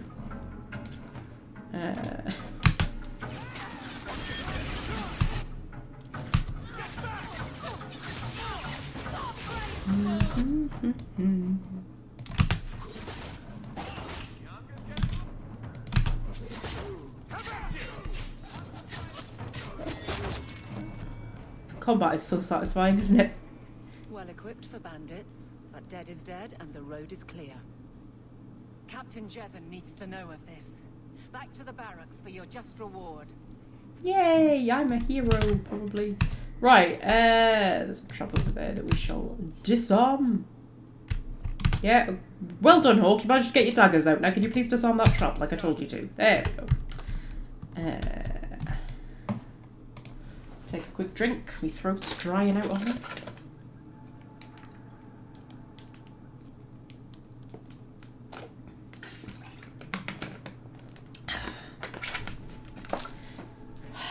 Talking about grenades in the chat. I'm not rising to it. I'm not. Right, we haven't missed anything out, have we? I think we've been everywhere. Oh, there's a bit there we haven't been up. There might be a skeleton with a stamina draft on it or something. Very important. Yeah, there's a little cubby hole around here. I don't think there's anything up here though. But you know, I like to fill the map in. Yeah. Hokey cokey.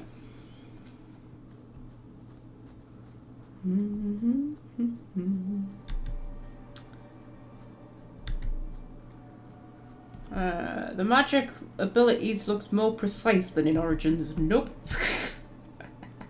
Nope. Complete opposite. Origins is better, to be fair, when it comes to like actual abilities and stuff like that and what they do and the, you know, the tacticalness of it. Dragon Age, I would say the combat's more satisfying, but less kind of, you know, thinky. You see what I mean? More satisfying, less thinky. Yes. Excellent. Probably. Whatever that means. I don't know. I don't know what I'm talking about. Right. I've been waiting all day. I know you've been waiting all day. You've always been waiting all day. You think he would give up eventually, wouldn't you? Every day I come here, he's there and he's been waiting all day. There's nowhere I'd rather be. Okay. Where are we going? We're going here. There's Jevon's office. Wait while I explain our initiative. I don't know how they do it where you're from, guardswoman, but I decide to patrol, not you and your whim. You may have been put up for lieutenant in your first year, but I'll have no show-offs in my command. Have I made myself clear? Report to your post before I have you and your Ferelden accomplice jailed.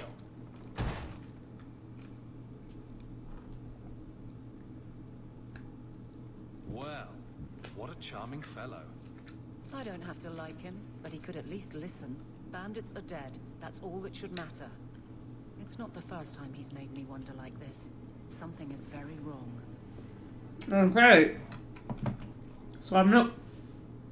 sorry, I'm choking on Toblerone. So I'm not getting paid. This is probably a bad time to discuss my bill with him. He'll jail you. I don't doubt that. The rest, though... Well, the duty roster will have my next patrol. Sounds like I'll have plenty of time to follow you around. Threaten my friends. Not letting that one go, Captain. Oh, Aveline, I love her so much. Right. Okay, should we check out the duty roster? Aveline! I owe you for clearing that ambush the other night. Saved me a mess of trouble. Brennan, that route was yours. It was. Single patrol. I'd have been dead for sure. Ooh. Okay, you would have been alone. A lone guard isn't much of a patrol. Shouldn't need to be. That route was clear for weeks. First noise out of it was your big fight. The captain reassigned me after he heard what you did, and I passed the satchel to Donick for his patrol tonight. The satchel? Pay and order assignment. Captain has us run deliveries to the outposts during light duty. It's usually just an updated copy of the roster. Satchel for that night was heavy, though. Anyway, thanks again, Aveline. You're a good one. Ooh, it smells fishy. Heavy the same day we discover an ambush. This may get you some more trouble. You're sure you want to pursue this? This is your superior we're talking about. If a guard has been put at risk, a good captain would want to know why. And if he's not a good captain, I want to know why. I love Aveline. I love her. I love her. I love her. I just think she's great. Also, this Hawke really growing on me. I like him. I like old Danger. Danger. Yeah, your fellows have been set up. I bet there's a perfectly reasonable lie that explains why your captain arranged this. I'd be willing to hear it, but not while a guard may be walking into a trap. Brennan said Donick. A good man. Donick. I've got his route. A night walk in Lowtown. Let's go make sure his quiet patrol stays that way. Messiah, please stop kicking the wall.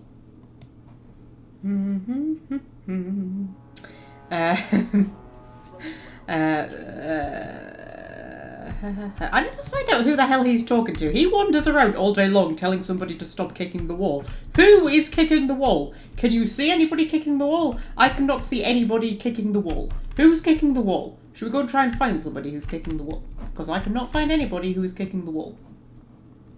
But he's just constantly telling people to stop kicking. Who's kicking the wall? I don't see anybody kicking the wall. I'm going to find somebody who's kicking the wall now, aren't I? I bet I am. Is anybody kicking the wall? Anybody kicking a wall around here? Nope, nobody's kicking a wall. But he's just constantly threatening to throw out some guy who's apparently kicking a wall. Ooh, can I go through there yet? Ooh. Oh, I can't get through there though. I can speak to Seneschal Bran if I want to. The Lemurian Accords. Can I go through here? Yes, I can just break into this office. That's apparently fine. I also got a bottle. Good. Broke into a chest. And the Enigma of Kirkwall.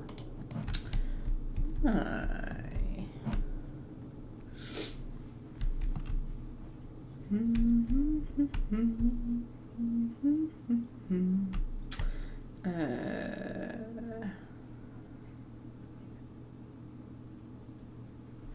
the chat. Have I seen any of whose videos? They do really neat Dragon Age build videos. No, I have not. I don't watch Dragon Age videos. Weirdly. There's a YouTuber who does Dragon Age videos called Jackdaw. And when I first started doing this channel, I created a character specifically for doing videos, and he was called Jackdaw. And I did not know at the time that there was a YouTuber called Jackdaw who did Dragon Age videos. It was a complete coincidence. And he was called Jackdaw because, you know, I'm Magpie. But I'm Magpie because my fanfiction pen name was Magpie, which was because I have a magpie tattoo. That was, so like, it was completely unrelated, but when I found out that there was a YouTuber called Jackdaw who does Dragon Age videos, I was like, probably, bro, it might look like I've sort of, you know, copied him, but it wasn't deliberate. No, I don't watch Dragon Age videos. In fact, I'm really funny with YouTubers because, like, I'm the kind of person who watches the YouTuber rather than the content. You know what I mean? Like, I find somebody that I like and I will watch whatever it is they do. And I've sort of got, like, the people I'm subscribed to, I tend to, like, have one channel in sort of each kind of genre of YouTube video, and I remain absolutely, completely loyal to that channel and will not watch any other channels. So I have, like, one Let's Play channel that I watch. One. And I don't watch any others. I have one, like, reaction video channel that I watch, and I don't watch any others. I have one ASMR channel that I watch. I have one... Well, actually, I have two vlog channels that I watch. What else do I watch? But like I watch stuff that I'm not even interested in just because I like the YouTuber who's doing it. Do you know what I mean? Like, there's a guy who does like rundowns of like really tacky reality TV shows, like what's it called? 90 Day Fiancé and stuff like that. I am not interested in reality TV whatsoever. I despise reality TV. And yeah, I watch his videos of doing these rundowns of reality TV just because I like him. But yeah, I'm weird like that. So I don't actually watch many video game videos at all. Really. I certainly don't. I don't know, I'm just weird. I just like, once I find a channel that I like, I become like absolutely 100% dedicated to that channel. Will watch every video that they put out. And it's like I'm incapable of watching any other channel that does anything even remotely similar. Because it's like, it's not the channel that I'm loyal to. Do you know what I mean? And it's like, if I ever stray and watch like a different channel that does the same stuff, I'm like, oh, it doesn't feel right, man. You know what I mean? I'm weird like that. True crime, there's one true crime channel that I watch. There's one, like, paranormal channel that I watch. There's one history channel that I watch. You know, and I just kind of, like, pick the one channel and then, like, just stay completely dedicated to that one channel. Right, what am I doing? There's the Exiled Prince. There's Birthright. There's... That's just talking to Varric. Apparently somebody has lost that bottle and I need to go and return it to them. Yeah, you get weird quests like that in... Dragon Age 2. You just find weird lost things that you then have to return to people. That's Birthright again, which is just breaking into our old house. I want to leave that till the next live stream because that's a bit of a long one.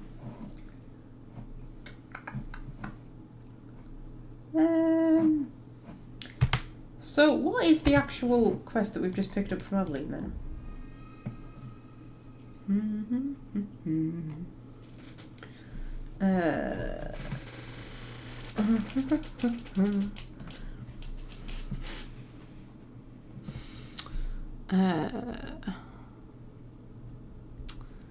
I need to go back and read the chat.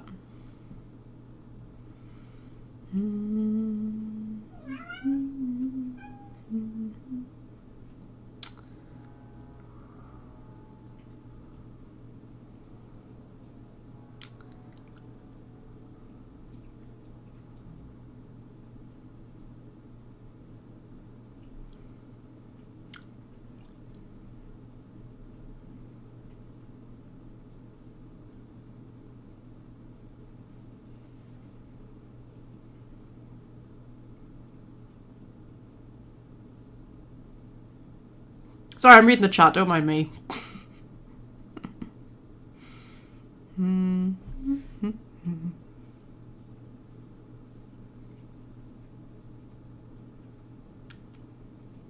Oh, Magpie is a natural at YouTubing. Thank you, Fred.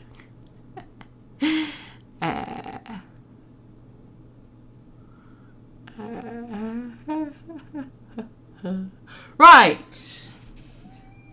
Oh my god, there's 2 cats. Does one of you want to jump up? When I said that, she literally just turned her back and walked away. She was like, no. You're not using me. You're not whoring me out to your bloody subscribers. Yeah, okay. Right, what am I doing? What am I doing? What am I doing? What am I doing? What am I doing? What am I doing? What am I doing? What am I doing? What am I doing? The way it should be. Coachman Donnick's patrol will take him right into a trap. Take Aveline to Lowtown at night to rescue him. Okay. Okay. It didn't turn up on the map though, did it? Oh, yes it did. Oh, I don't know. What do we want to do? What do we want to do? I just don't want to stop playing yet, but I really should, but I don't want to.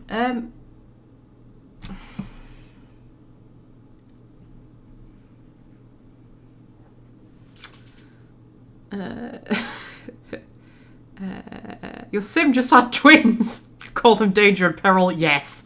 Yes, call them danger and peril. I had sisters in The Sims once called Danger and Paradise.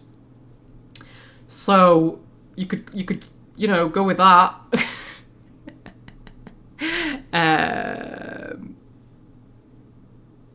Confusion and tangent. Oh man, I've got a pretty decent Sims 3 playthrough going on at the minute. I'm quite into it. That's sort of what I'm doing a lot of the time when I'm not at work or doing this. I don't know. We could go and do Birthright because Birthright's not a very long one. We'll go and do Birthright. We'll go for like, should we aim for like 5 hours? These Dragon Age 2 live streams are going to be long live streams because I just get drawn into Dragon Age 2. I'd never want to stop. Drop a quick save because I haven't done that in a while.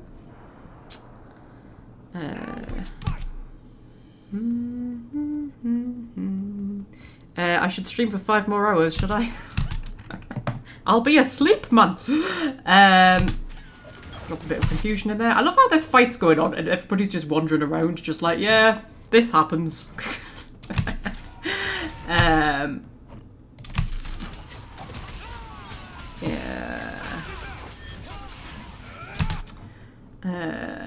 Look, just wandering through the fight, like, yeah, this is just a thing that happens.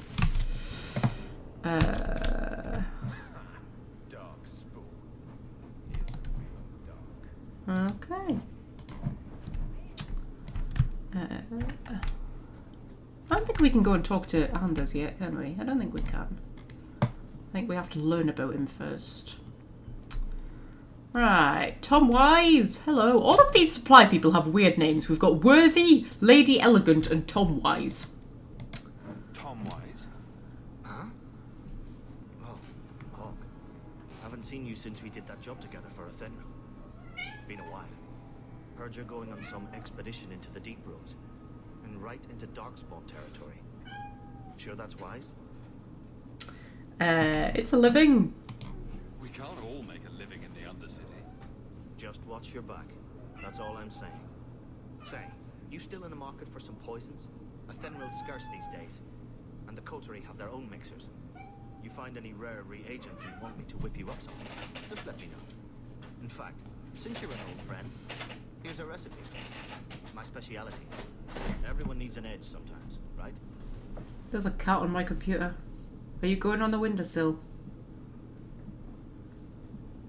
I've been really hoping that she would just, because she likes to sit on the windowsill and she'll just sit there for hours, right? And she often does that when I'm on the computer, and I'm hoping that she'll do it during a live stream because I could put the webcam on the windowsill, you see, and then you could just watch her. But she hasn't done it since I've got the cat cam. Obviously. Oh, you're on me laptop, man. What are you doing, Putz? What are you doing? You've closed me thing down. I can't see the chat now. Oh my goodness. What are you doing?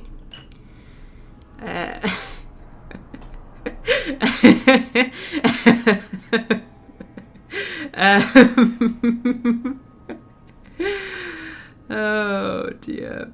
Timothy keeps checking on his cats, but it's mine. Yeah. Ever since I've got the camera, they're just like, don't want to come on the desk anymore. Okay. Oh look, this is the guy who sells grenades, Fred. Sells grenades, debilitating poison. Yes, blah blah blah blah blah. Right. Okay. Oh my goodness, what? What are you speaking about, Putz?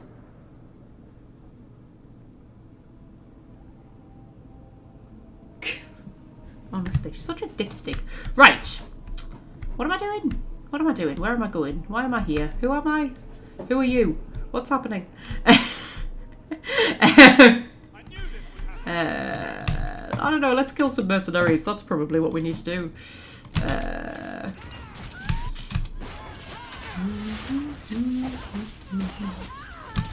Just one type of grenade, says Fred. That wasn't even a grenade. That was just a poison. Frederick is raining arrows down upon everybody.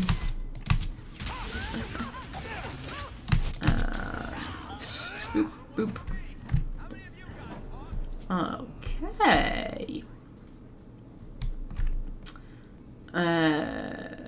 Oh yes, that's the slaver guy, isn't it? We won't go and talk to him just yet. There's some death root down there. Go and grab the death root. Right.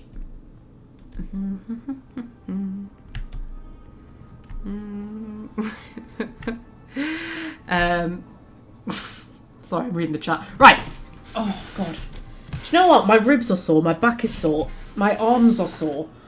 It's amazing how much holding a plank knackers your flipping arms. Like today in work, I was like reaching up for stuff and like I was like, I actually can't get stuff off the top shelf because I can't lift my arms that much. I'm in so much pain, guys. Exercise is supposed to be good for you.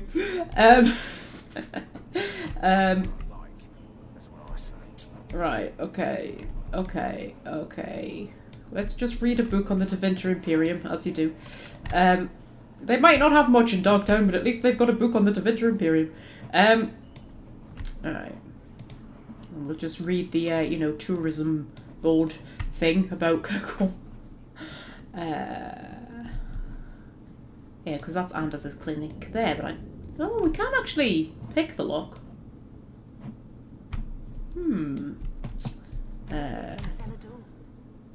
Okay. Okay, let's go and get our grandfather's will. Proving that exercise is bad for you. Yeah, exactly. Oh. Honestly, I'm so sore. I'm so sore. I'm getting more sore as well.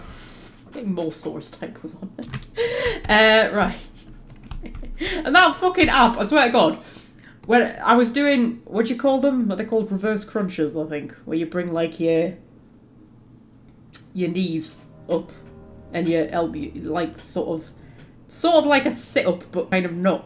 Do you know what I mean? Anyway, the point is, I was doing them, and flipping GLaDOS voice, she was like, what was it? Try to make your knees touch your nose or something like that. I was like, what the fuck are you talking about? How am I going to make my knees touch my nose? My boobs are in the way to start, for starters. I was like, there's no bloody chance I'm going to touch me fucking knees to me fucking nose. I was laughing at myself because I was just having this like proper argument with this with this disembodied app voice telling me to do all this stuff. Telling me stupid things like, you know, this exercise is good for your cardiovascular system. I was like, fuck my cardiovascular system. Oh dear. I'm gonna stick with it though. I'm gonna stick with it. I'm gonna get, you know, I'm gonna get fit again because I enjoyed being fit. I never enjoyed exercising, but I enjoyed being fit. You know what I mean? Besides, I'm sick of having a bad back. And the reason I've got a bad back is because I've got a weak core. So, you know. And I used to have a strong core, and I want a strong core again. Because, you know, it was good. Right. So...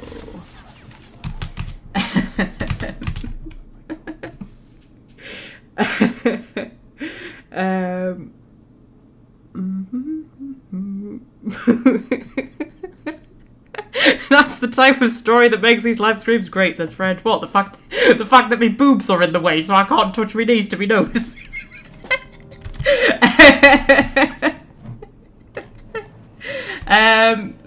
They get in the way of a lot of the exercises, you know. You see the bloody size of them. It's not fun.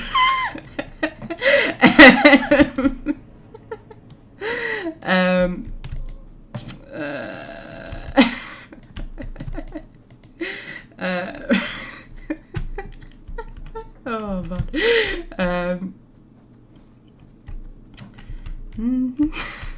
Sorry, I'm just giggling at myself now. Right. We can't get up there. That is a door we cannot get through.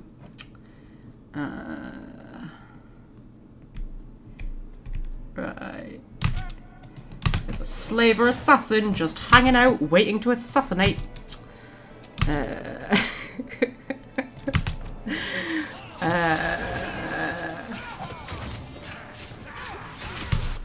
Right.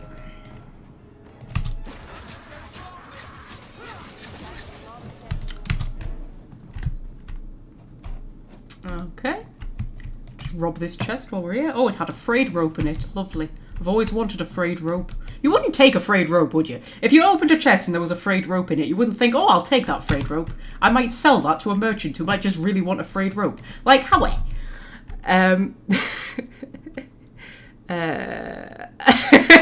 The advantage of having big boobs is that if you go braless, your wrinkles disappear. I mean, I'm not old enough to know that for certain yet, Welsh friend, but, you know, I look forward to the day. The disadvantage is you have to buy t-shirts bigger than, like, what your actual size is, if you know what I mean, because they have to go over the boobs. That's always the problem, isn't it? Mother described it, but this is the first time I've seen it. Wouldn't it feel like something to live in a house with this above the door? Yeah, probably. That's the Amell family. Should we read about the Amell family? It's really sad what happened to the Amells, isn't it? I still remember grandmother talking about the balls that Lord Aristride used to hold at their estate and the Antivan violin players and dancers from yes, that place.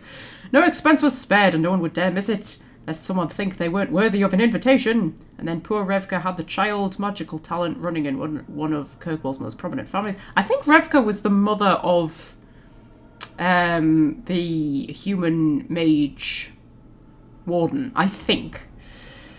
The Templars had considered Lord Aristride to be Viscount after Therenhold's arrest. Can you imagine the scandal had he been chosen? They whisked the child away to the Circle and the Amells simply had no luck after that. Leandra ran off with a Ferelden mage and then Damien was accused of smuggling. Poor Lord Forston almost bankrupted his family trying to get the charges dropped, but I hear Viscount Marlowe simply wanted the Amells out of the picture.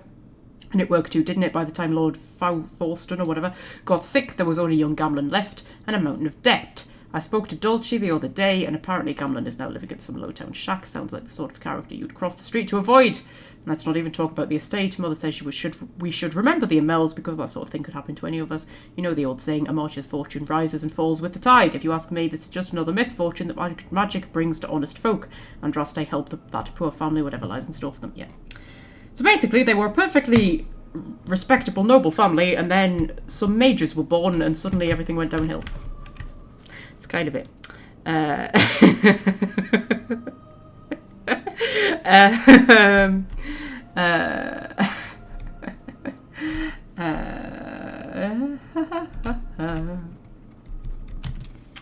Okay. There's a trap. Oh my god, I nearly stood in the trap. Right. Let's launch some more confusion. Let's just throw some more confusion in there, because people are not confused enough.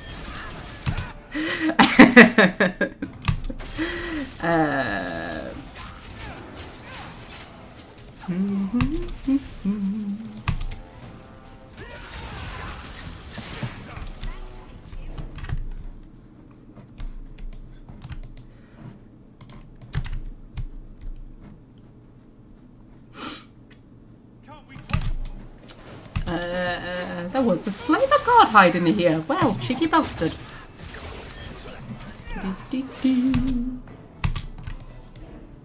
Right.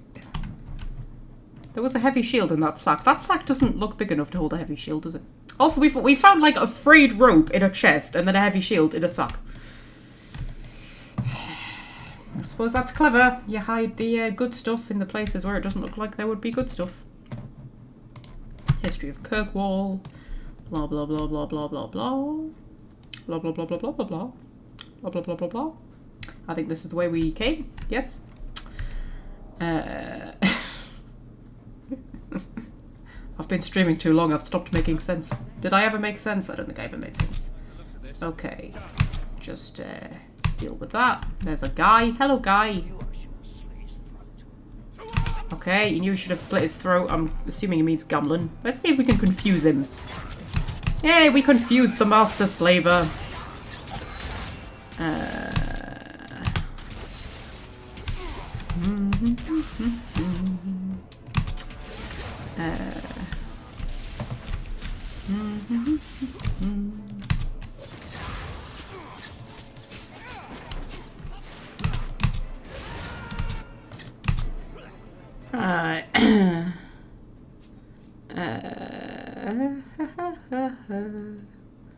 What the fuck are we talking about in the chat? I look away for 5 minutes and we're talking about balls. We've gone from boobs to balls, says Welsh Friend. Okay. I think that's a downgrade. Like, personally, I prefer boobs. You know, given the choice.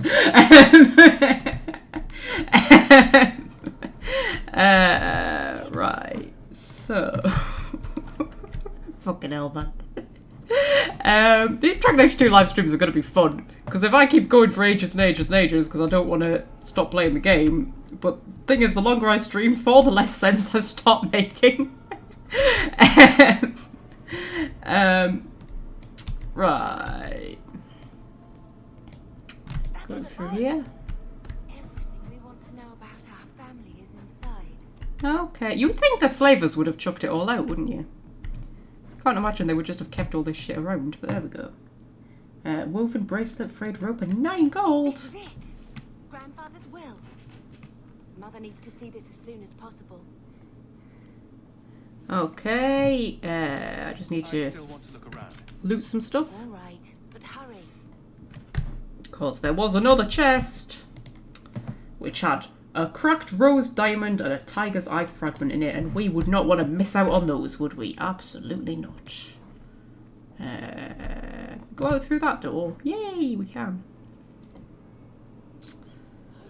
A Ferelden in the guard. What will they think of next?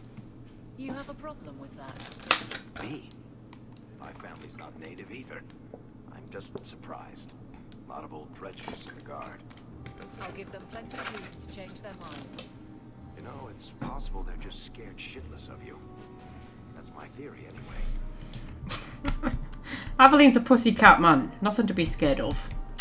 You know, so long as you're not an arsehole and you're not threatening anybody that she cares about, then you've got stuff to be scared of. Right, we'll take this will back to our mother.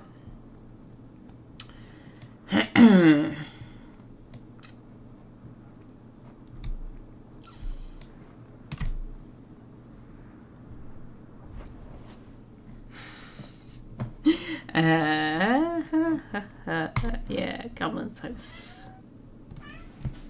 So I'm just saying, blood's blood and all, but you are taking advantage of my hospitality. It's only fair if you make something of a monthly contribution. You sold my children into servitude.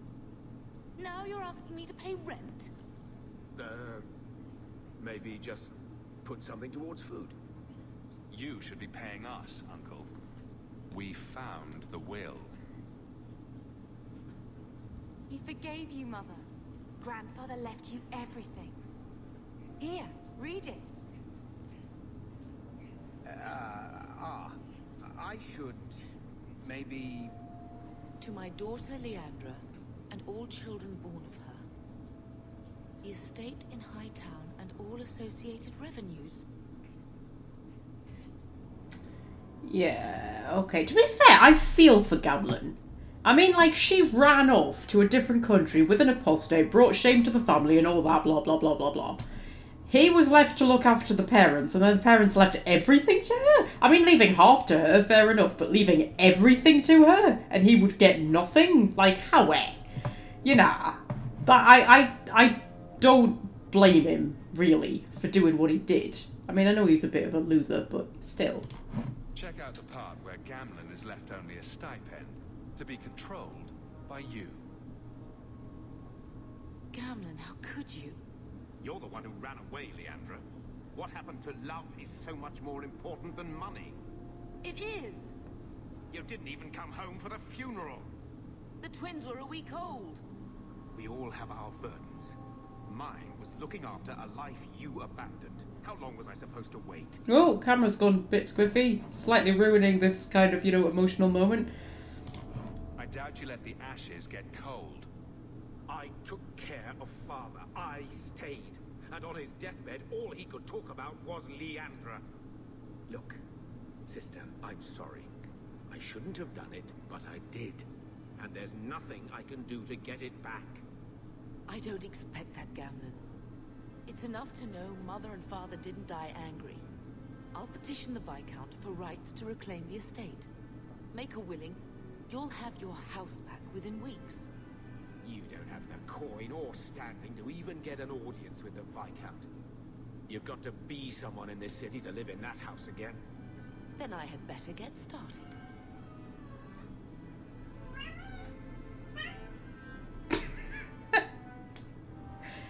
Security ostriches, cat sneaking up on you. Yeah, I sort of don't blame Gamlen. I mean, I think that's a pretty rough deal. I mean, to be fair though, in Gamlen's shoes, I would probably have just left. Like, I would probably have left long before the parents died and just, like, made my own way in the world rather than hanging around. Because, you know, I think they clearly didn't think much of him. For whatever reason. Maybe it's because, you know, he's a useless layabout, or maybe he's a useless layabout because of the way they treated him. My mother, I remember, once told me, people will almost always live up or down to your expectations of them. And that has always stuck with me. Because generally, as humans, we do, for the most part, do what is expected of us. And if people expect very little from you, you know... I mean, some people have that kind of inner sort of thing where they'll just kind of, you know, prove everybody wrong. But the truth is, everybody, you know, treats you like a piece of shit, you start acting like a piece of shit, really, don't you? And I just feel like Gamlen probably wasn't treated that well. Not to say that means he's not responsible for his own actions or anything like that. I'm just saying, I think, you know, he had a really rough deal. But like, none of that is Leandra's fault. Like, the way that their parents favoured her over him is not her fault. So punishing her for it is kind of like, you know, pointless. But, you know. Yeah, let's talk to Bethany, because I think we've got a present for her. Why don't you go pick up something at the market? You could use some air. What? Hey! I can't believe Gamlen stole Mother's entire inheritance. I mean, I can believe it.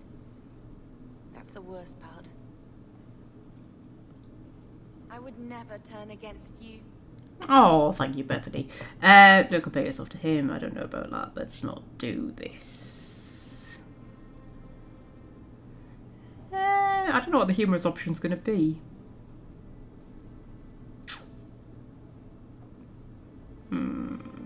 Okay, let's trust the humorous option.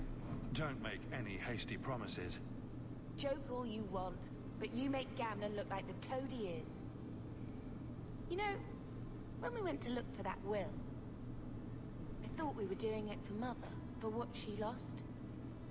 I didn't realize how much it would mean to me. To know I had grandparents who didn't hate me. Okay. Yeah, they just didn't know you. They might have been alright with the Ferelden thing, but just imagine if they'd known you were an apostate. You're such a wretch. I was just hoping it would be different this time. Here in Kirkwall. We're not running away again. We're coming home.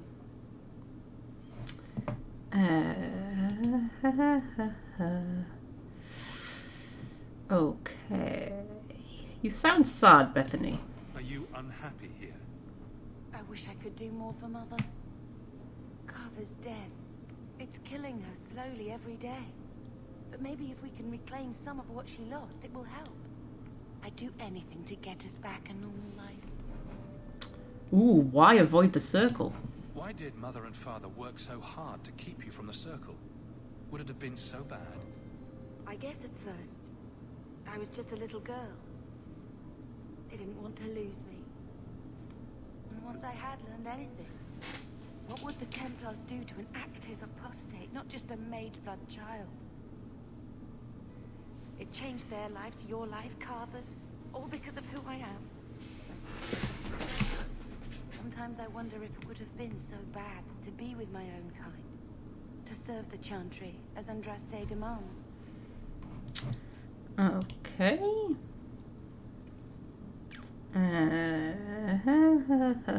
What would it have been like? Can you imagine if we'd grown up here, been nobility? Had grandparents who bought me your Legion silk dresses and gave you the family broadsword. Father was a good man, but Mother gave up so much for him. Of course, if she hadn't worked up the nerve to elope, she probably wouldn't have been able to resist the Templars either. If we'd been born here, you'd be nothing more to me than a name the Circle kept in my file. Okay. Yeah, what would Carver have said? What do you think Carver would have made of all this? He would have hated this place. All the sneering nobles. He'd have gotten himself arrested the first day. And he would have wanted in on your Deep Roads expedition. Anything to make a name for himself. Sometimes I still can't believe he's gone. Okay. Ooh, what do we want to say? We're home now, don't get too comfortable, this will never be home. Let's say we're home now. We're going to make this our home, Bethany. I promise you. I hope so, brother. I'm so very tired of running.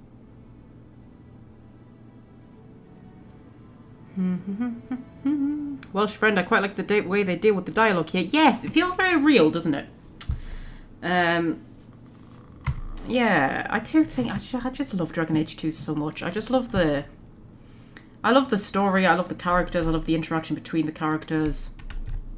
I think a lot more emphasis is put on the characters than on the story, which is what I like, because I'm always in stories like for the characters and the relationships and the backstories and the personalities. That's the stuff I like.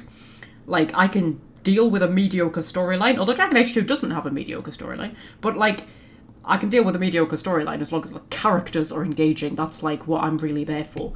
And like relationships between people and friendships and rivalries and just, you know, dialogue. I love dialogue. I'm the kind of person who like writes down conversations that she overhears. You know, I'm that kind of person. And I memorize dialogue. I don't even do it like intentionally, but like I've just got lines in my head from things that I've watched like sometimes maybe 20 years ago. And video games and stuff like that. But then real life as well, like things that, you know, I hear people actually say and stuff like that. I love dialogue and conversations and stuff like that. Anyway, I actually wanted to give you something, Bethany, I think.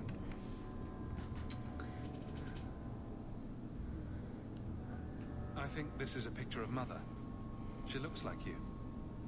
Where did you get that? Was it at the estate? Let me see. Is it? I think this is Mother's betrothal portrait from when she was supposed to marry the Comte.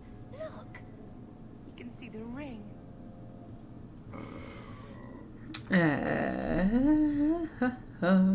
Yeah, you seem excited. No wonder she left behind. Father was a better man.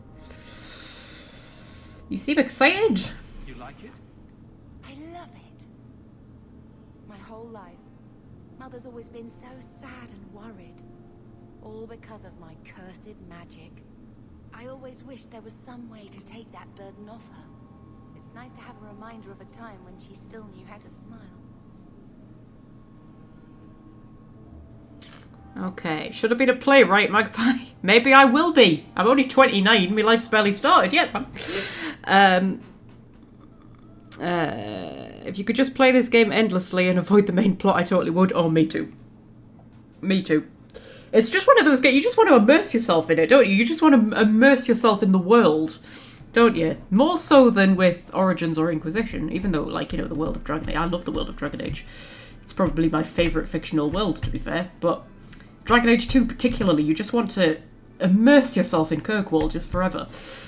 Even though it's a really shitty place. But I don't know, there's just something... I don't know, there's something addictive about this game. But I think we need to wrap it up. I think we've come to a convenient end. We've been going 5 hours. It does not feel like it. I would carry on playing all night, but it would mess up my sleep pattern.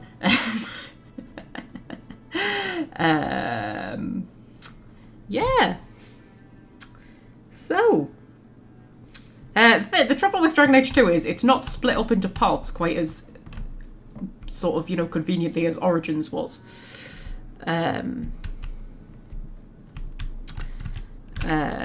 So next time we will go and do Sundermount, I know that much, and then we'll probably go and do other stuff, but I don't know what exactly, because it's one of those games where you just sort of like, you know, jump from quest to quest, and it's not like Origins where it's all neatly set out. You know, you've got like Orzammar and then you've got the Daily Shelves and blah blah blah blah blah.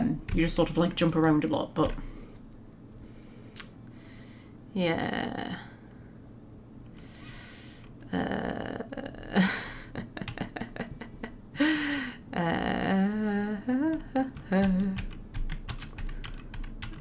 5 hours since Fred has been that long. I know, right? It's been 4 hours and 57 minutes, according to my screen. Like, what the fuck? I could go for another 6 hours. I really could, but no. I need to be sensible. So, yeah, we will be back on Tuesday at 1:30 GMT for more fun. I love Dragon Age 2 so much. I'm just so happy we're playing Dragon Age 2. I'm just so happy, guys. I'm so happy. I'm just like, oh man, this is my jam, this is. But yeah, Danger Hawke will be back with his trusty dog Peril on Tuesday at 1:30 GMT.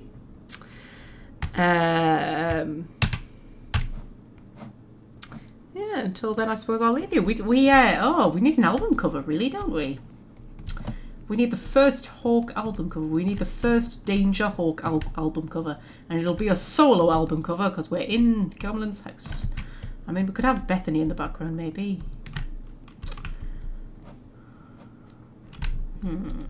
Oh, we could have him with the doggy. With the doggy. Or maybe just like in the middle of the room. Hang on. Put him there. Right, and he's got the doggy next to him. Right, and then you've got the other two in the background. I always think the dog in Dragon Age 2 looks like very aggressive, doesn't he? He looks a lot more dangerous than the dog in Origins. But we could have like a Hawke and dog based album cover, maybe. Zoom out a bit, maybe. Oh, that's quite good actually, with the table just in the foreground.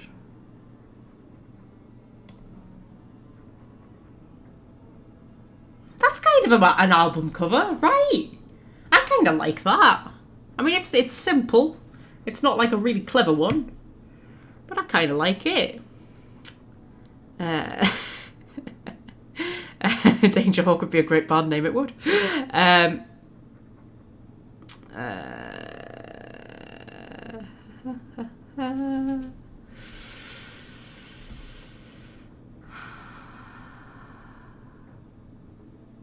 Reading, just catching up on the chat. Just catching up on the chat. Yeah, okay. There we are then. I'll see you on Tuesday for more Dragon Age 2. 1:30 GMT. We'll probably go for another 5 hours, I imagine. Yeah, we'll do Sundermount. And then we'll do other stuff. I just love it, guys. I love it so much. I love it so much. Right, anyway, I shall see you then. But until then, I shall say farewell to you.